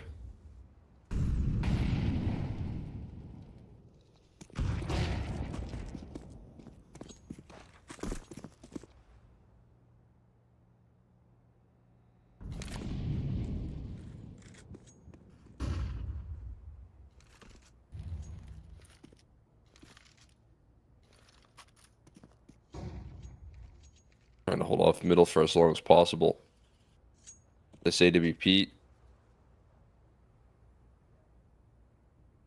Given the trust in the system. This mid setup. Utility put on display to try and capitalize on it. Gonna have to have some perfect util here. One good flashbang to try and separate this setup. And still it's more challenges at hand here, not anticipating the close range positioning. Now they know. Provide a little bit of resistance towards middle. Will that speed them up towards A? Doesn't seem like they're ready to jump on that just yet.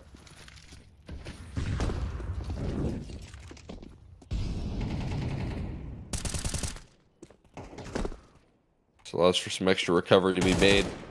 Quick rotates on in, and they will capture this a flawless defense when they needed it most to tie things up at 11s. Beautifully handled there from Monty's defense.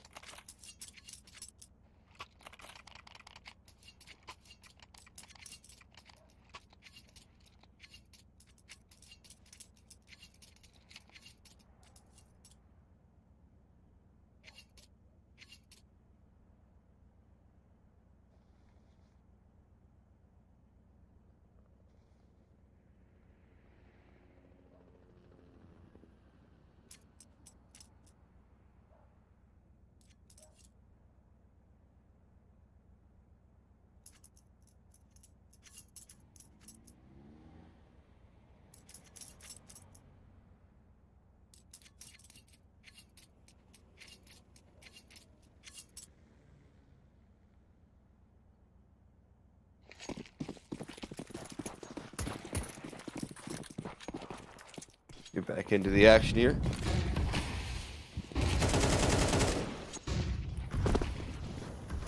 See who can seal things up, speeding it up here right now. Afro on the line there, didn't anticipate someone so close by. That's going to create confusion and chaos right now for Zop, who gets burned out of ladder.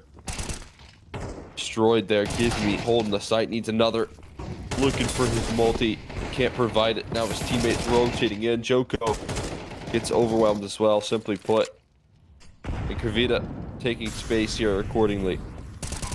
We'll plant the flag on the site. Numbers punched in, but there is a scaling here. Rio, 2 quick kills.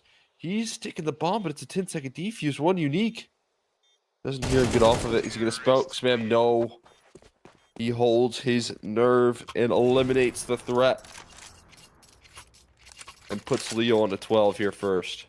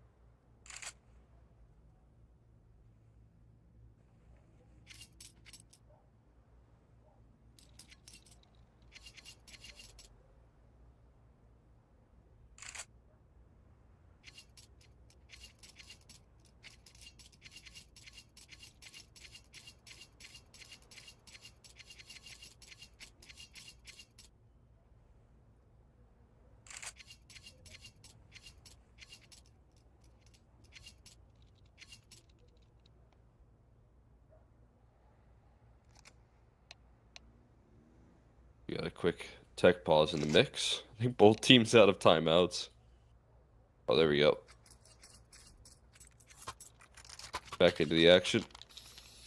We will resume.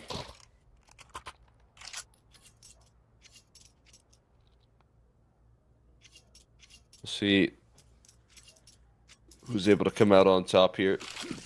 Whether it's OT or if it's a map loss here for Monty on their map pick. Not something that they want to deal with right now. That's for sure.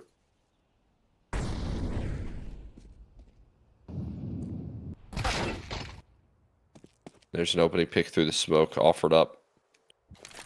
Big impact early. They need some sort of heroics.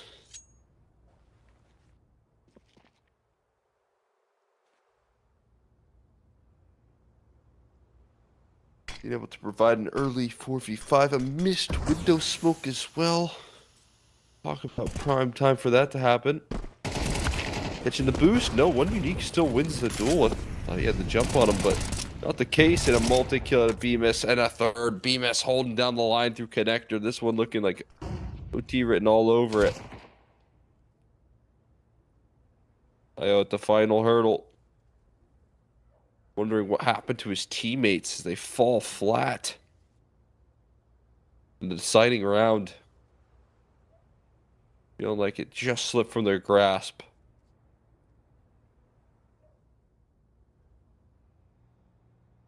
A moment too big.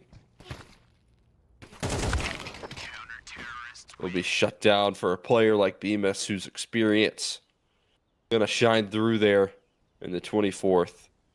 Ready to close it out. Taking it into OT. Giving Monty a new lease on life for a map that they definitely need here.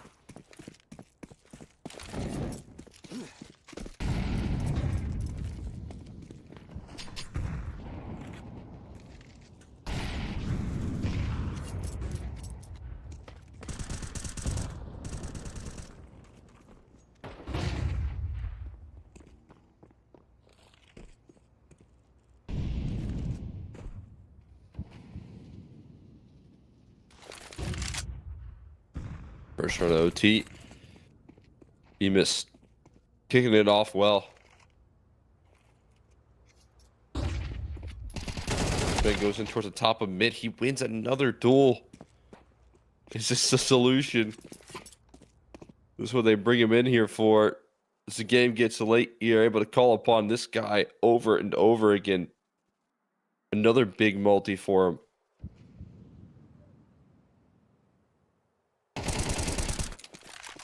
Fresh in the mind is how they just finished off that last map. Or last round, rather. And it was this guy who starts it off well once again. That's going to be used effectively.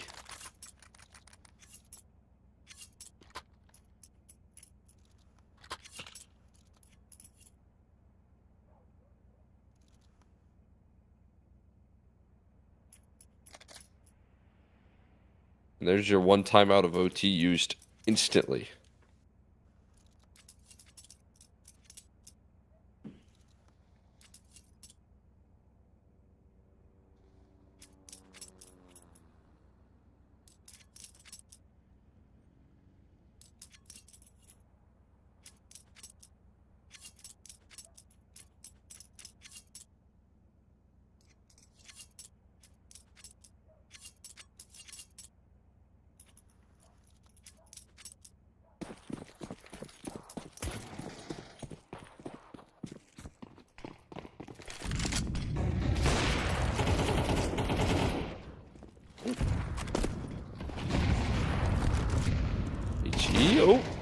And a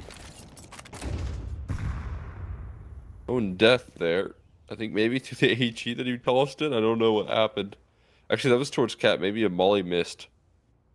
I am not sure. Either way, does allow for an opening for the T side to work with here in 3v4. When they're in these sort of situations, they work these so consistently good.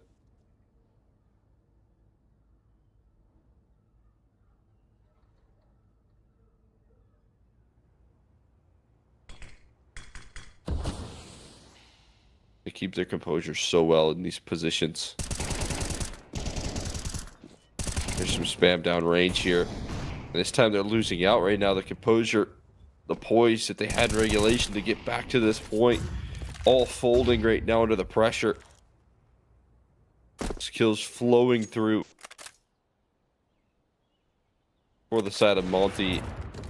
And a 1v3 here. Asta Malchus is boxed in. Looking to open up that box here into the B site. While he goes in towards apps. Puts this round on a bit of a timer though. Unsure of where the player is on B. Yet to be seen. He's going to take a fight in towards market. There's one sidelined.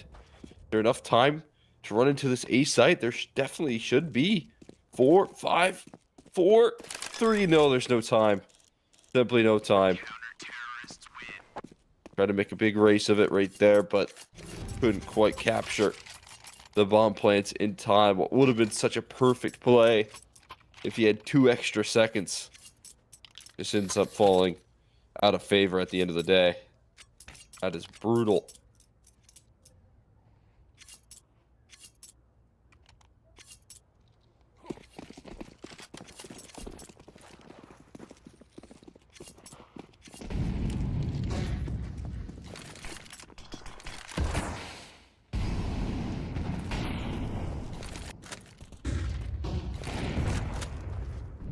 In a row here for the set of Monty.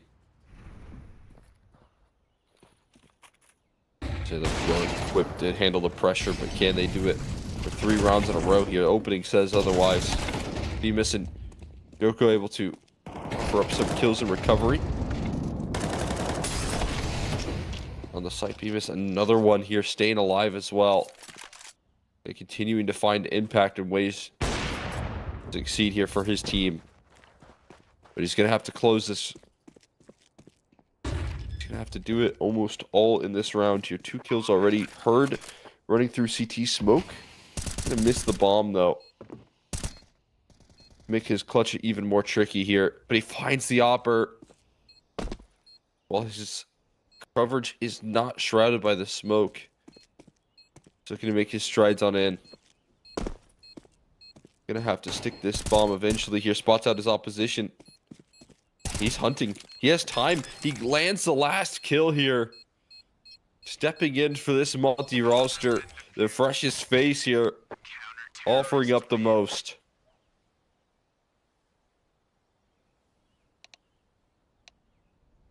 That is a sweep in the first OT.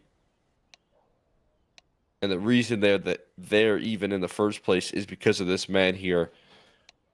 And 2 out of the 3 rounds right there, the reason that they win is definitely because of Bemis shutting things down in impressive fashion.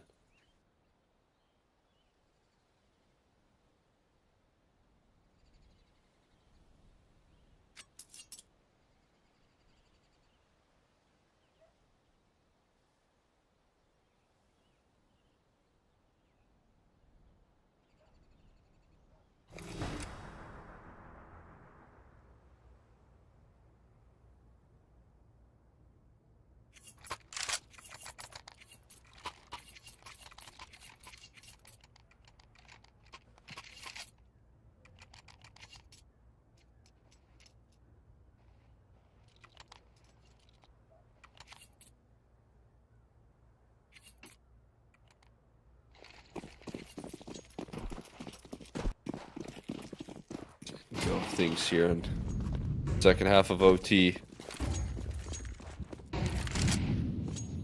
Monty able to plant their feet on that defense. Do they have one and close up head first into the head-to-head? We'll expect another one around the corner, though. That will certainly catch him off guard. Thought it might have been a solo move here. Either way, not too much cause for concern at the moment. They get in towards window. And a back is turned there. Bemis surprised. Kalayo's repositioned, very well placed here. Joko offers up another kill. In the meantime, Bio looking to do it all. And he's sidelined by Ryu's chase down. Initiated on through the action. Kavita with the AWP mollied out.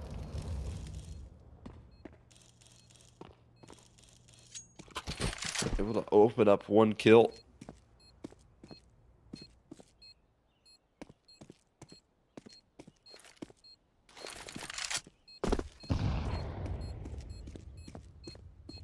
Running on in towards this retake here. He's got a lot of motion.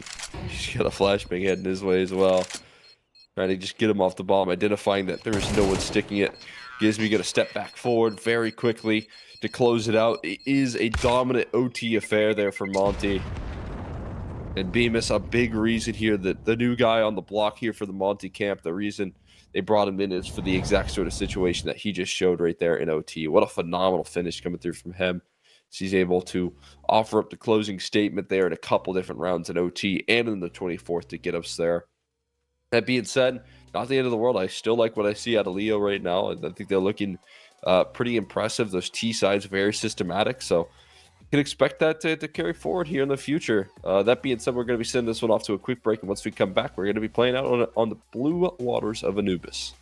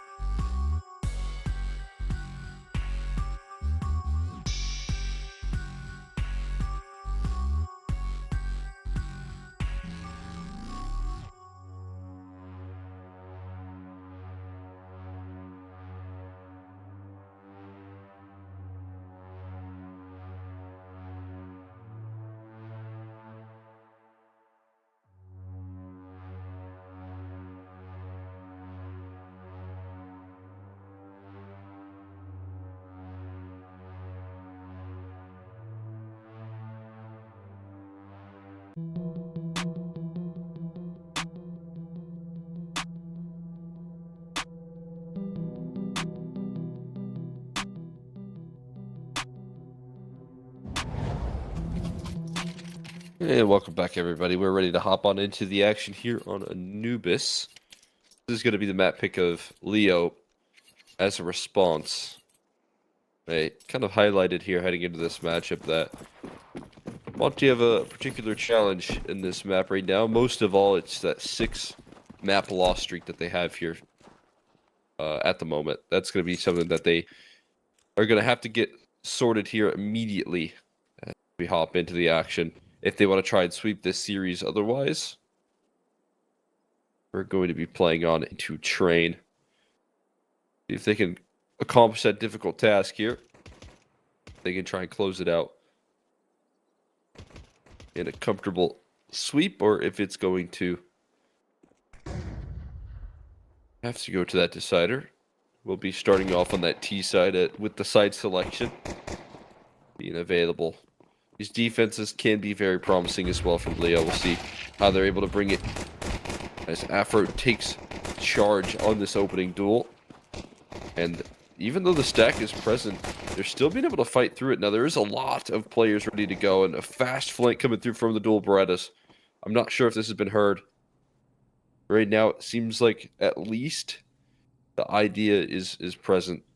They're actually bringing the bomb over towards this A side, so if it is going to be following in the footsteps of these 2 remaining Ts, not the worst scenario for him. He's pretty fast on this flank, but they're starting to pull the pin on this aggression, realizing that they have an open sight.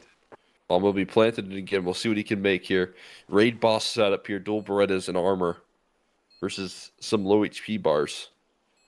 One without armor here in Gizmi, so issue is side is turned. Joko will capitalize off that information, and it will be Monty on the board here early with the pistol round win.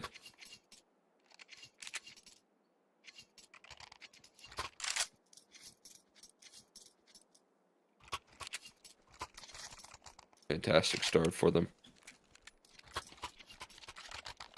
I think that does mean all pistols so far have gone their way.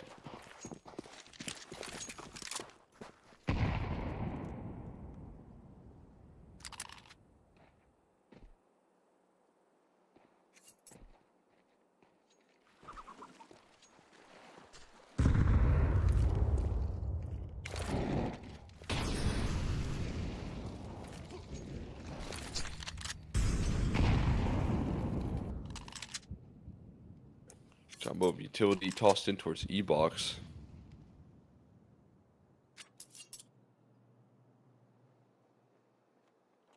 Trying to do as much as possible to keep them gathering any sort of information.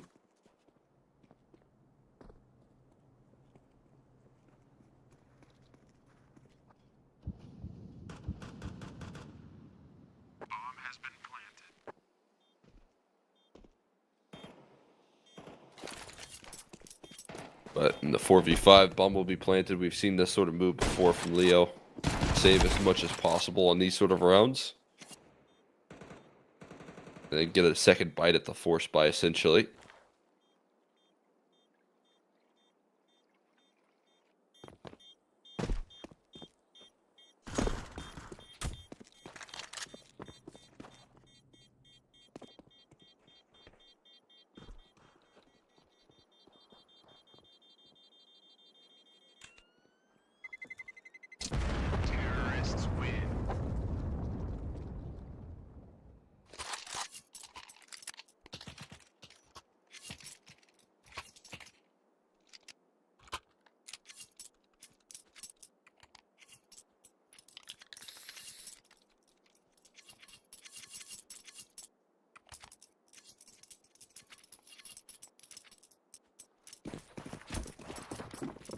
That second bite will come through here now.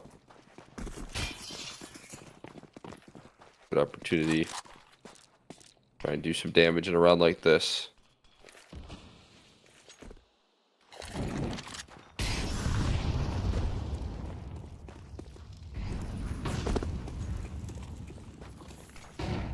Being avoided though completely. Decisive mid control to the A attack. This finds him through the smoke. No way he tracked the second one as well. That is ridiculous. Stepping up in a big way here in map 2 like he did in map 1 to get them there.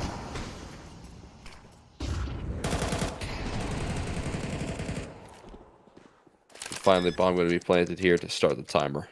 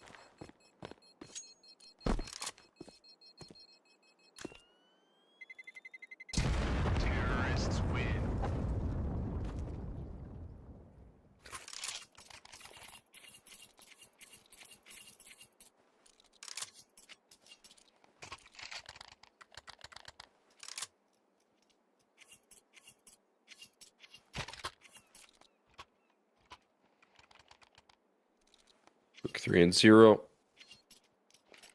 We see them get back into the swing of things. First gun run coming through here for the defensive side of Leo. I kind of highlighted there heading into this one, knowing that their CT side can be pretty lethal.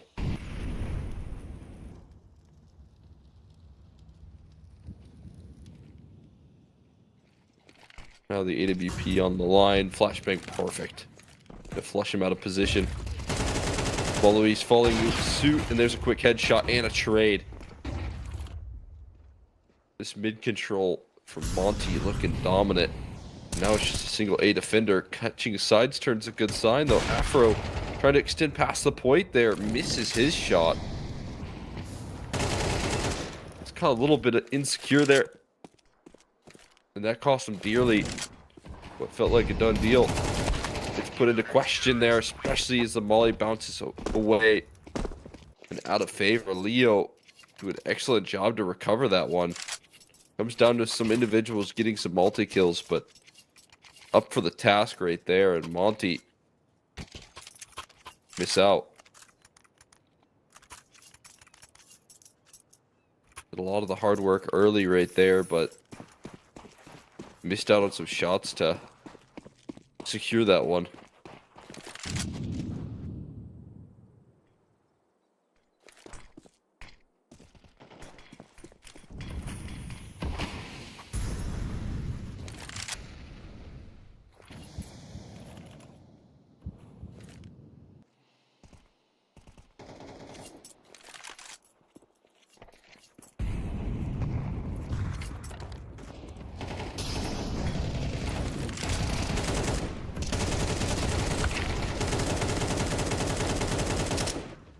Damage done. Smoke spam attempted as well. Finding some extra coverage here. I'm yet to go down though in the meantime.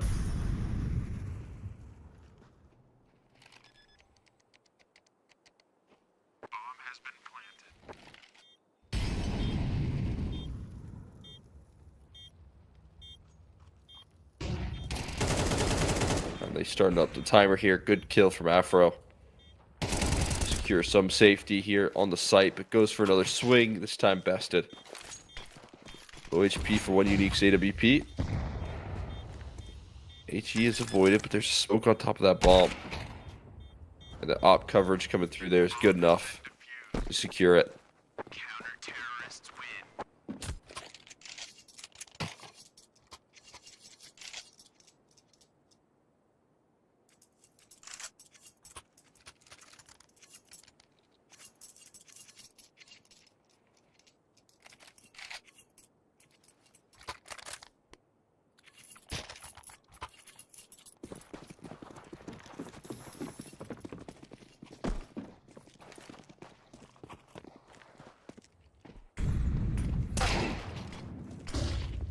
That's quite the statement right there from Joko.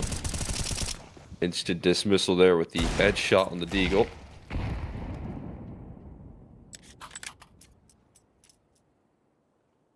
Maybe them with some serious headaches.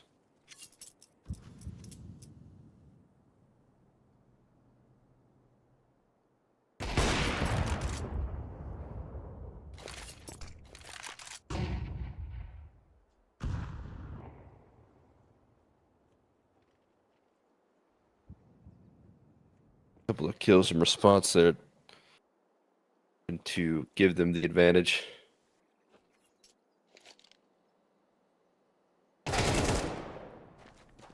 Be that very quick with his draw.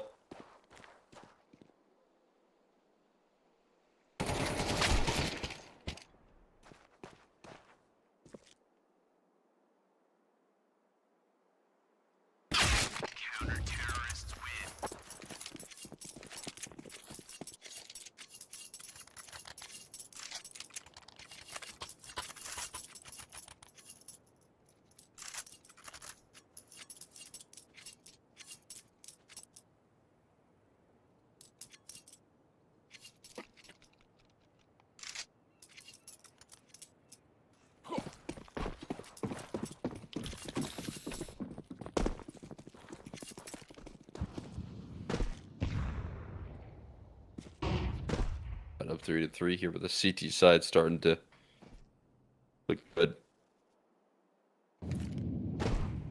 They get their rifles on out.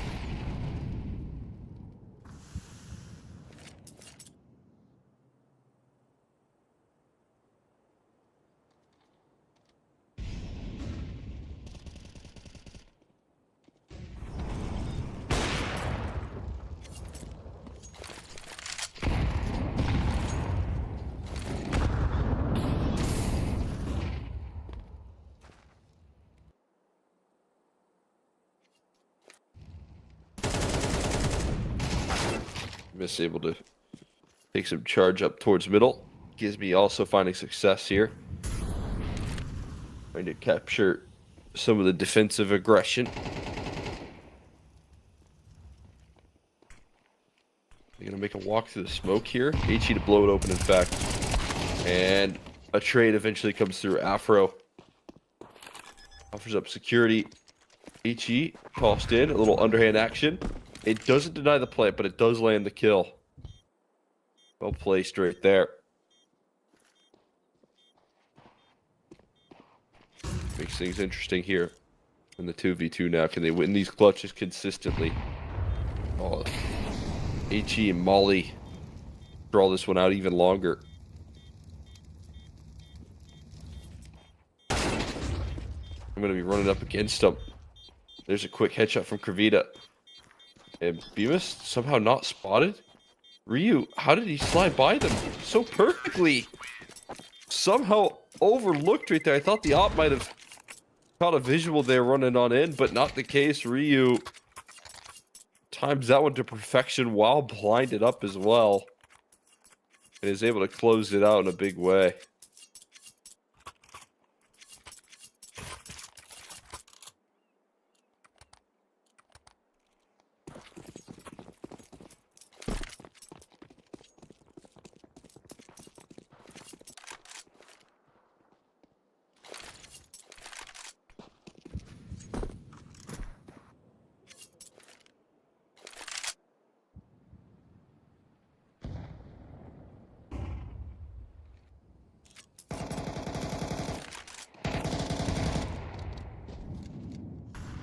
Opportunity there captured by Rio for his squad. Are you able to provide that? Watching up when necessary here. Huge delivery, and Joko shutting down the aggression.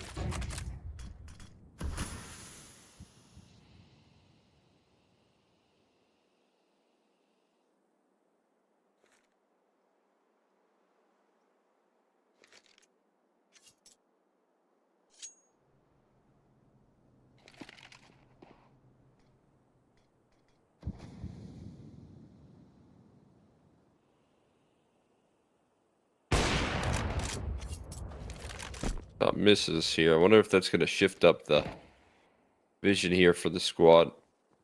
Squad out the op.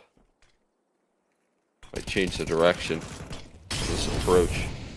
Not a lot of time to make that choice. They're gonna have to brute force it. Smoke's a little bit awkward there. Lurk smoke to work off of. 15 seconds left, and they do make their move back over towards A. Smart decision making here.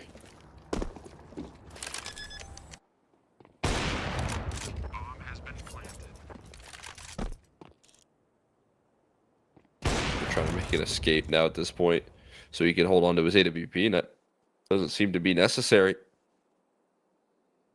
Doing a good job of staying alive. Now Kiss with his op gets spotted and evaded. Effort does actually get dropped.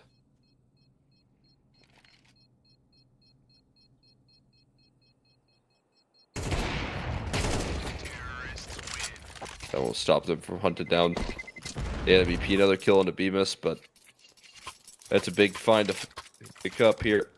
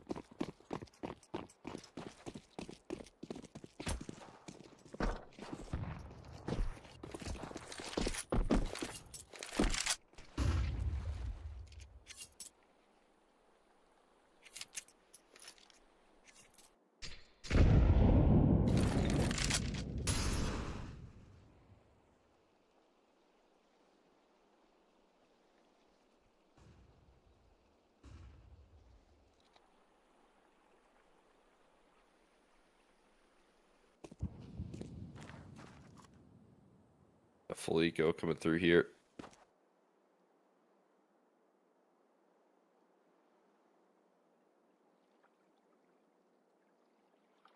Has to be as a result of a couple successful rounds. A aggression rolling out. Ryu continues to feast. The back of a phenomenal round there to set them up well. That's what he's gifted. That is a nasty headshot, though, with the AK. Afro said his opping would be something to note here on this map, but so far it's just been a little bit challenging for him to lift off. I think his CT side opping a lot better, though, on this map. I think that's something I should clarify. His positioning with the CT op on this map, I think, does offer up a lot of success for this squad. Decision making, I think, is really good on that defensive.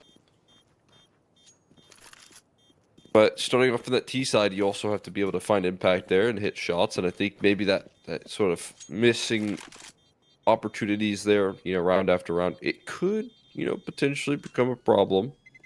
We just have to keep that note back of our mind.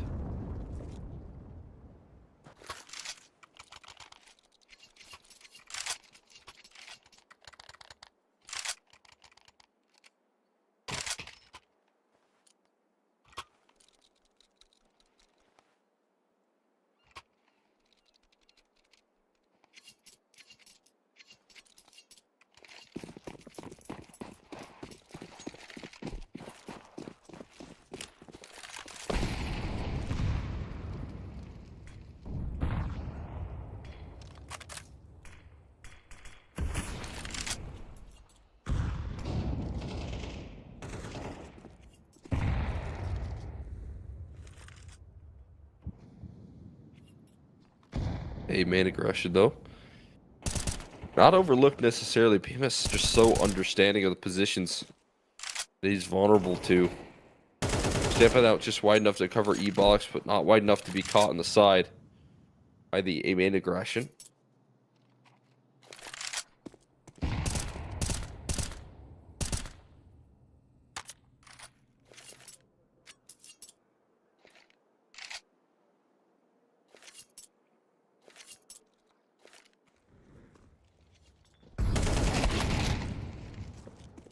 There's Kervita, though. Using that FAMAS well. Ryu punishing one of those aggressors through main. Afro being able to capture some success with the op. Another one out of Afro's AWP. There you go. Might be looking to gain some of that confidence as Gizmi shuts down the last. And Monty will secure more dominance on this T side here.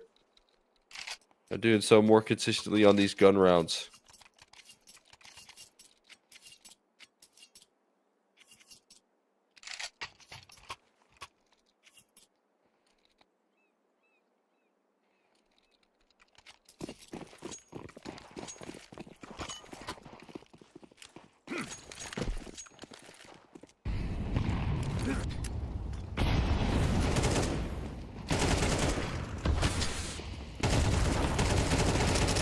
Big opening.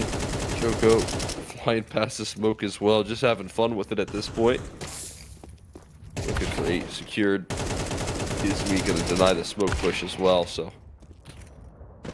Very well handled at the moment. Malkiss with his AWP is going to look to save, but I think if you're Monty, you throw every weapon remaining at the problem. Heading into the final stages of this half, it's really not a lot to lose. And Bemis with the Mac 10 rather. I'm gonna catch him with his side turned. Perfect way to close that one out for Monty.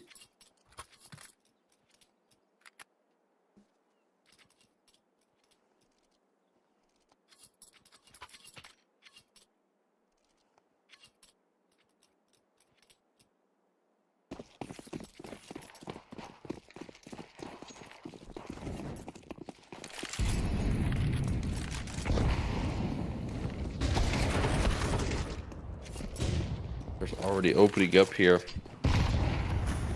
Multiple picks. Offered up from this T side. Trades needed. One unique staying elusive. She only do so much. They're trying to buy time for Kavita to get involved. And you know what? Check that off the list. I've just done that. Not going to be a B-side finish instead. It does look like they're walking the bomb elsewhere, keeping the outpost up, but Afro misses out. Opportunity to find another pick. His op rattles off, but Malkiss punishes in a big way. It gives me now left into a clutch understanding of where those last two players were. Hearing a very lackadaisical rotate. There must have been some misinformation right there in the communication. Now flying through the smoke, or Molly rather, Malkiss lines up the last shot on Gizmi. Fire on his feet, still secures it.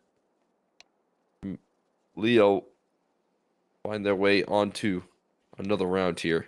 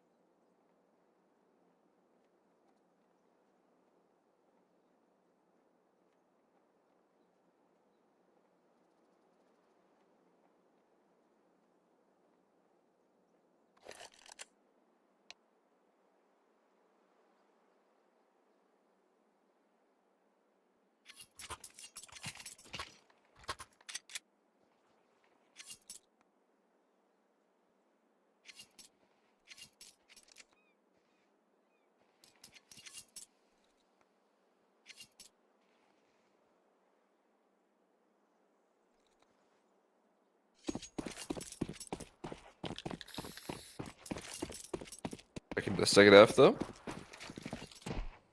Need to hop into more of the action here.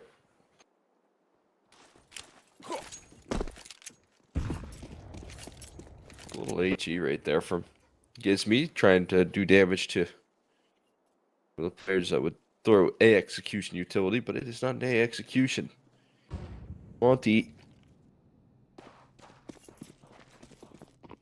have been bamboozled. They got some misinformation sent their way. Fully convinced that that was going to be an A execution. That is not the case. Instead, it's going to be a retake effort now.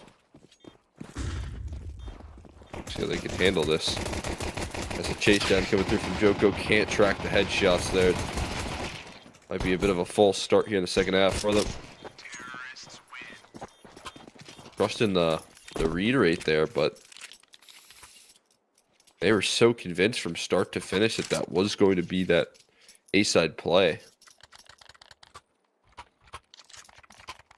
Maybe some tendencies shown that didn't quite transfer into this round in particular, right? I mean, you're playing so many games, Leo, trying to feel if they're getting read into on some of these pistols, and then saying, hey, let's do what we usually do, and then transfer into something different very quickly, because that was the first pistol in this series that side of Leo actually were able to win, and it looked like they had, sold the fake perfectly.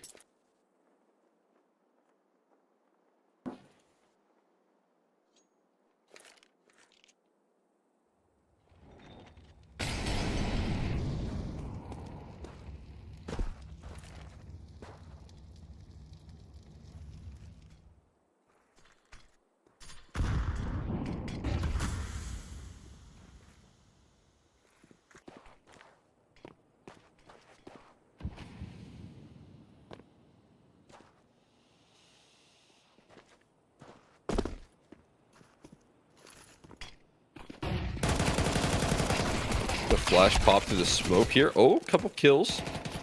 These USPs are doing some serious damage. Now picking up some guns.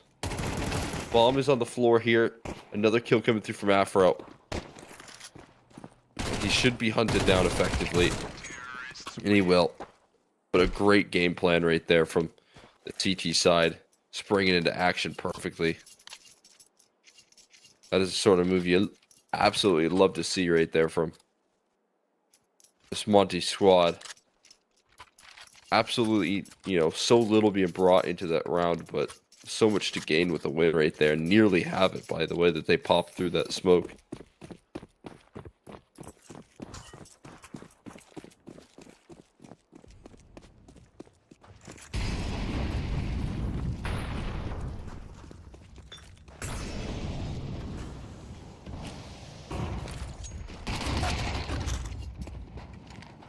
This is the first gun round, and they are ill-equipped to deal with the pace right now. All these HEs combo completely destroyed the A-side defense.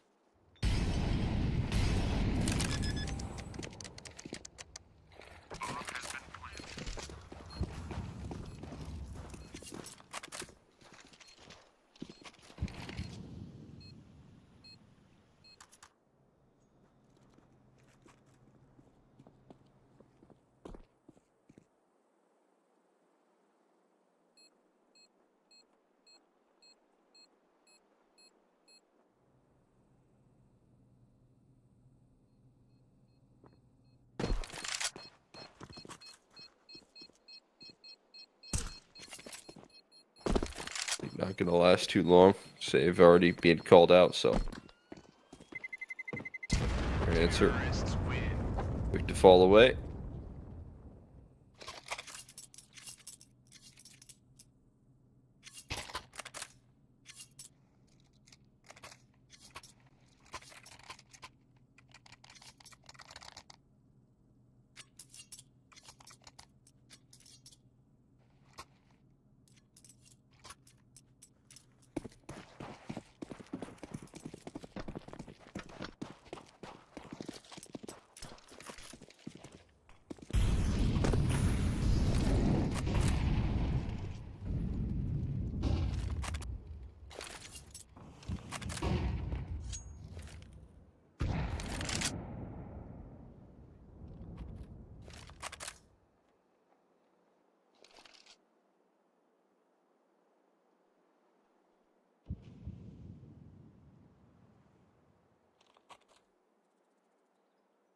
See if that sort of pace can catch them off guard. Last time, Leo probably coming through with one of their fastest T rounds they've had all series long.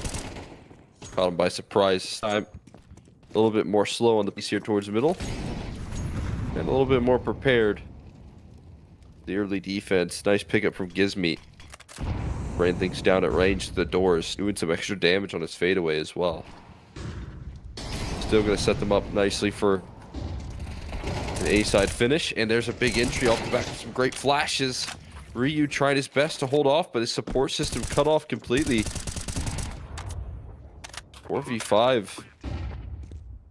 But never in question.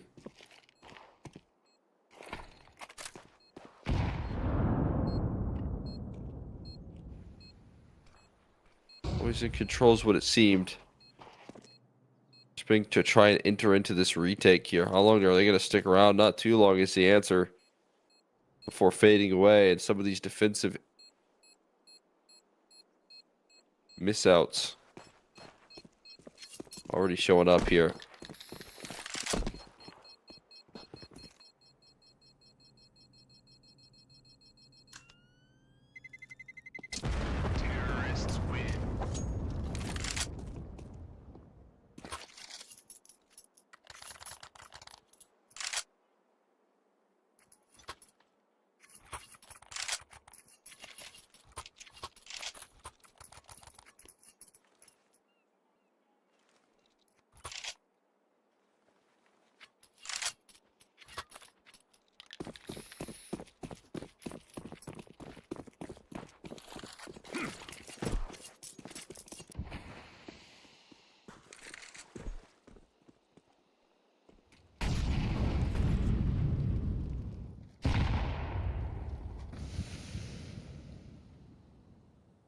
They're all tied up at 8s, and still noticing, crucially, that we got another buy-in here, which is great news for the side of Monty. What's not so great is that we're still seeing that lack of a AWP presence in the server there that I said would be, potentially a pretty important addition for this setup on the defense.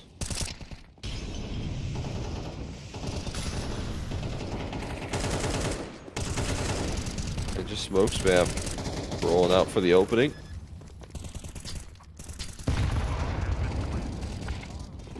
Pretty comfortable access for the site. Smoke spam. Rolling out and recycled smokes on in. A 4v3 here still recoverable.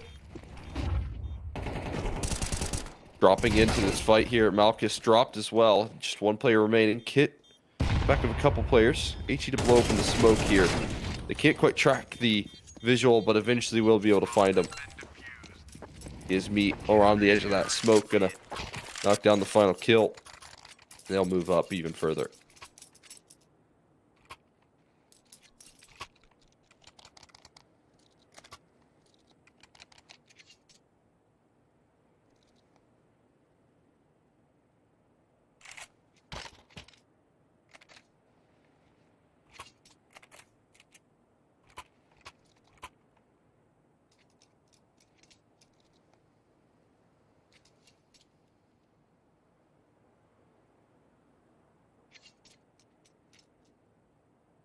Most play goes right into an instant timeout here. Both of these teams have been using all of their timeouts, really. Last map it happened.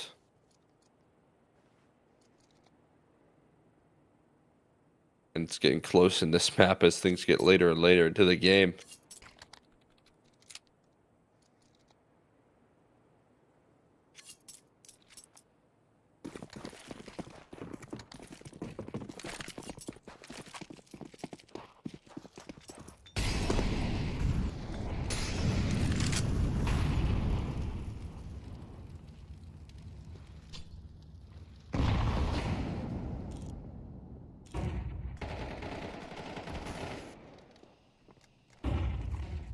Bio able to open things up though.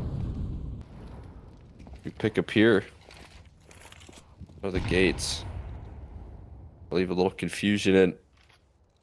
this defense here with so much time left. Leo thrive in these environments where they have the opening pick early and can work the map.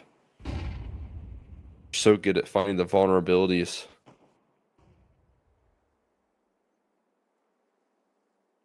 They're so good at using that timer. I mean, despite how many late rounds we've seen play out, I have not seen them, you know, more than one time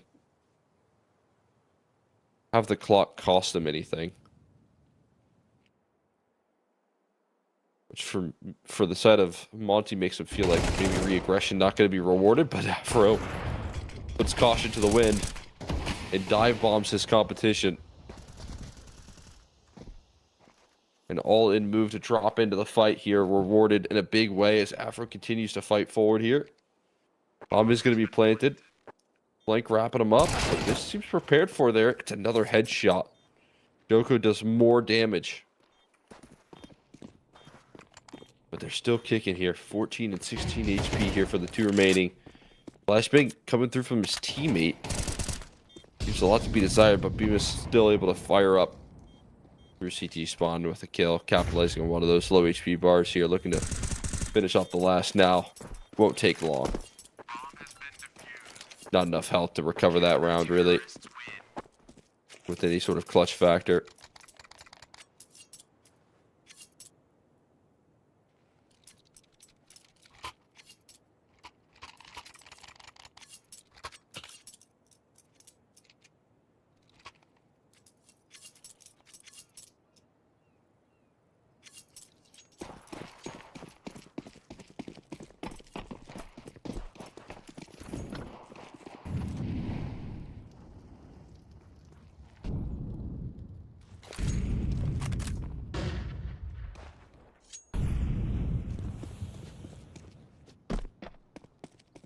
We got Tech 9's being brought out. This could do a lot here. Afro's op sets him up. Ryu with the spray down. 3 kills coming through from Ryu. Oh my god, if it wasn't for his heroics, that site could have been overrun quickly. He absolutely knocks them down. The huge multi-kill spray down. Ryu stepping up to the plate when it matters the most. Did it in the first half. Now providing coverage in the second. When his opera hits the deck,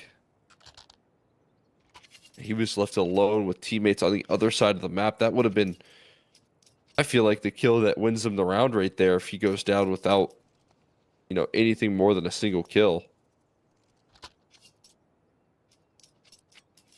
Instead, able to survive, stay alive, help out his team. And again, last time out used here for Leo.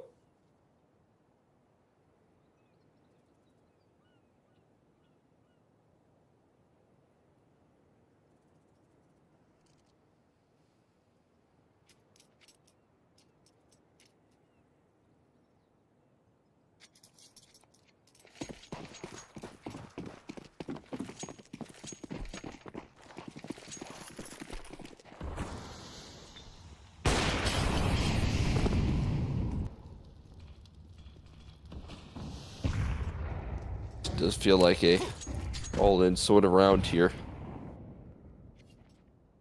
for Leo in this matchup and their chance to make it into the Swiss stage. I mean, obviously, Monty, if they make it into the Swiss stage, they're meeting the expectations of this roster. But for Leo, it'd be a great accomplishment for them to be able to topple a name like Monty for their spot.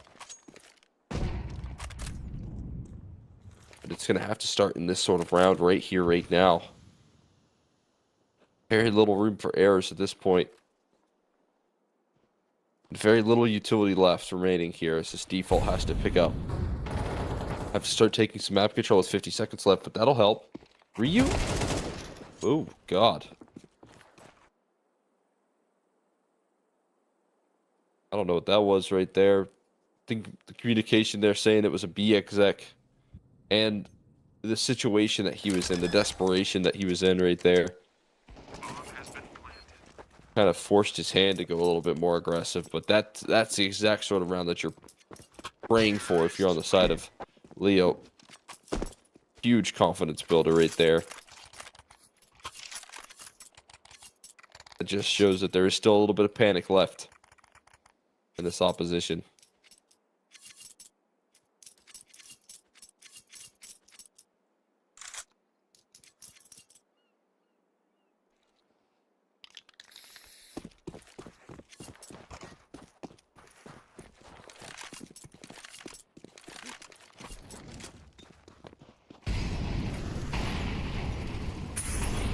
Good news is for Monty, after a couple of decent rounds here, the economy's still good.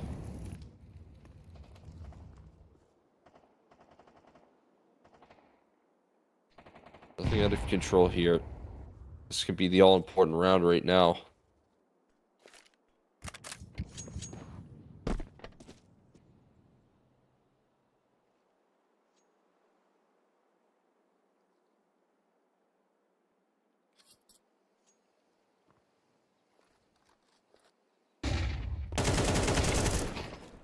There's a big opening right there. Gives me sidelined. Captured.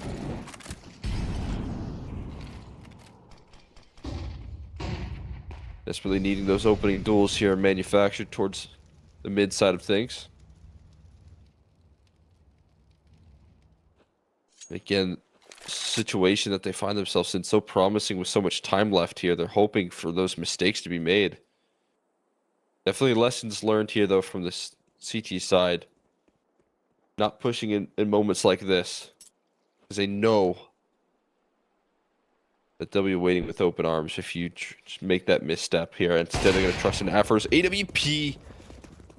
But it's one hell of a swing from Kravita. There's not enough time left to try and deny a bomb plant or anything like that. This is already going to be called a fadeaway. Save in order here. Not wanting to mess with this fight anymore. I understand it.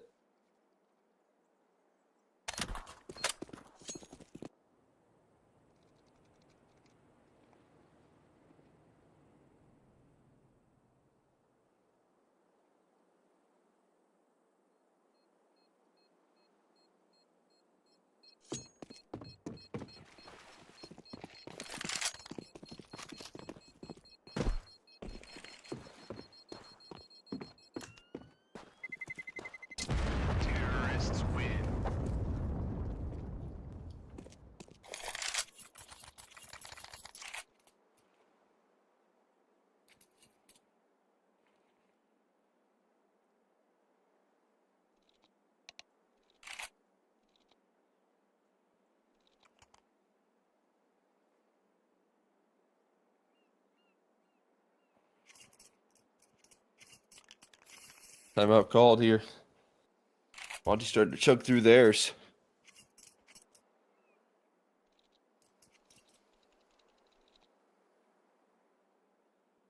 Very close to the finish line here, but obviously with a little bit more to do.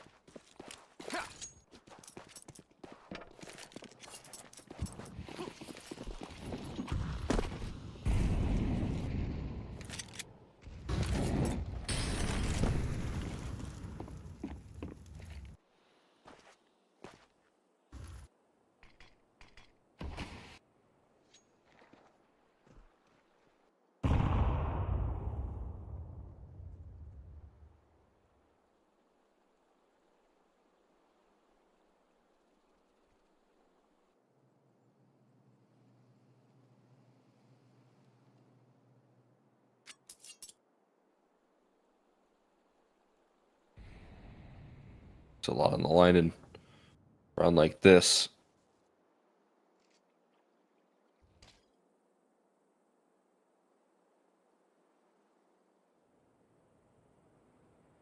Understanding the moment. Got 3 rifles saved onto, but very little utility. Leo have a great chance to try and tie things up here.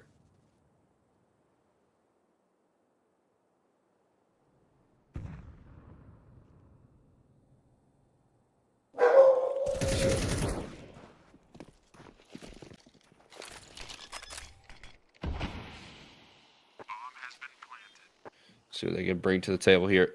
The 4v. Got a 4v5. Looking to make matters on the retake here. And the utility looking good, but they're just completely stalled out. Can't make their entrance on in. Flashes roll out, but they are denied on the inbound. It is going to be a save called out. Understandably so.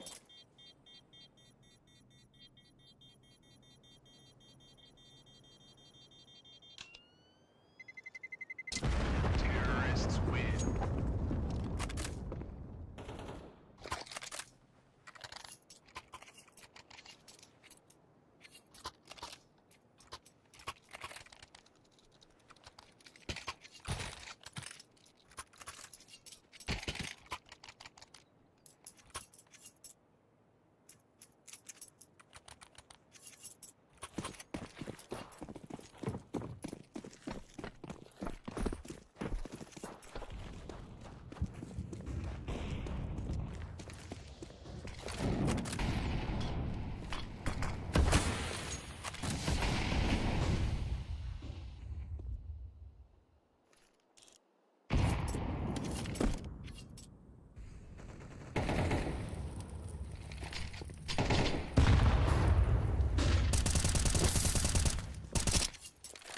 See what they can do.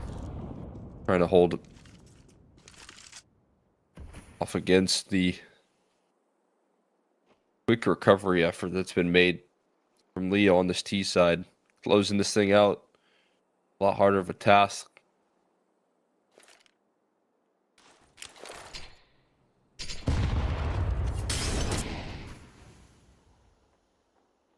They might have anticipated here.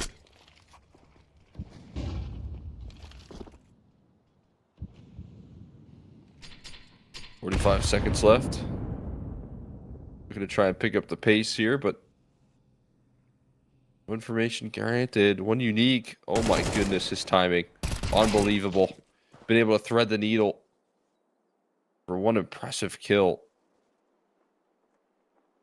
There's no information on towards middle. Afro rolling up here.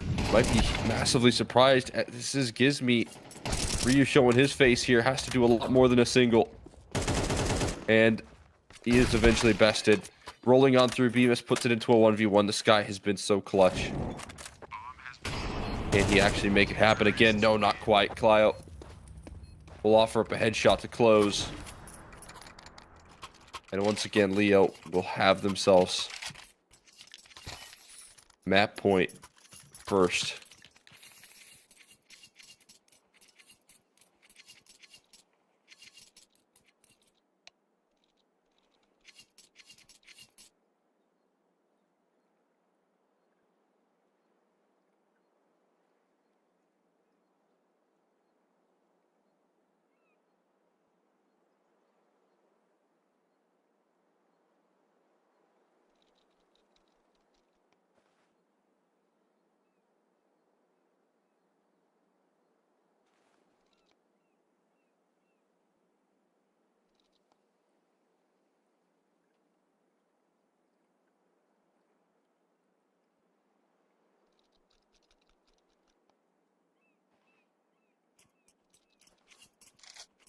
Here we have final round.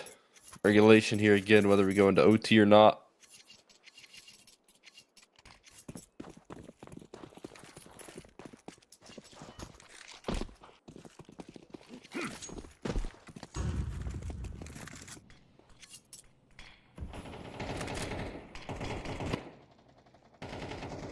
Who can make their move? Know that this CT side wants it again. Another opportunity here. The amount of times that Leah have been able to thread the needle with some impressive timing on the aggression. Going to be living in the back of their minds here. Afro, though, opens it up in a big way. 4v5. Giving his teammate a start. Gizby follows it up. And now things get thrown up into the air.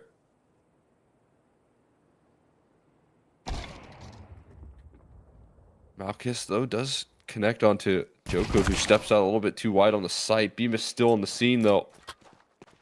They have to go and grab the bomb that's far removed.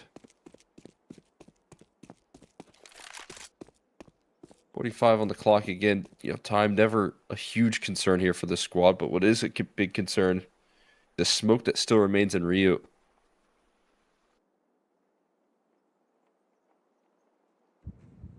That smoke just being deployed here. Gonna steady himself. 25 on the clock.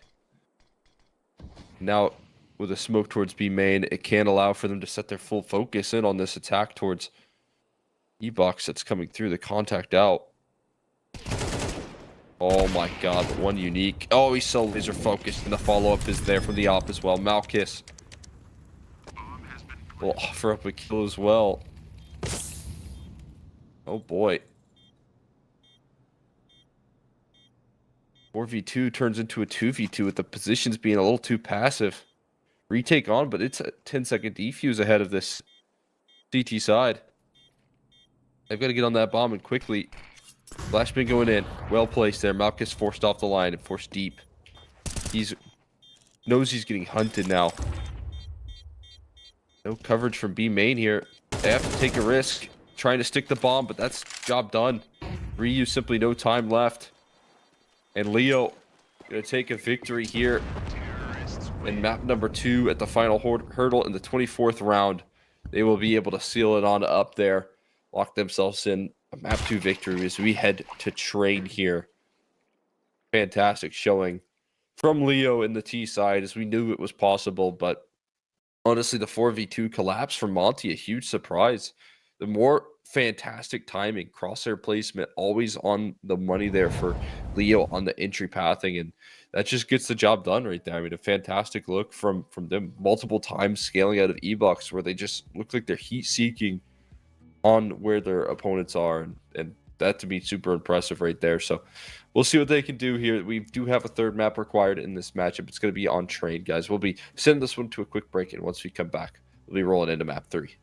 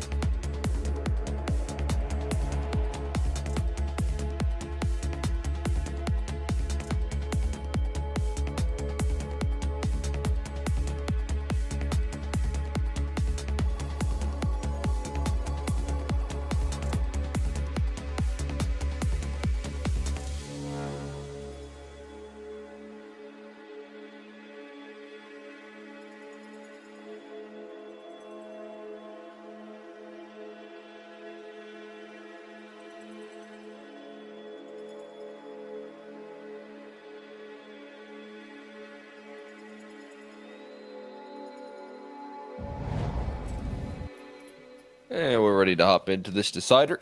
Map number 3 going to be played out on train here. I think this is where both teams got to be feeling a little confident in this matchup here. Both good trained teams here at the moment, but we'll see who's going to come out on top.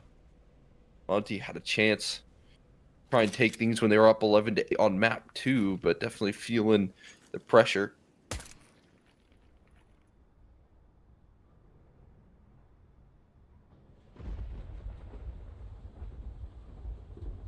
Good opening pick right there offered up.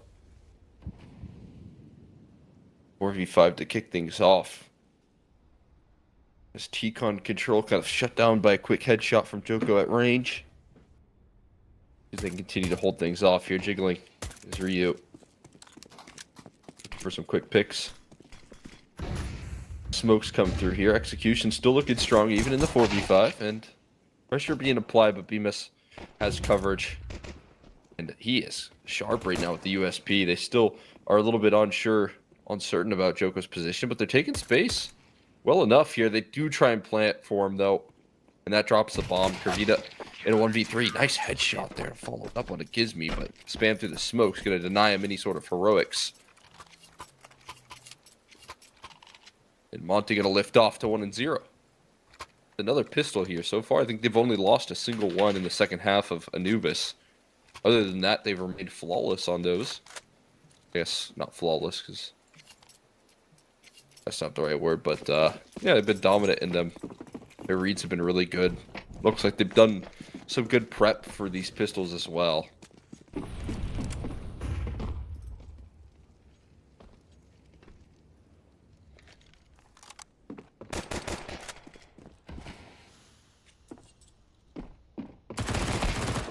Zeus is in play here for the T side, interestingly enough.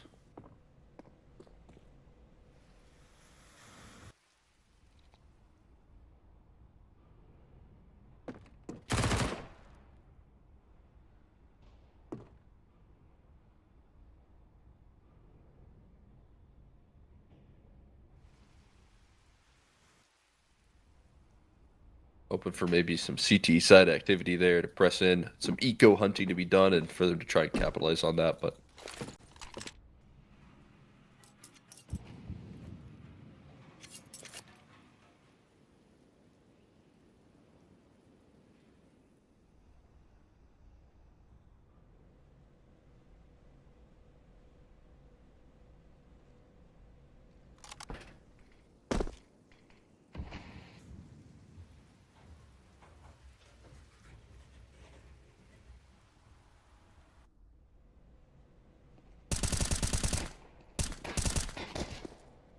Miss gonna keep his range quite nice. And the kill is gonna continue to flow on out. Not a single casualty taken. Monty gonna move their way on up here.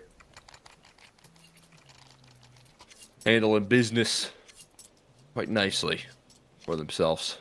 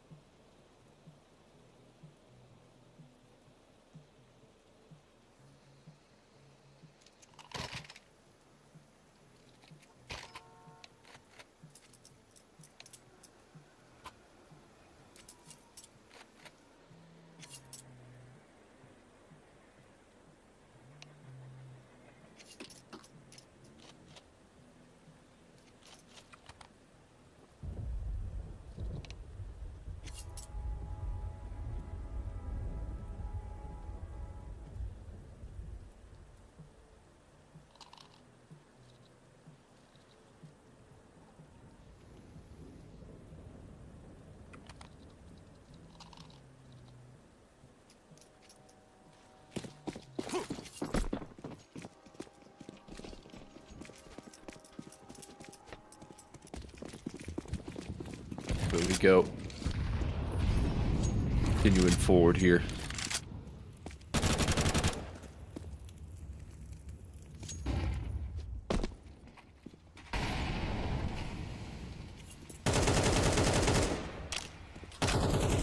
Clio able to line up some smoke spam onto Bemis. That's that range right there. Not a bad lineup for him.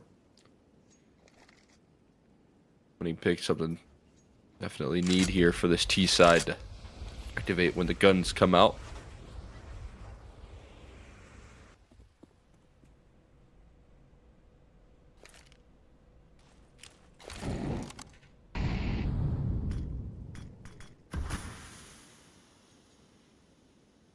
Especially taking down a name like Bemis, who has been so good today for this Monty camp.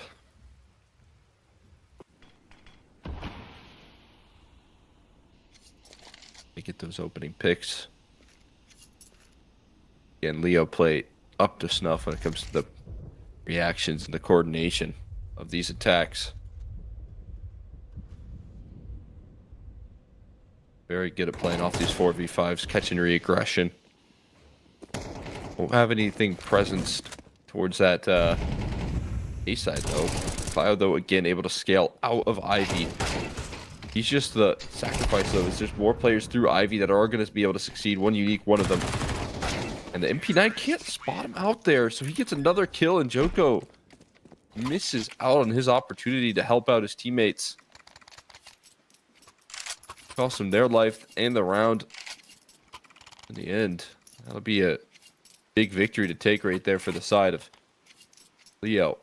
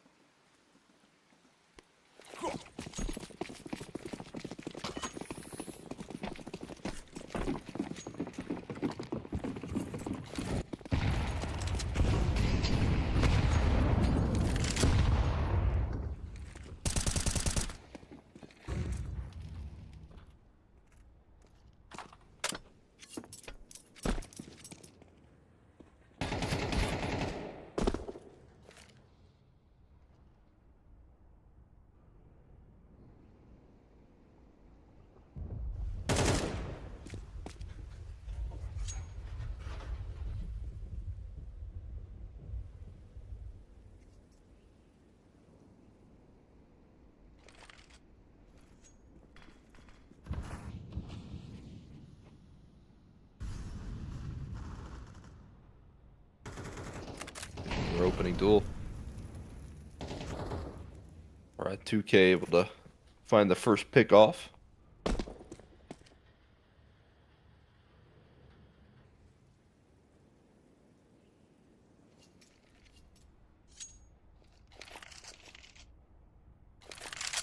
And working moments like this is exactly what they do best. Playing off these 4v5s effectively, having to run through kind of a gray screen of the smoke, though there isn't coverage towards heaven, and those kills float through. Bomb has been planted.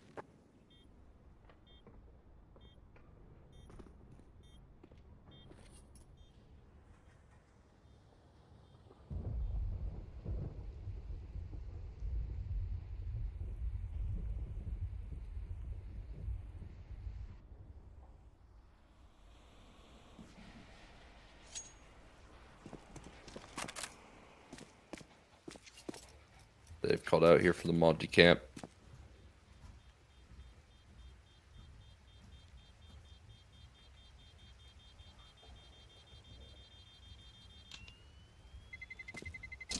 Terrorists win.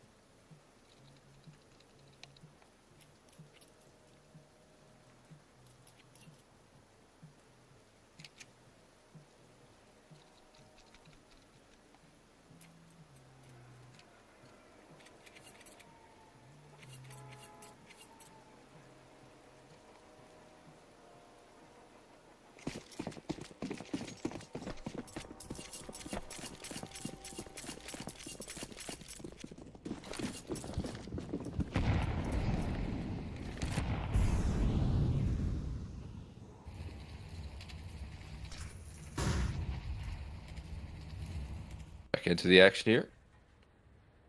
Look at the tech pause here. A couple saved guns. On the defense is all that they have really. Be brought to the table. On the back of this tech pause.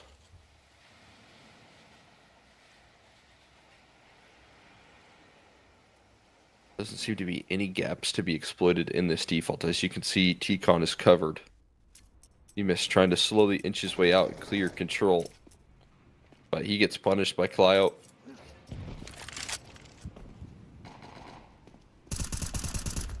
Ooh, Clio does get caught by a B-250. And the continued aggression, the AK recovery attempted. We'll be able to find that out. And the flank coming through towards B again is good here. Joko will capture that. The last two players towards the B side. He arriving a little late to the party. A flawing headshot right there onto Kvita. And a HE to follow up there. Keeping this round secured.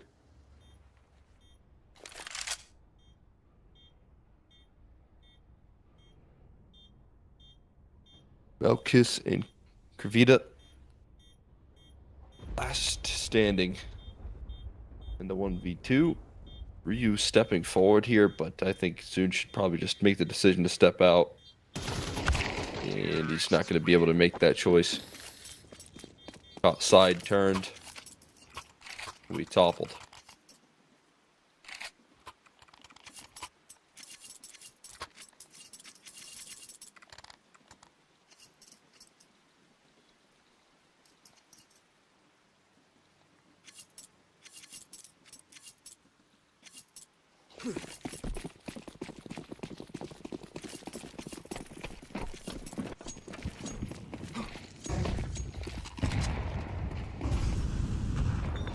Four-man MP9 buy.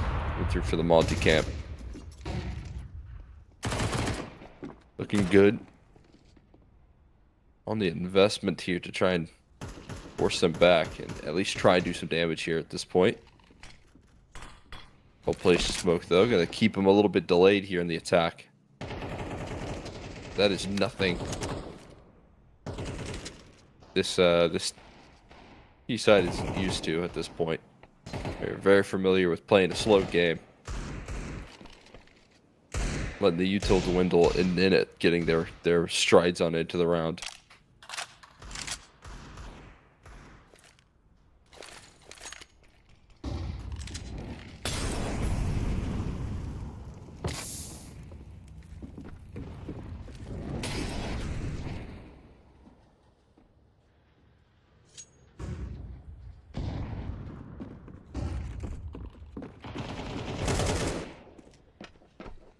Entrance. First pick there. One unique clears all of his bases. Get that entry pathing just looking so deadly right now for this T side.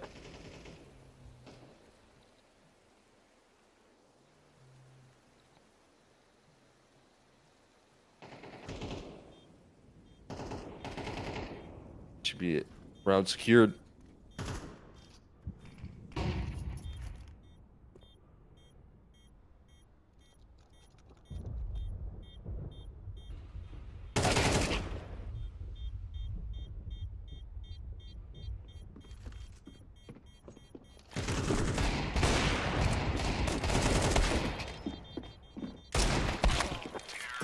Oh, Malkus almost drops with AWP, but finds a fadeaway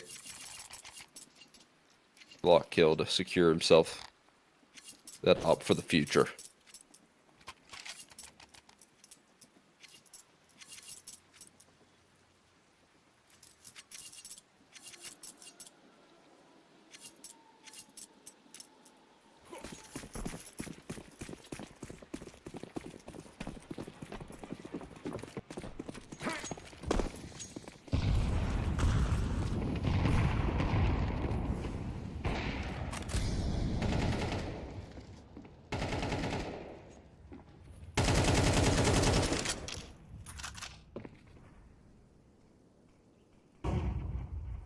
Another gun round here, though.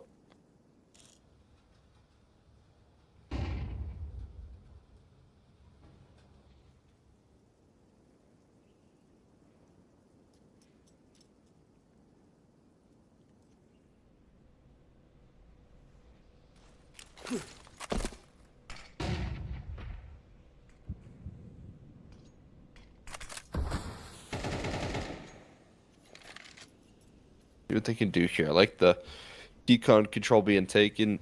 This is something that's necessary if they want to try and more comfortably win these rounds. I guess the good news is here for the side of Leo is that it hasn't necessarily been T-Con control where some of their executes have led off into. They have used Ivy. They have been able to get out of pop. Placed Molly here on top of the flash. 30 seconds left. Another one. They have to sit behind it, but they catch Gizmi off guard and they trade through Ivy again. They know how to take this space. Ryu still on the scene. Catches one running on in. Ryu with another as well, keeping this site safe. Anything extra, no, eventually bested, but 11 seconds left. That's just not a lot of time to move. One Unique, though, comes through with the closing statement when time is of essence. They find themselves in the most comfortable moments somehow. I'm out called from Monty.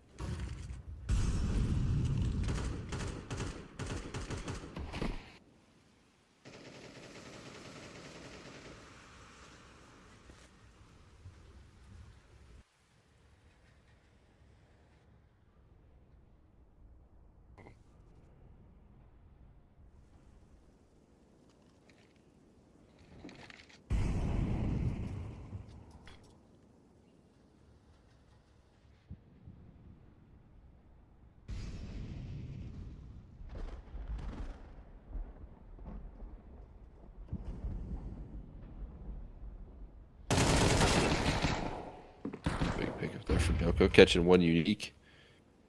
Trying to sneak his way out.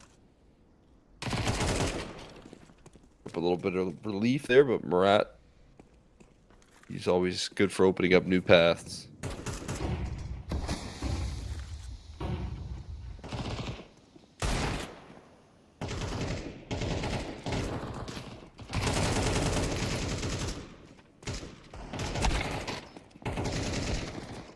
We're finding that here once again. Still shut out though.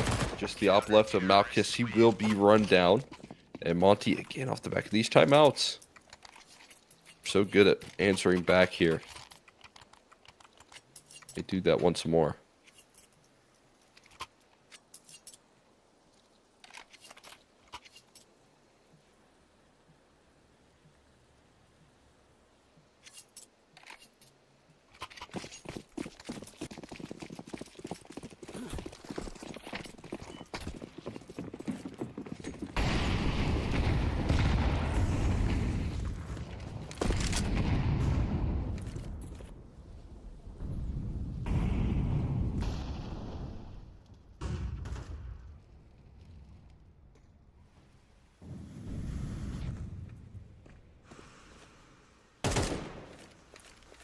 Oh my god. That's just destruction from Clio. Kick it all off.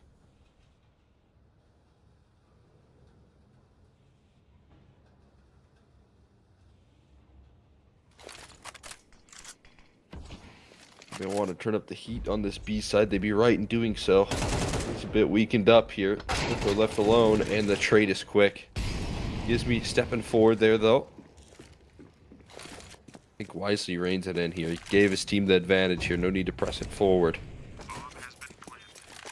Bomb is going to be planted, and Malchus knows what he has to do next. He absolutely destroys the op of Afro. Malchus just fighting all over the place there for all these kills. And we'll secure it in the end. Leo continue to count it up here.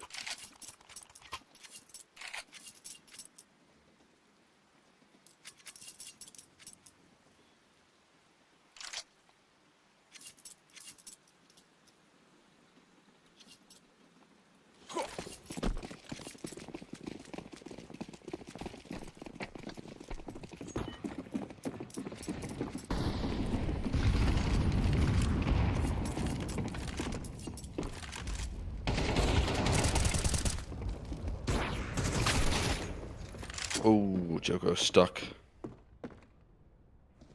Couldn't quite make it out. There's a panic to rotate on in.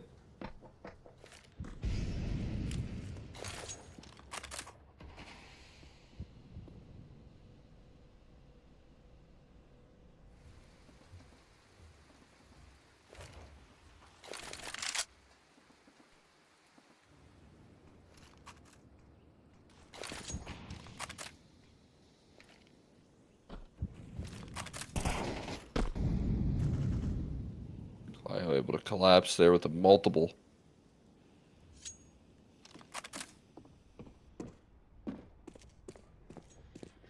Gives me. I've stuck in between them. Unsure of where his location is, but they're still ultra careful. I mean, the B side is clear. I don't know why they are bringing the bomb over towards B, but I guess they're a little bit worried about the positioning here still. Inside the pop is a big concern. There's your timing. But Gizmi just caught up against 3. Way too many targets.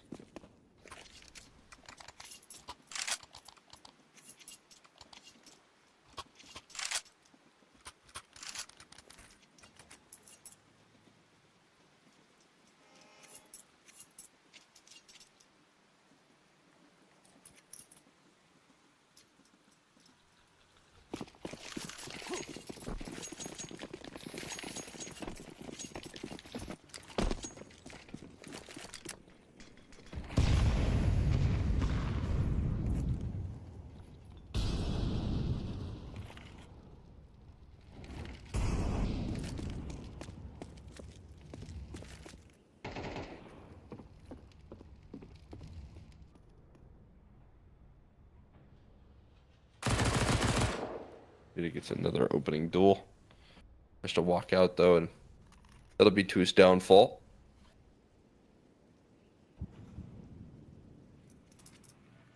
Nice little 1-for-1 action.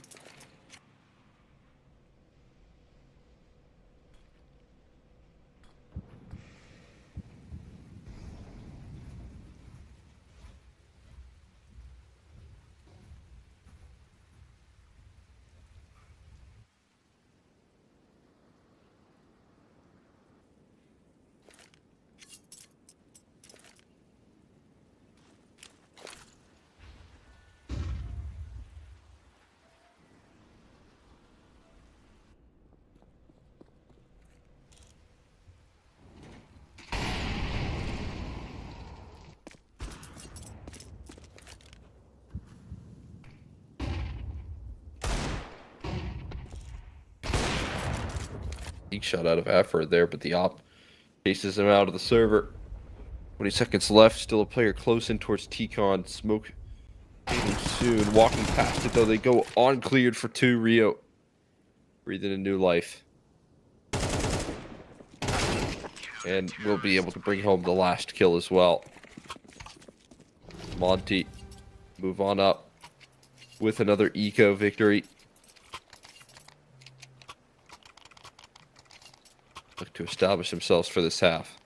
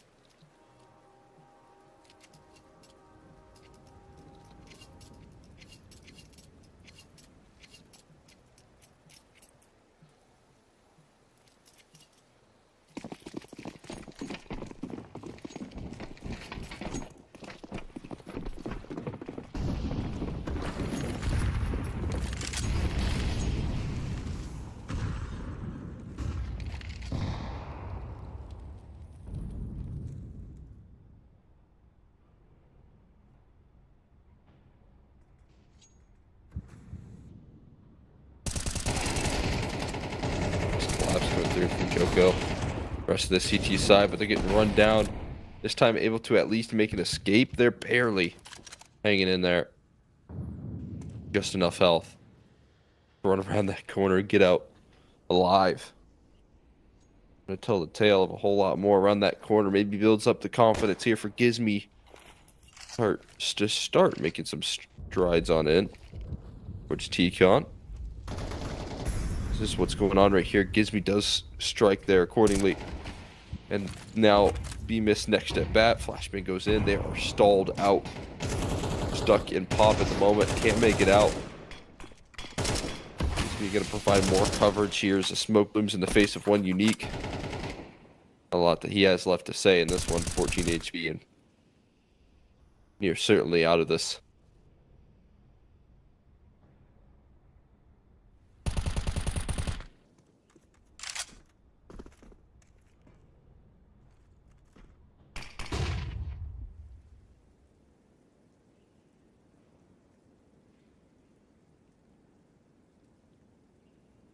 Wait the smoke out.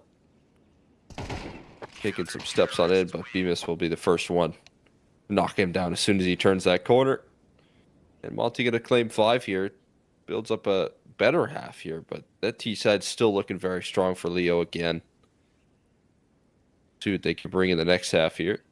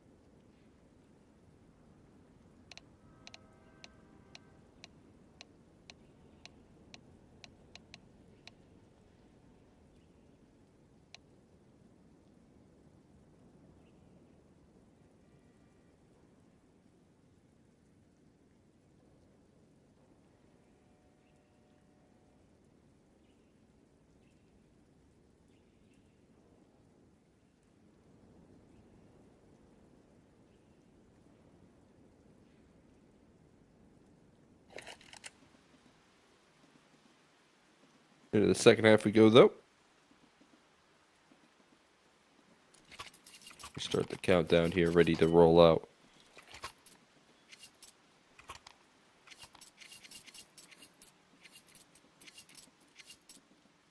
These two teams have left in the tank after a bit of a long sequence here.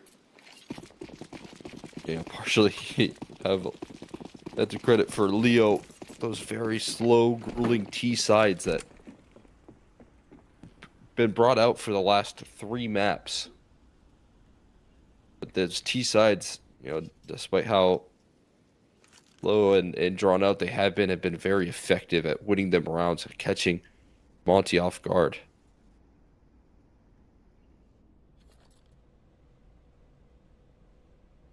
They'll take that any day of the week as they look capitalize now. Walking out through the A side here. Monty again have dominated on the pistol rounds. We'll see if that remains true. As Clio will find the first, but Ryu answers back with 2. Kavita already on the scene, but Joko takes charge as well. Into the site they go.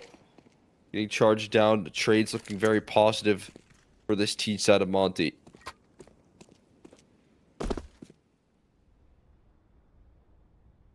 Now just a late play from one Unique. Unsure about his location. He goes and clears out the A side, thinking that maybe, just maybe, without the bomb being planted just yet, that it's a move back in towards B. Don't think that's necessarily the case. Big tap right there. One Unique still yet to show face.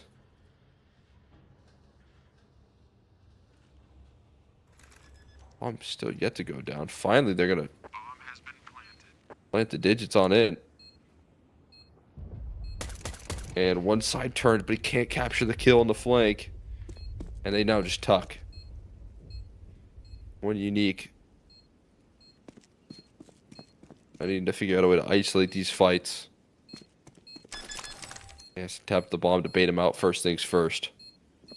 10-second defuse, no matter what the case, is going to make this clutch difficult, but a quick headshot onto the first is going to make it at least possible. Another tap. Afro. Hearing him get off the bomb, though, is going to be able to complete the mission. And they will go 5 for 6 in pistol rounds here in this series.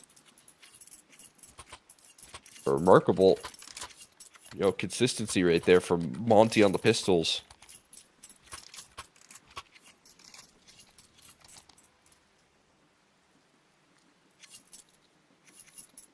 Doing incredible work in that department.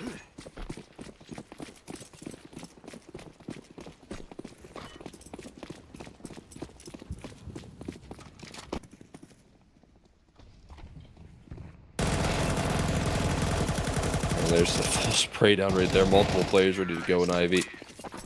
For them to completely dominate that round. Galil's rolling through the USPs and will be tied up quickly at 7th before the first gun round comes through.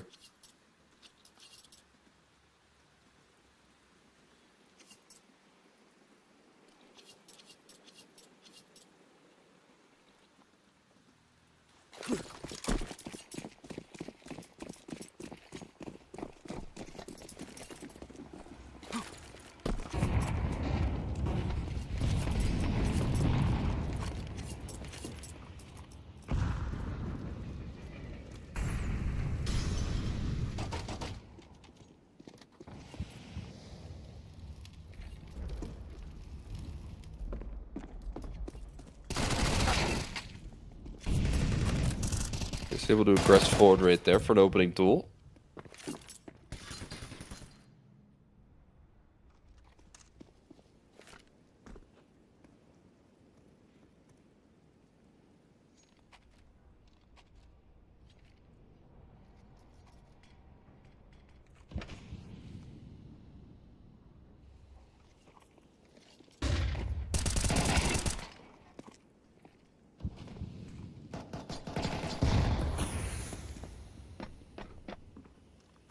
Well, they continue to take damage. There's no ground to be gained.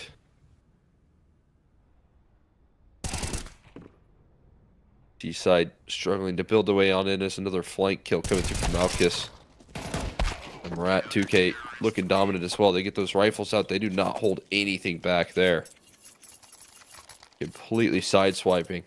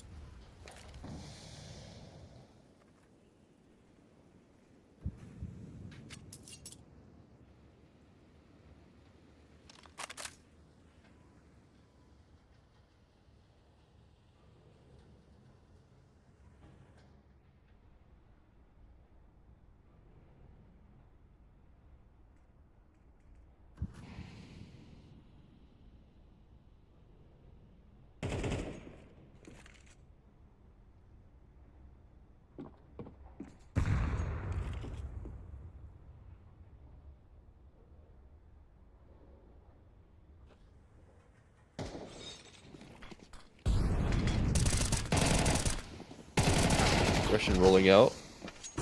Will be punished. Joko running that coverage there. And this time, complete role reversal of the success. This time for QMIST and the rest of the squad. Able to simply overrun.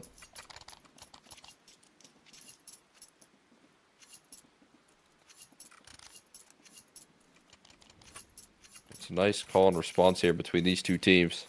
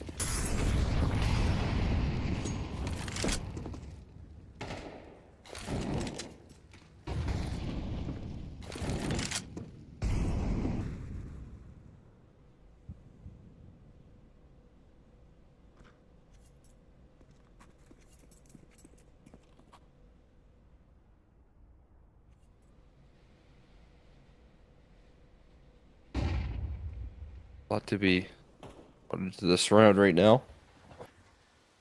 Side of Leo, but they're going heavy on the investments.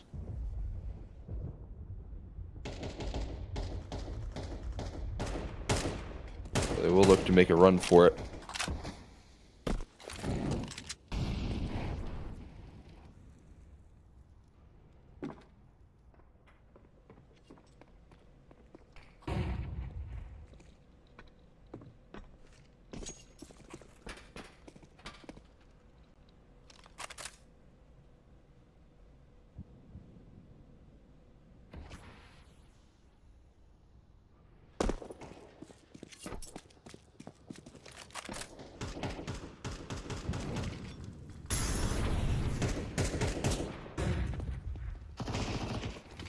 Being able to make their strides out in, but they're trying to push through the smoke and T-Con, and that is swiftly shut down. The prize there from Gizmi is one slid by his crosshair, but taking a lot of damage. He's gonna need his teammate to do the heavy lifting, but Afro's got the bomb, and they're running out of time. They're just gonna try and run it in for a bomb plant here. They know that's not an option anymore with Afro falling.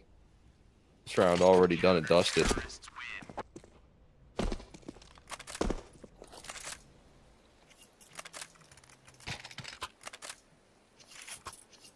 Big strike back there from the CT side.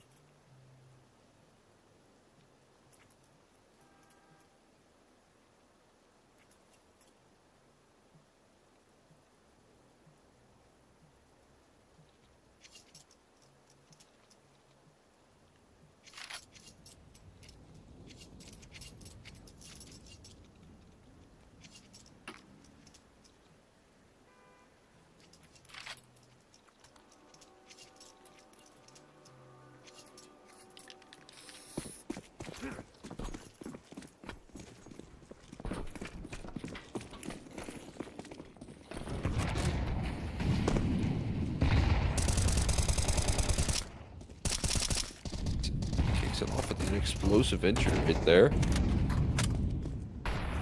Catch one on the edges of that smoke. And running on into one unique here, he's going to certainly be traded out. Gizmi continuing to find impact through Pop. Has played one phenomenal map so far for himself.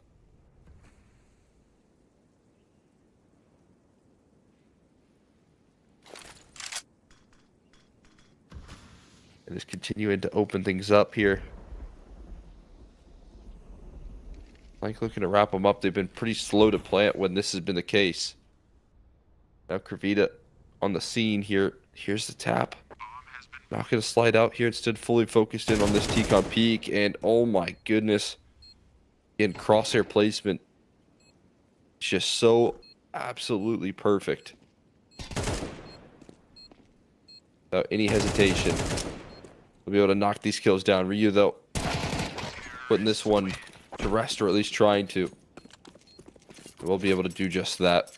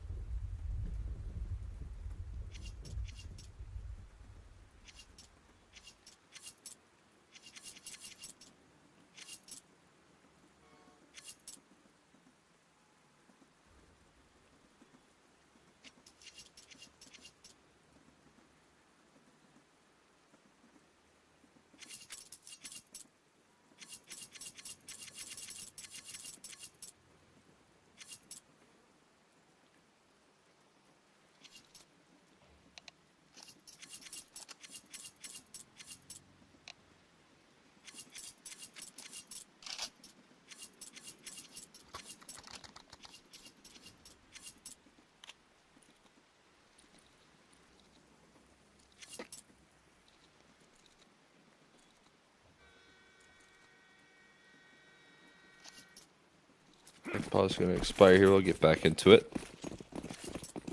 Get an all-in buy on the side of Leo. We'll go heavy on the investment here.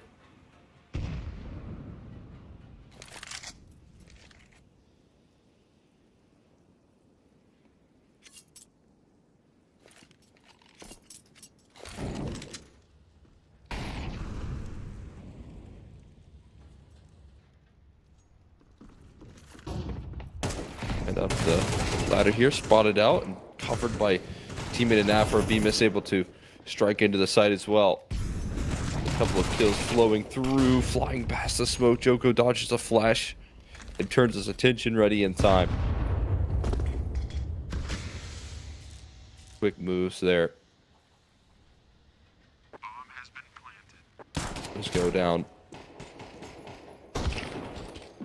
Timer up against him here. B-Miss sidelines the scout, and Monty will not only claim a lead here late into this map, but also break that economy finally of Leo, establishing themselves here in this matchup in the third.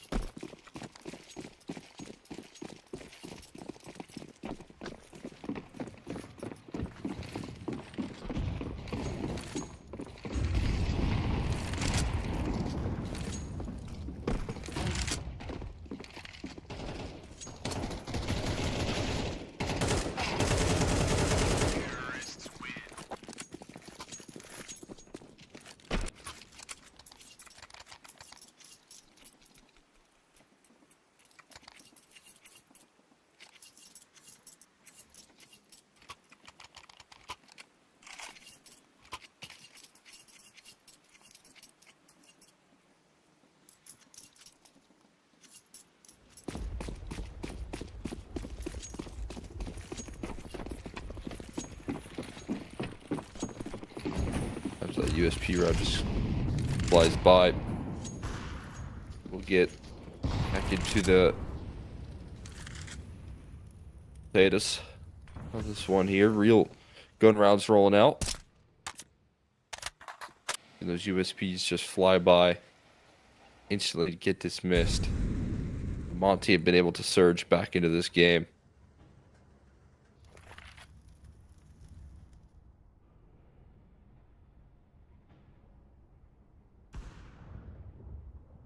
Afro able to best his counterpart late in this map, forcing some missed smokes as well from one Unique. Having looking a little bit rough here for that utility to be collapsed in upon. A lot of help on this A site still, but I think there's a barrel spotted from Murat. Might not matter though. He's still able to get his kill and get out, not surviving though. Lyo gets hunted by Afro's op and B-Miss as well. Able to topple one over for the security right there. 12 manufactured at the most important time here in map 3.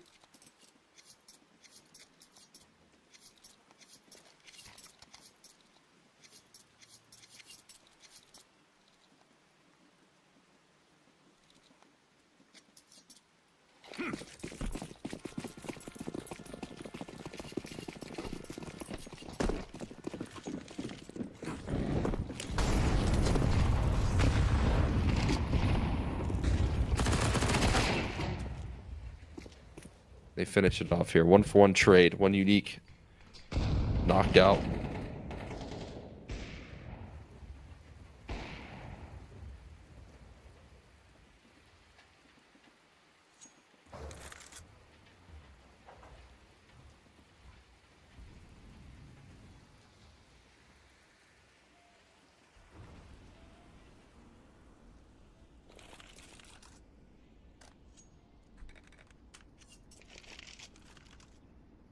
It into a 4v4 here early. Weakens up the defense. Come on, only a double. There's a bit of a distraction sold here. Malkus gonna eventually step forward into a whole host of T's that he is not prepared for whatsoever. And losing their grasp on this opportunity that they had to fight hard for. It's just one player left standing. Clio up against it all. He is back against the wall in hell, literally, with the fire burning in front of him. And he's going to step forward into BMS, the new guy here on the block. For Monty, going to close it off here. A phenomenal series for him.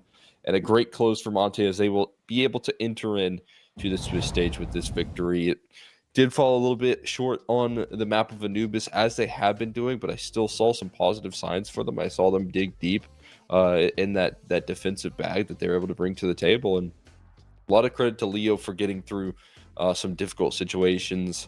Obviously, I think a little bit disappointing not to see them get an opportunity here, but obviously I think that we'll be seeing them be able to make some strides eventually. This is a very promising team with an interesting style that is hard to get used to, I'd imagine, for Monty. But on their end of things, you know, they'll be finding their way into the Swiss stage.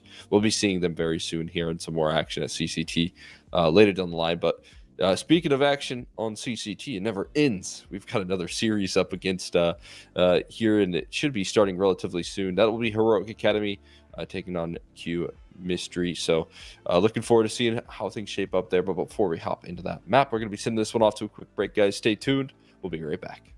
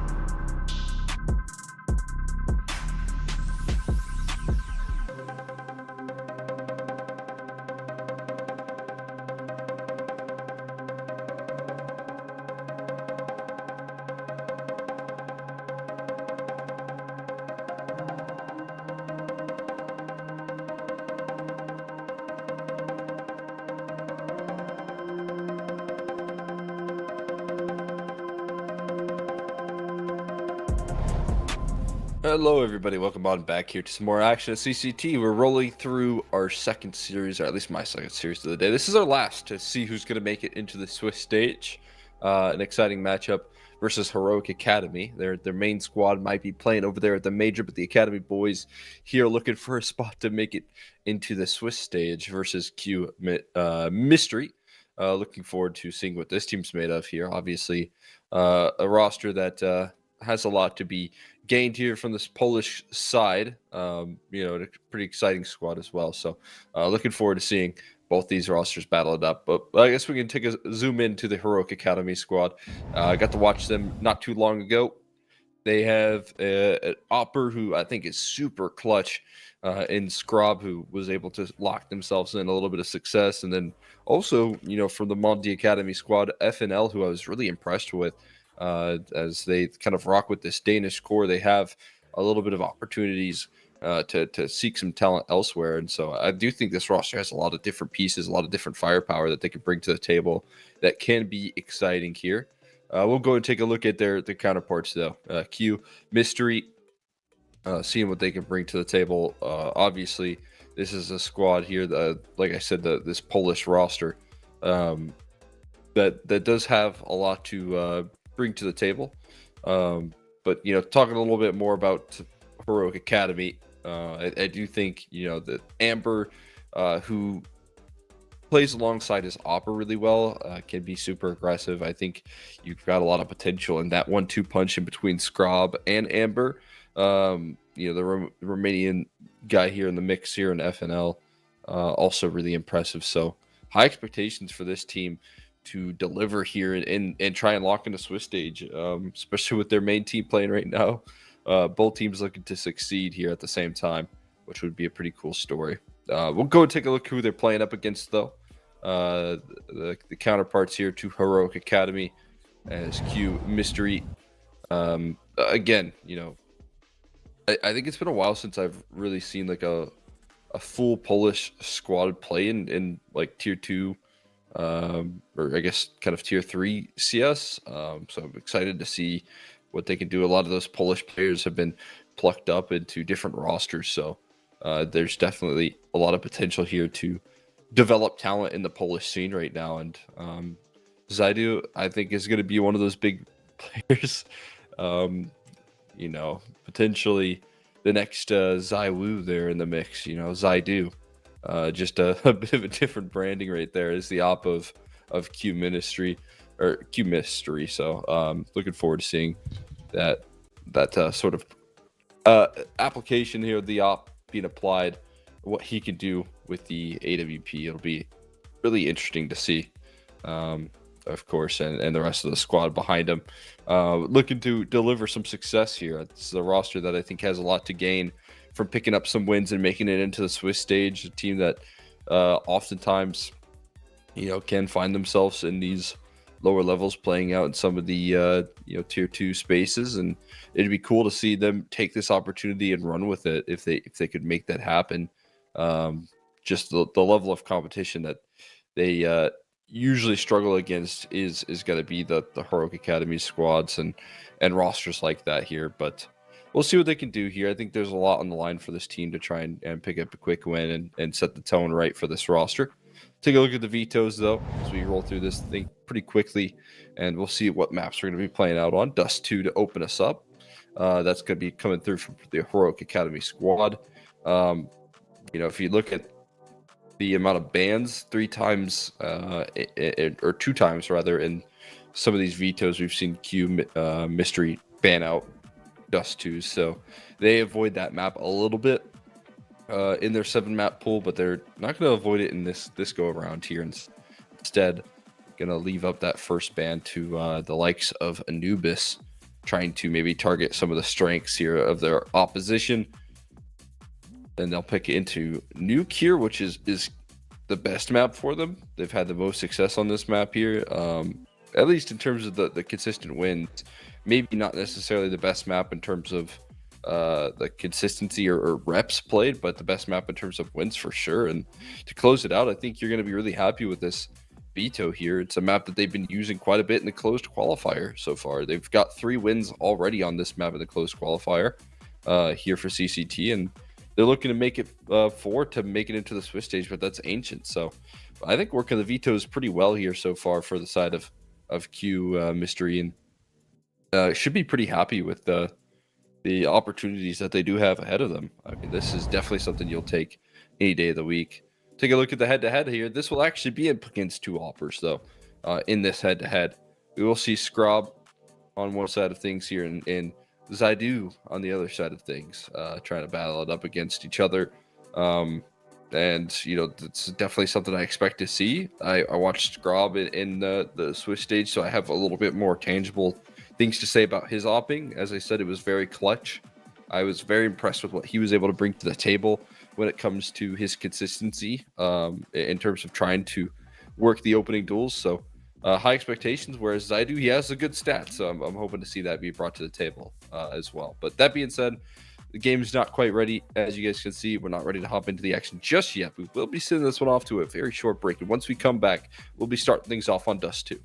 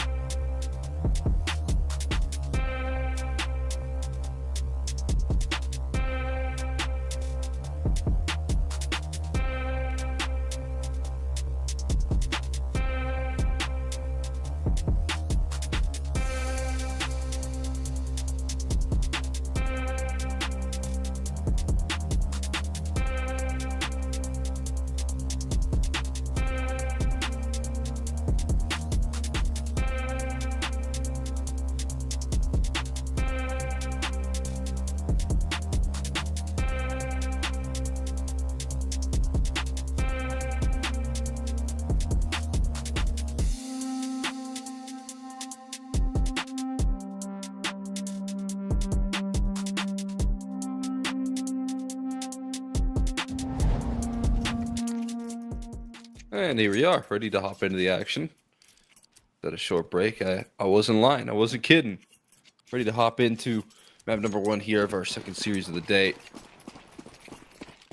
Seeing who's going to come out on top as our last team to enter in to the Swiss stage here. One more team going to get that opportunity. As Zaidu interested in capitalizing on it quickly. One shot through the smoke right there. Not all that bad, though. There's some entrance into this B-bomb site, though, that you should be worried about here if you're on the side of Q.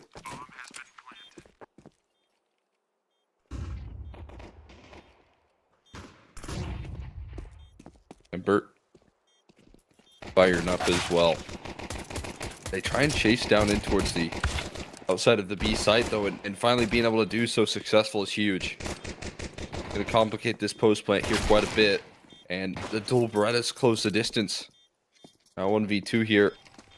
Stomp against the duo here. Bomb being stuck. 10-second defuse. He's looking to just try and capture the kill on the diffuser. He does just that, and it leads to no time left. Oh my god. Absolutely stolen away right there because of the lack of a kit. And Heroic Academy going to get on the board here early.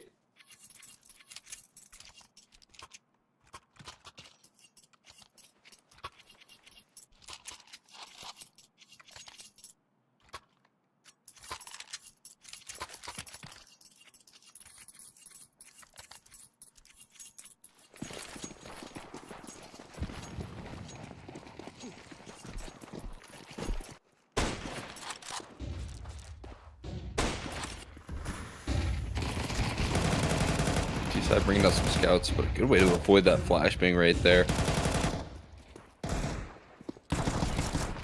Build up some success. Does get left out to dry though. His teammates not as interested in making moves past that smoke, instead heading into the scout. And a missed shot, and the chase down coming through from Amber. Unrelenting. 5-7 stuck behind that smoke. There is open airways into this B-bomb site.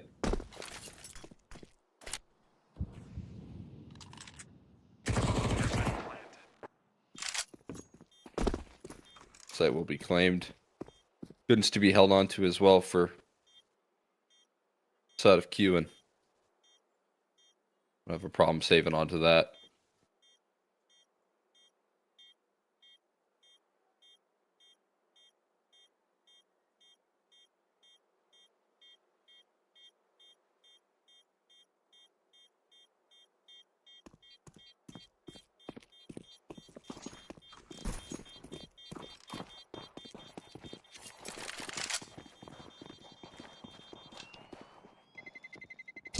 Terrorists win.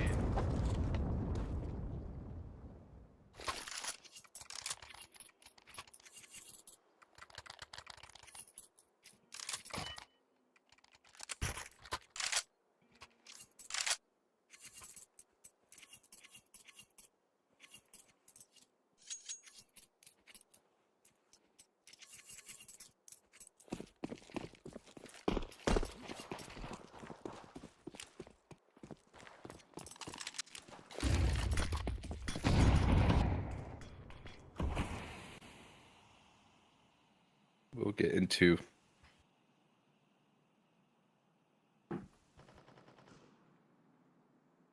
bit of a save opportunity. A lot more reinforcements arriving in towards tunnels. The MP9 presses up the stairs there, but not gonna stick around for too long. There's a lot of opposition around that corner to deal with. FNL will actually be able to burn one out of the corner on that B side of the map. And spotting out the amount of resistance here does lead to a pretty hefty rotate in towards T-spawn as well. FNL catches another one, but there's low HP bars around this corner here. Only a single kill offered in return.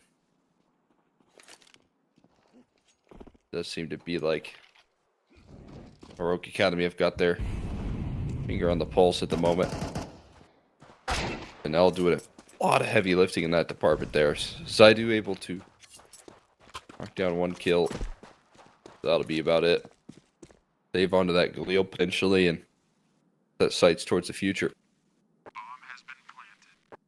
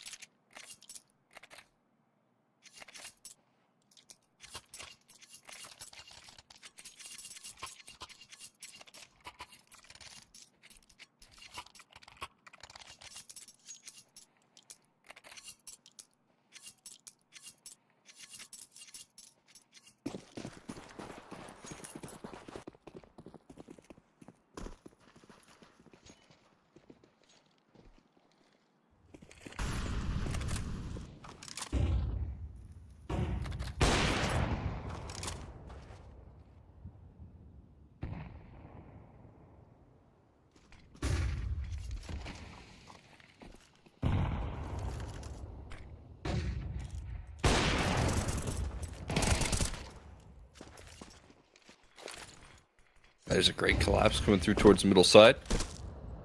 3 kills flowing through. They tried to set up with the boosted op initially. But everyone finding their kills there in the middle hold. Doing excellent work to keep this one contained.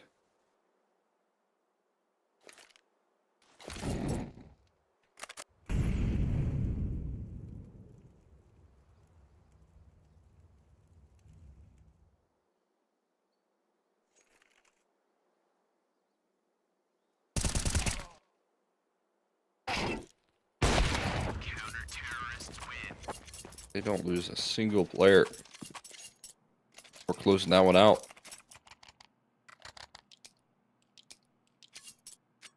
Beautifully put together there from the side of Q, and that forces an instant timeout to be called.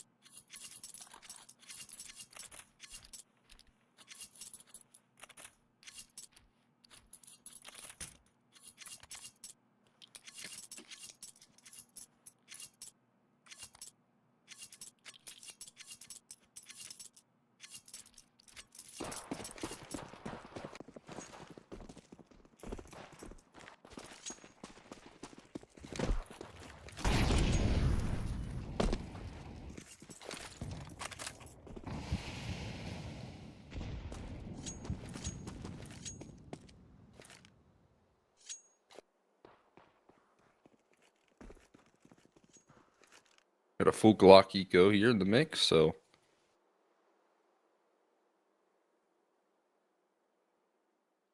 should be well put together. Continue winning ways for Q. We're just hoping for some sort of aggression on the side of Heroic Academy. That, I mean, maybe will come through, but will they be able to punish it even with only Glocks? I don't see any MP9s in the mix, so maybe not a lot of hunting even necessary at this point. Hoping to keep their distance.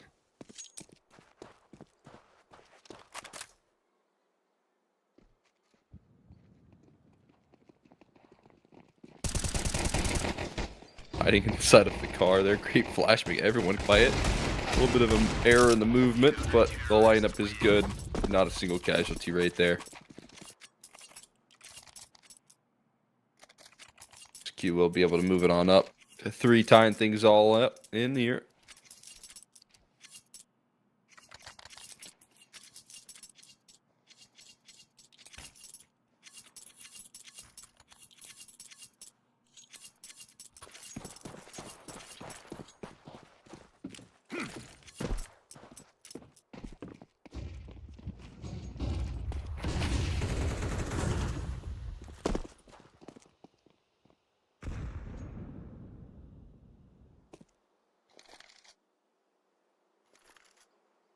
Right up towards the top of middle. This is a tough angle to deal with behind the car. You got to be prepared for here. And Saidu is. He just nails that. Nasty opener. You know, it seemed to be him anticipating aggression. HE to blow over the smoke. 4 targets. Maybe too many targets. The op behind him is what succeeds. Another HE to blow up in the smoke. And Saidu, 3rd kill in the round here. Rifle's just struggling to activate. At the moment is the only problem. Another HE for another smoke to be blown open here. Enough visual there for the rifle to be bested. And as bomb goes down, the kills will come through. For the closing statement there. Q taking a lead now. When they get those guns out, they have not looked back. Counter-terrorists win.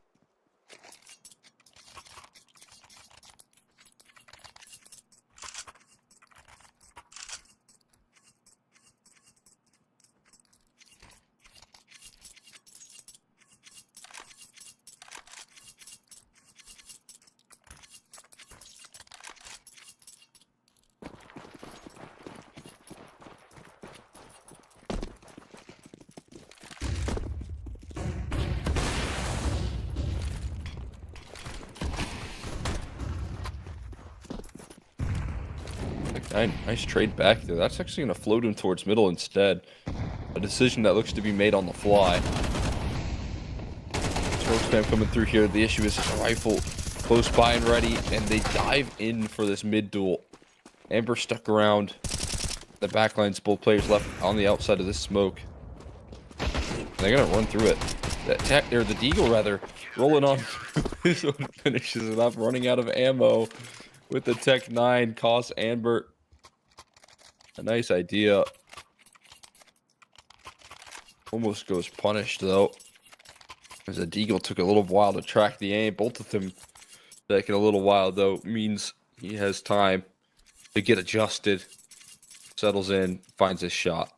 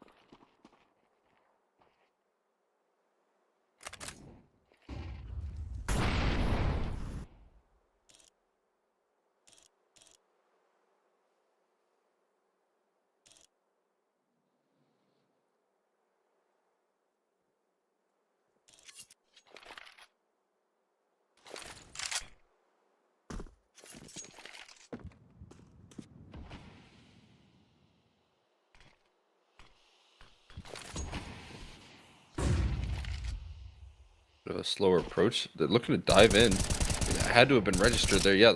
And there's no smoke mid to B. Hoping that the fake was sold a little bit better, but that's just not the case.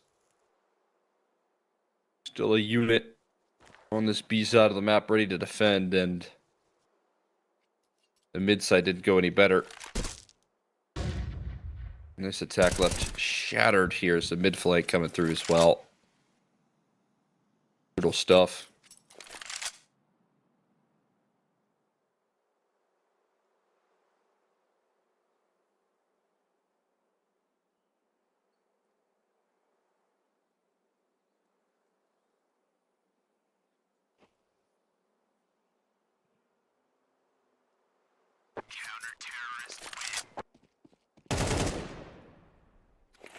Able to survive that kill after time. Not a big deal. You again stepping up in a big way here.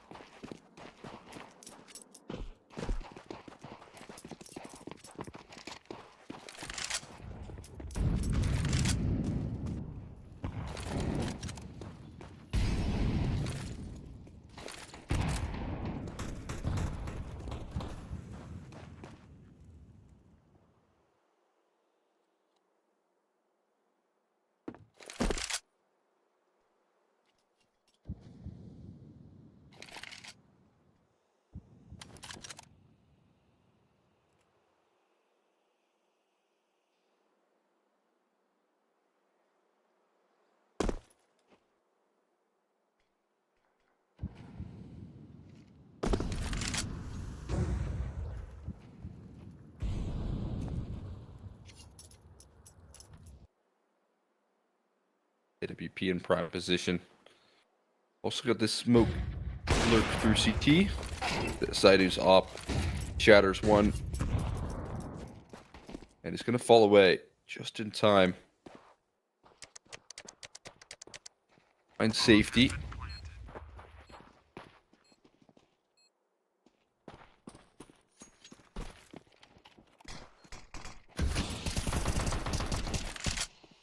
See what they can do to retake this one. It's not going to be an easy task. Behind smokes here. Flashbang going to go way over the heads. So these Tech 9's able to knock kills on out comfortably. And we might finally see them bounce back here. And recover FNL. Just want to try to push past the smoke, but enough catwalk control gained. Maintained. Up does get dropped as well, and brings around towards middle. Who is able to hold on. Impressively so, but rest of the squad not so lucky.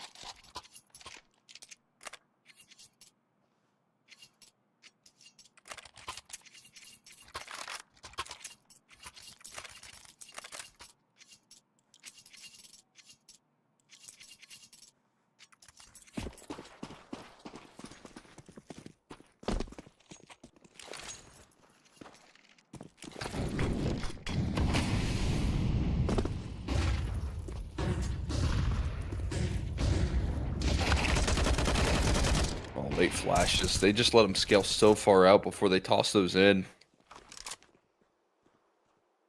You hold their nerve well. And that is a desperate move. That might just bail them out. Shift walking through the smoke, usually certain death here in the CS2s. In this case, guaranteed kill there for Amber. And the flash fadeaway. That flash actually landed behind him, but he still turns in time. He lands a no-scope. Ridiculous. What is that? How does I do make anything happen there? Oh my god. Just madness on the site. Amber picking up the AWP now. Make magic out of the madness, but not going to happen. Got down on the inbound there.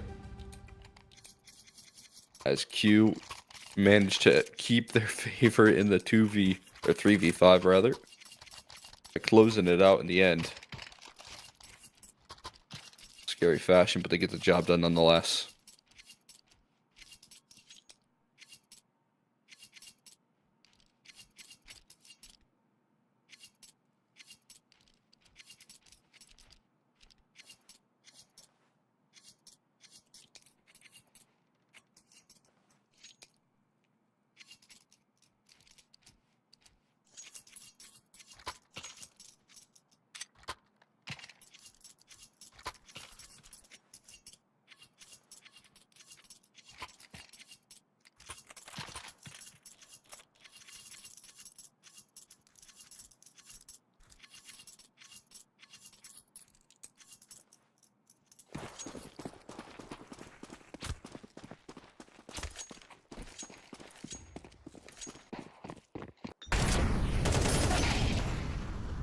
Again, the long duel's just not working wonders for them. But there's opportunities elsewhere here. Flashes and utility go in. AK is trying to lead the charge to the op. Looking to hold the back lines there. Great trade towards long. Puts it into a 2v2 though. Op for Zaidu. Gonna struggle to make strides into this one.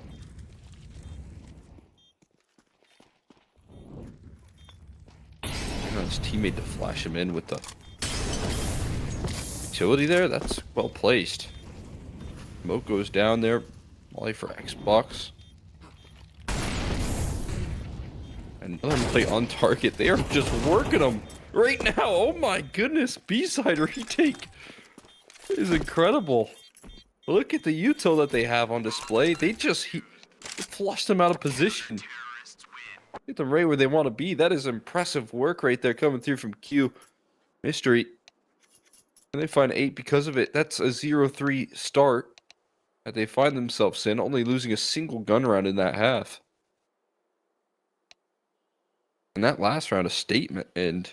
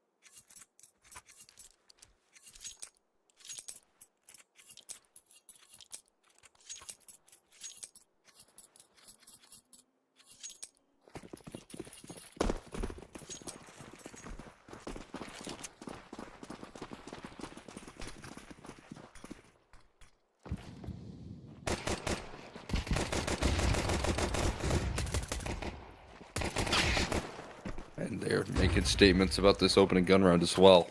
Or opening pistol, rather, in the second half.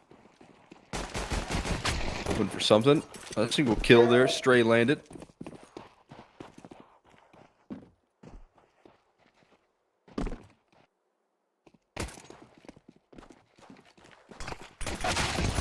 One last flank there to figure out. They will do just that.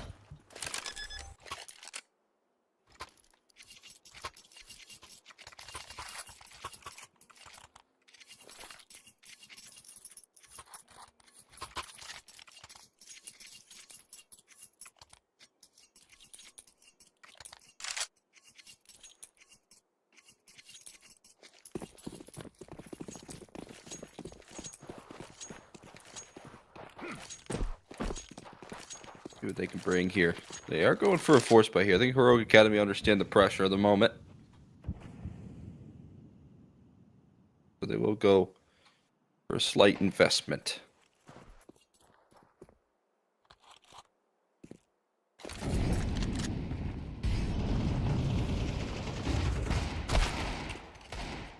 So far, not quite rewarded fully. Amber is able to provide the coverage, though.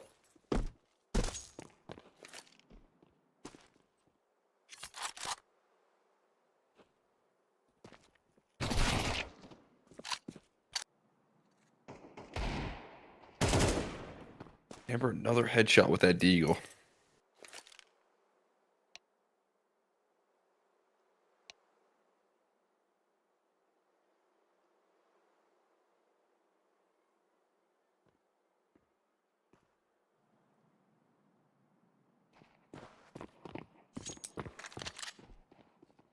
Just one more to find here, but a quick headshot from FNL.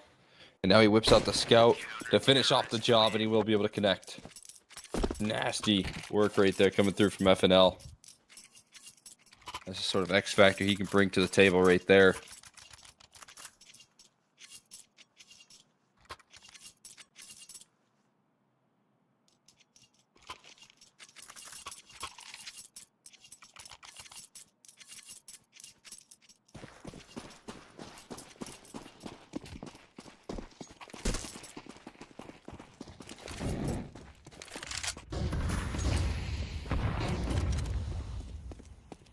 Tech 9's Deagle's brought into play.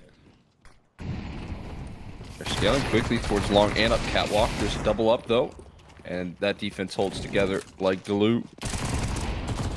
All it bounced a little bit awkward, but everyone there to recover just fine. Heroic Academy fighting back now. That force buy victory is going to do a number for their way back into this game. Really didn't have any momentum being built whatsoever until that moment.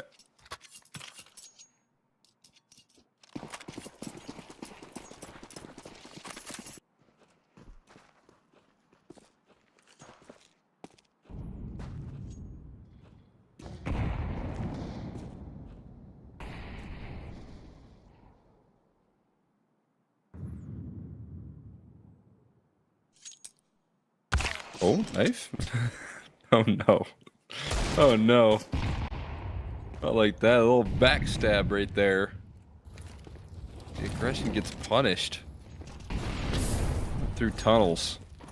No matter what the case is, whether this round gets complicated or not, that is going to do numbers for the economy of your opponents.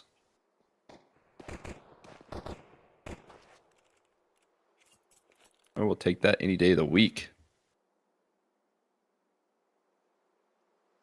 Thank you very much.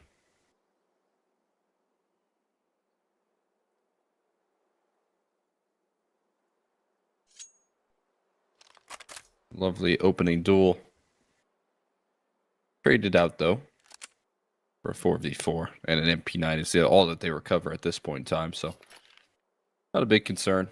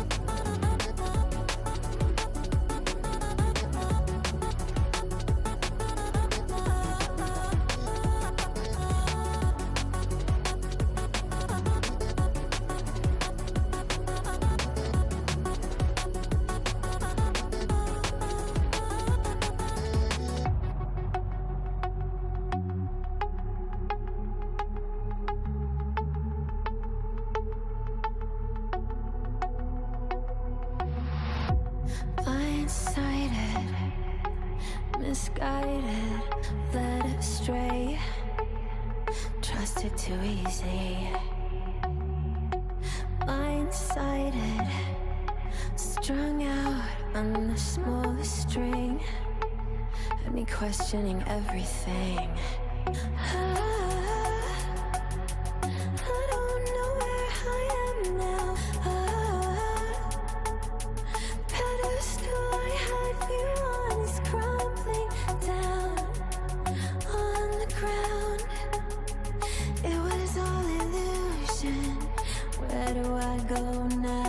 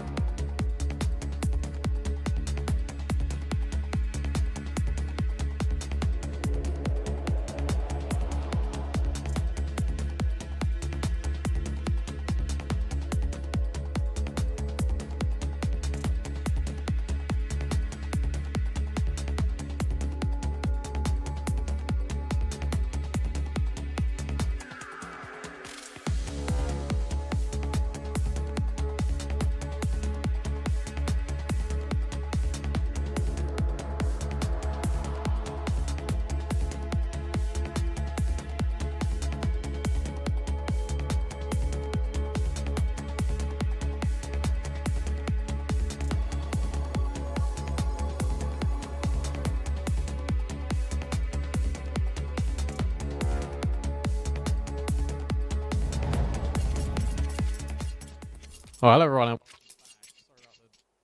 Sorry about the delay there. There was a lot of technical issues going on, but it's Heroic Academy.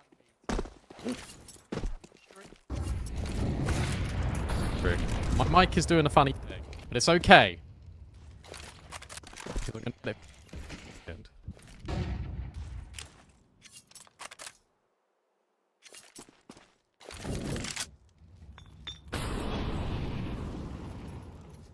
Just hopefully be a little bit better for you now. 11-7 are in the lead. And it just keeps getting better and better. Double opening. A struggle now for Heroic Academy, and they actually pushing towards mid as a reaction. It's very good indeed. Shock now coming around the corner will deal with that from Stormak, and suddenly it is still a 4-on-2. They've got a lot of space here. QMISTRY. Starts to get a little bit worrisome. With FNL finding that pick, the bomb being planted, this is a retake they can go for, but if they go for it and lose it all, they have no money.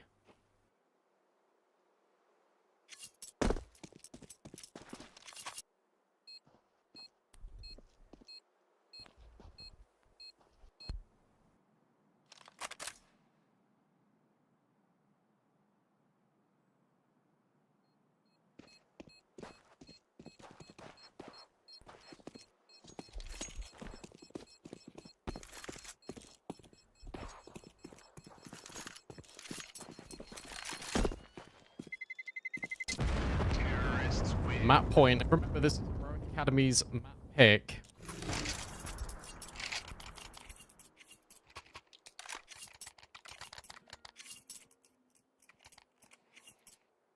Haven't really seen Heroic Academy play before. I know the announcement. I was excited to see them. I know they've been winning a couple of best of threes here and there. Lost against Preezy a few weeks ago. But it's still nice to see them, even if it's just been... well, one round of play that I've jumped in here.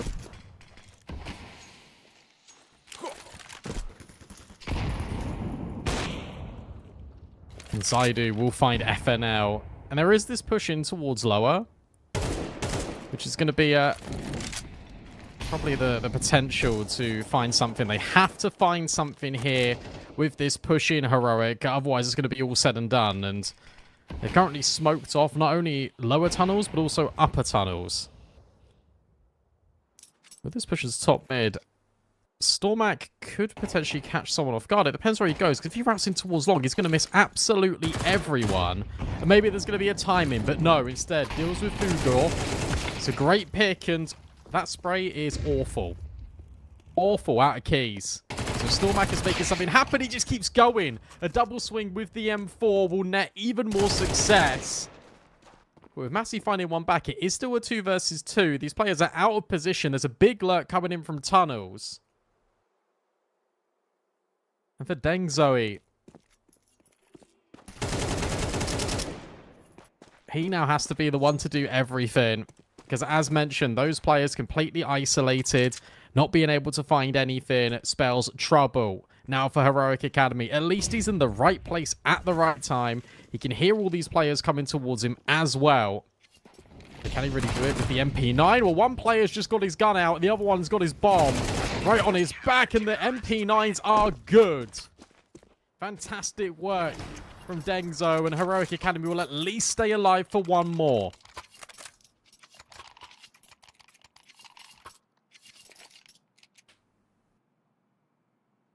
Their money, though, is going to obviously get a little bit better, but it's not going to get that much better. It's going to be pretty horrible to contend with here. If you are Heroic Academy, Scrob's on his AWP at the very least. But this top mid push is just working. Every single time they're getting aggressive towards top mid, they're getting this opening kill. QMISTRY are now using block utility. It's this mid proactivity that is extremely exceptional out of Heroic Academy, and it is working. This approves to be an appropriate adjustment. But the overextension isn't needed. You've got the player advantage. Do you really need to swing it into a potential to lose even more? You know that Massey is definitely going to clear this angle, but he overlooks it. It's a lazy clear. And suddenly things get a little bit dangerous now because Amber is still here. The bomb's trapped over towards Red. There needs to be a double swing of sorts. There needs to be something here. Flashbang is good, but it's not good enough. And the AK and the AWP are able to break open the crossfire. And they've even still got this lurk over at B. And these players are just stuck in limbo. The CT side not really too sure what to do. You've seen the bomb out long. Again, the answer feels to be in towards middle, up in towards short. Can we break these guys off?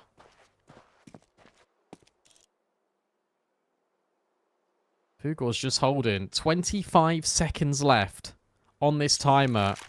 And because this push has come through B, look at the lurk. Shoka's got everything. He's got all the control. He's pushed B. These players have to be in towards short. He can bring the bomb through. Shoka now reveals his hand and he needs to get out of dodge. He cannot fall at this stage. He's still got this late lurk here of this AWP, but he misses the shot. And that allows players to pass on through as well. The MP9 doing significant damage as a retake that Heroic must desperately need to win. But unfortunately, they're separated and they can't manage it. Unless Stormak goes insane here. And in fact, he's gone back and dealt with this AWPer. So it is still 1v1, one bullet away from death. And he still gets the kill anyway. Never mind. I thought he wouldn't be able to do it, but Stormak walks back into the line of fire on this AWP, catches him with his knife out, thinking that he needs to go a little bit more towards B. And Stormak has clutched up an insane round for Heroic Academy.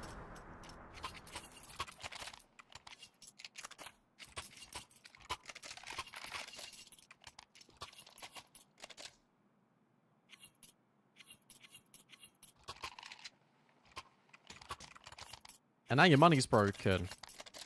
I feel like Shoke had the round in the palm of his hand, but he just whiffed. I don't even think he needed to take the shot, realistically. Well, over towards mid doors. Felt very unnecessary. Ah, Dengzo's got an AUG. Fair. Kind of rate it.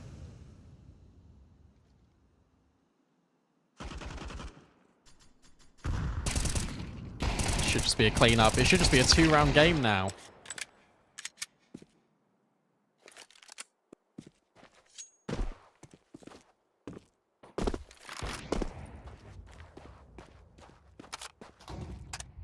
In at 11-7.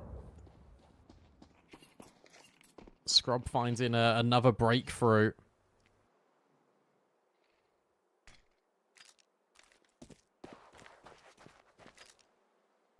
Four v2, not a whole lot to worry about, really.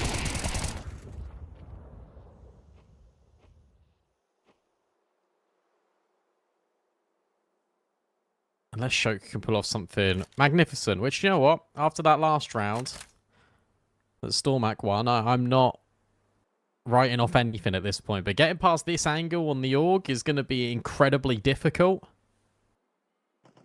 Counter-terrorists win. And it's not even needed. Doesn't even need to come into fruition. Tactical pause now for this T side. As they don't want overtime. They did all the hard work to get themselves here in the first place.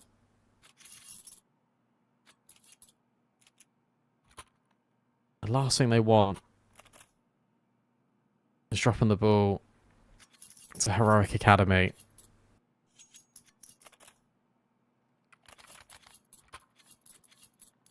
This is 8-4 as well. This was a dominant CT half.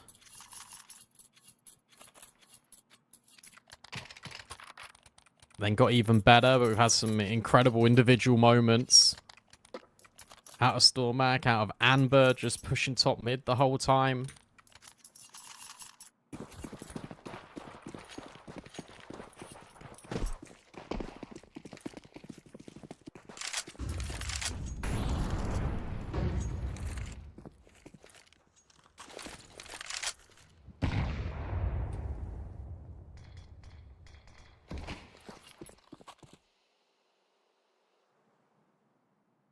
Very passive.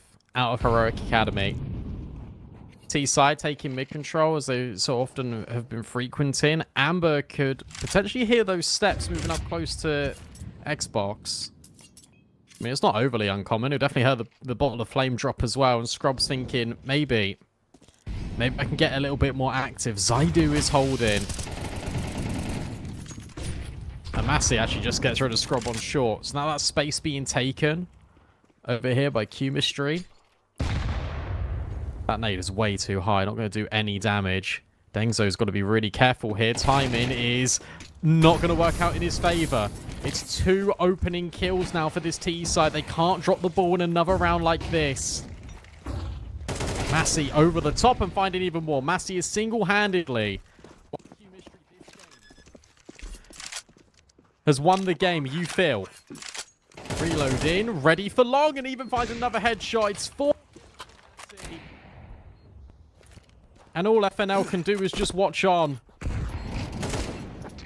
Try and clutch up, but it just is not happening. QMISTRY are able to get that first map on the board on Heroic Academy's map pick, no less. 13-10. I don't know what's going on with my microphone, everyone, but it's fine. We're just going to bear with it. And yeah, look, realistically, I watched 3 rounds of that game, and all I can tell you is Heroic Academy were pretty proactive, but QMISTRY just hit some banging shots, and they're able to take that first map away. Is their map pick coming up next? Winner of this goes straight through to the closed qualifier. Are they able to do it? We'll find out after this break.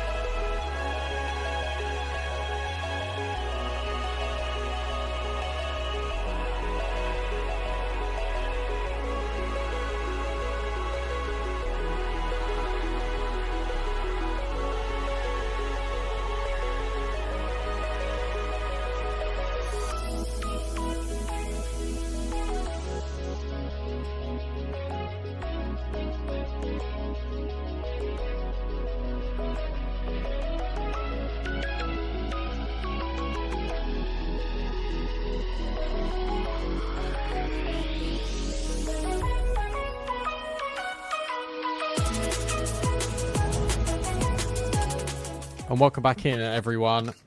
Second map between Heroic Academy and QMISTRY. And QMISTRY have a 100% win rate on Nuke, so it's going to be a little bit of a challenge for Heroic Academy, who, do you know what, rebounded quite well in the small amount of rounds that I saw. It looks like they're being very proactive on that CT side of Dust 2. Looks like they got some good structure in there. It was just the individuals of QMISTRY just completely going to town, to be honest, on some of these Heroic Academy players. Let's see if they can rebound here on Nuke. No smokes. One cross outside. It feels a little bit touch and go, but Amber then re-swings, confirms all the info, and that's going to push QMISTRY forward to try and take this space. Smoke in main. Maybe looking to isolate the kills, or maybe just looking to walk through. Scrub is on the other side of this. And, okay. Keys has just found 2, like it's nothing. Stormak's got a really good rotation here. Should be able to catch off Fugor in a moment, or at least the bomb carrier, and that's exactly what he does. Trade needed here out of Fugor, but Stormak is taking no prisoners. And with Shock moving his way all the way through ramp, sure, that's fine. But the bomb's dropped. You're already being flanked as well by FNL. You feel like you've got no hope in this round whatsoever. Silent drop's fun. This will still be communicated. FNL's pushed ramp. You just hold for the bomb. There shouldn't be any disasters in this round. Especially with the time, the way it is. Everyone's just rotated down as well. So even if Shoke gets these 2 kills, he has to commit into B, which means he's going to FNL. He's just in a corner. Swing out. First kill collected, but there's the trade, as expected. Great round out of Scrub and out of Stormak for that quick rotate.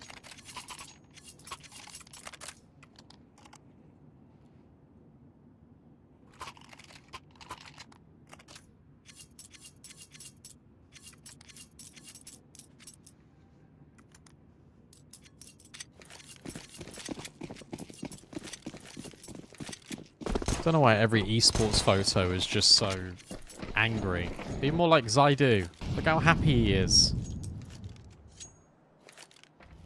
Probably not as happy at the moment because he just got tagged by that HE. Full eco, bomb plant, a hope and expectation.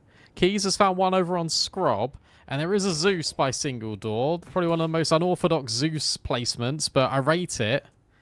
If our Academy get aggressive, then potentially Massey can find one, but it's not happening anymore. He has dropped down the vent. And he's able to get a Zeus kill, but unfortunately that's all he can really achieve. Zaidu's dead in the sec, FNL's on the angle. Very easy for Heroic Academy.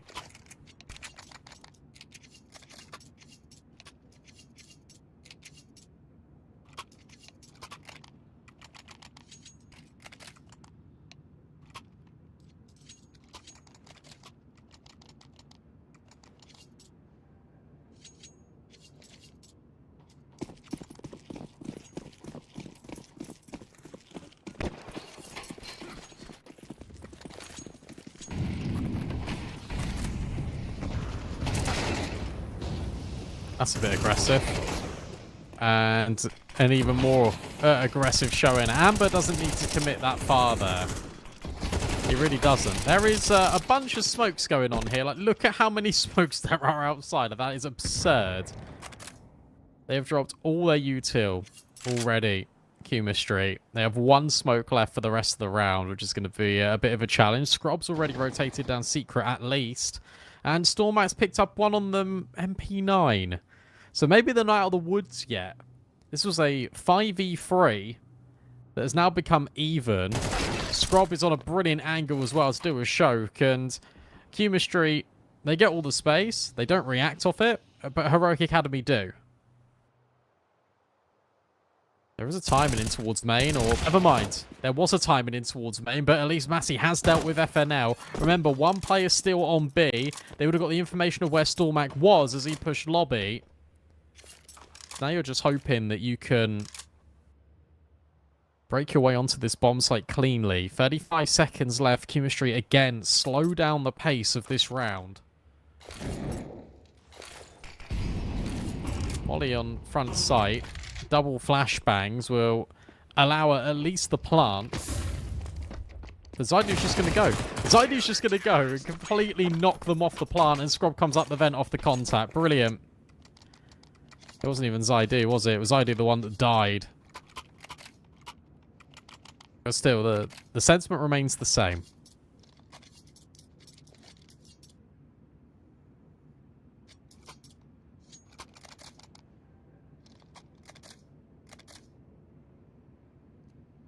Tactical pause now for QMISTRY. They've got to sort themselves out. They've got to be a little bit more proactive when they sort of get the advantages. It feels like there was a massive muddle in communication after they go into a 5-on-3. They feel panicked, which I don't know why they're feeling panicked, because they then just drop like 4 outside smokes. Just feels a little bit weird.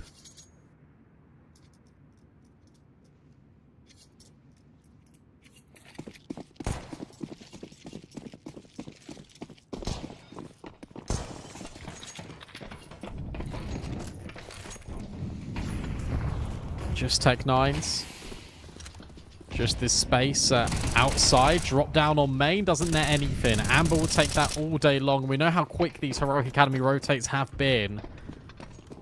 And that's no exception for FNL. He's already on B. Already finding success, but he is overwhelmed. Zaidu can now plant this bomb.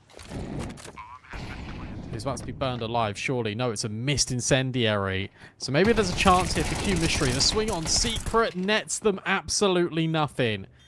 It's a 2-on-2 that is only favourable for the guys with the rifles, and Scrub gets an easy kill on already injured Zaidu.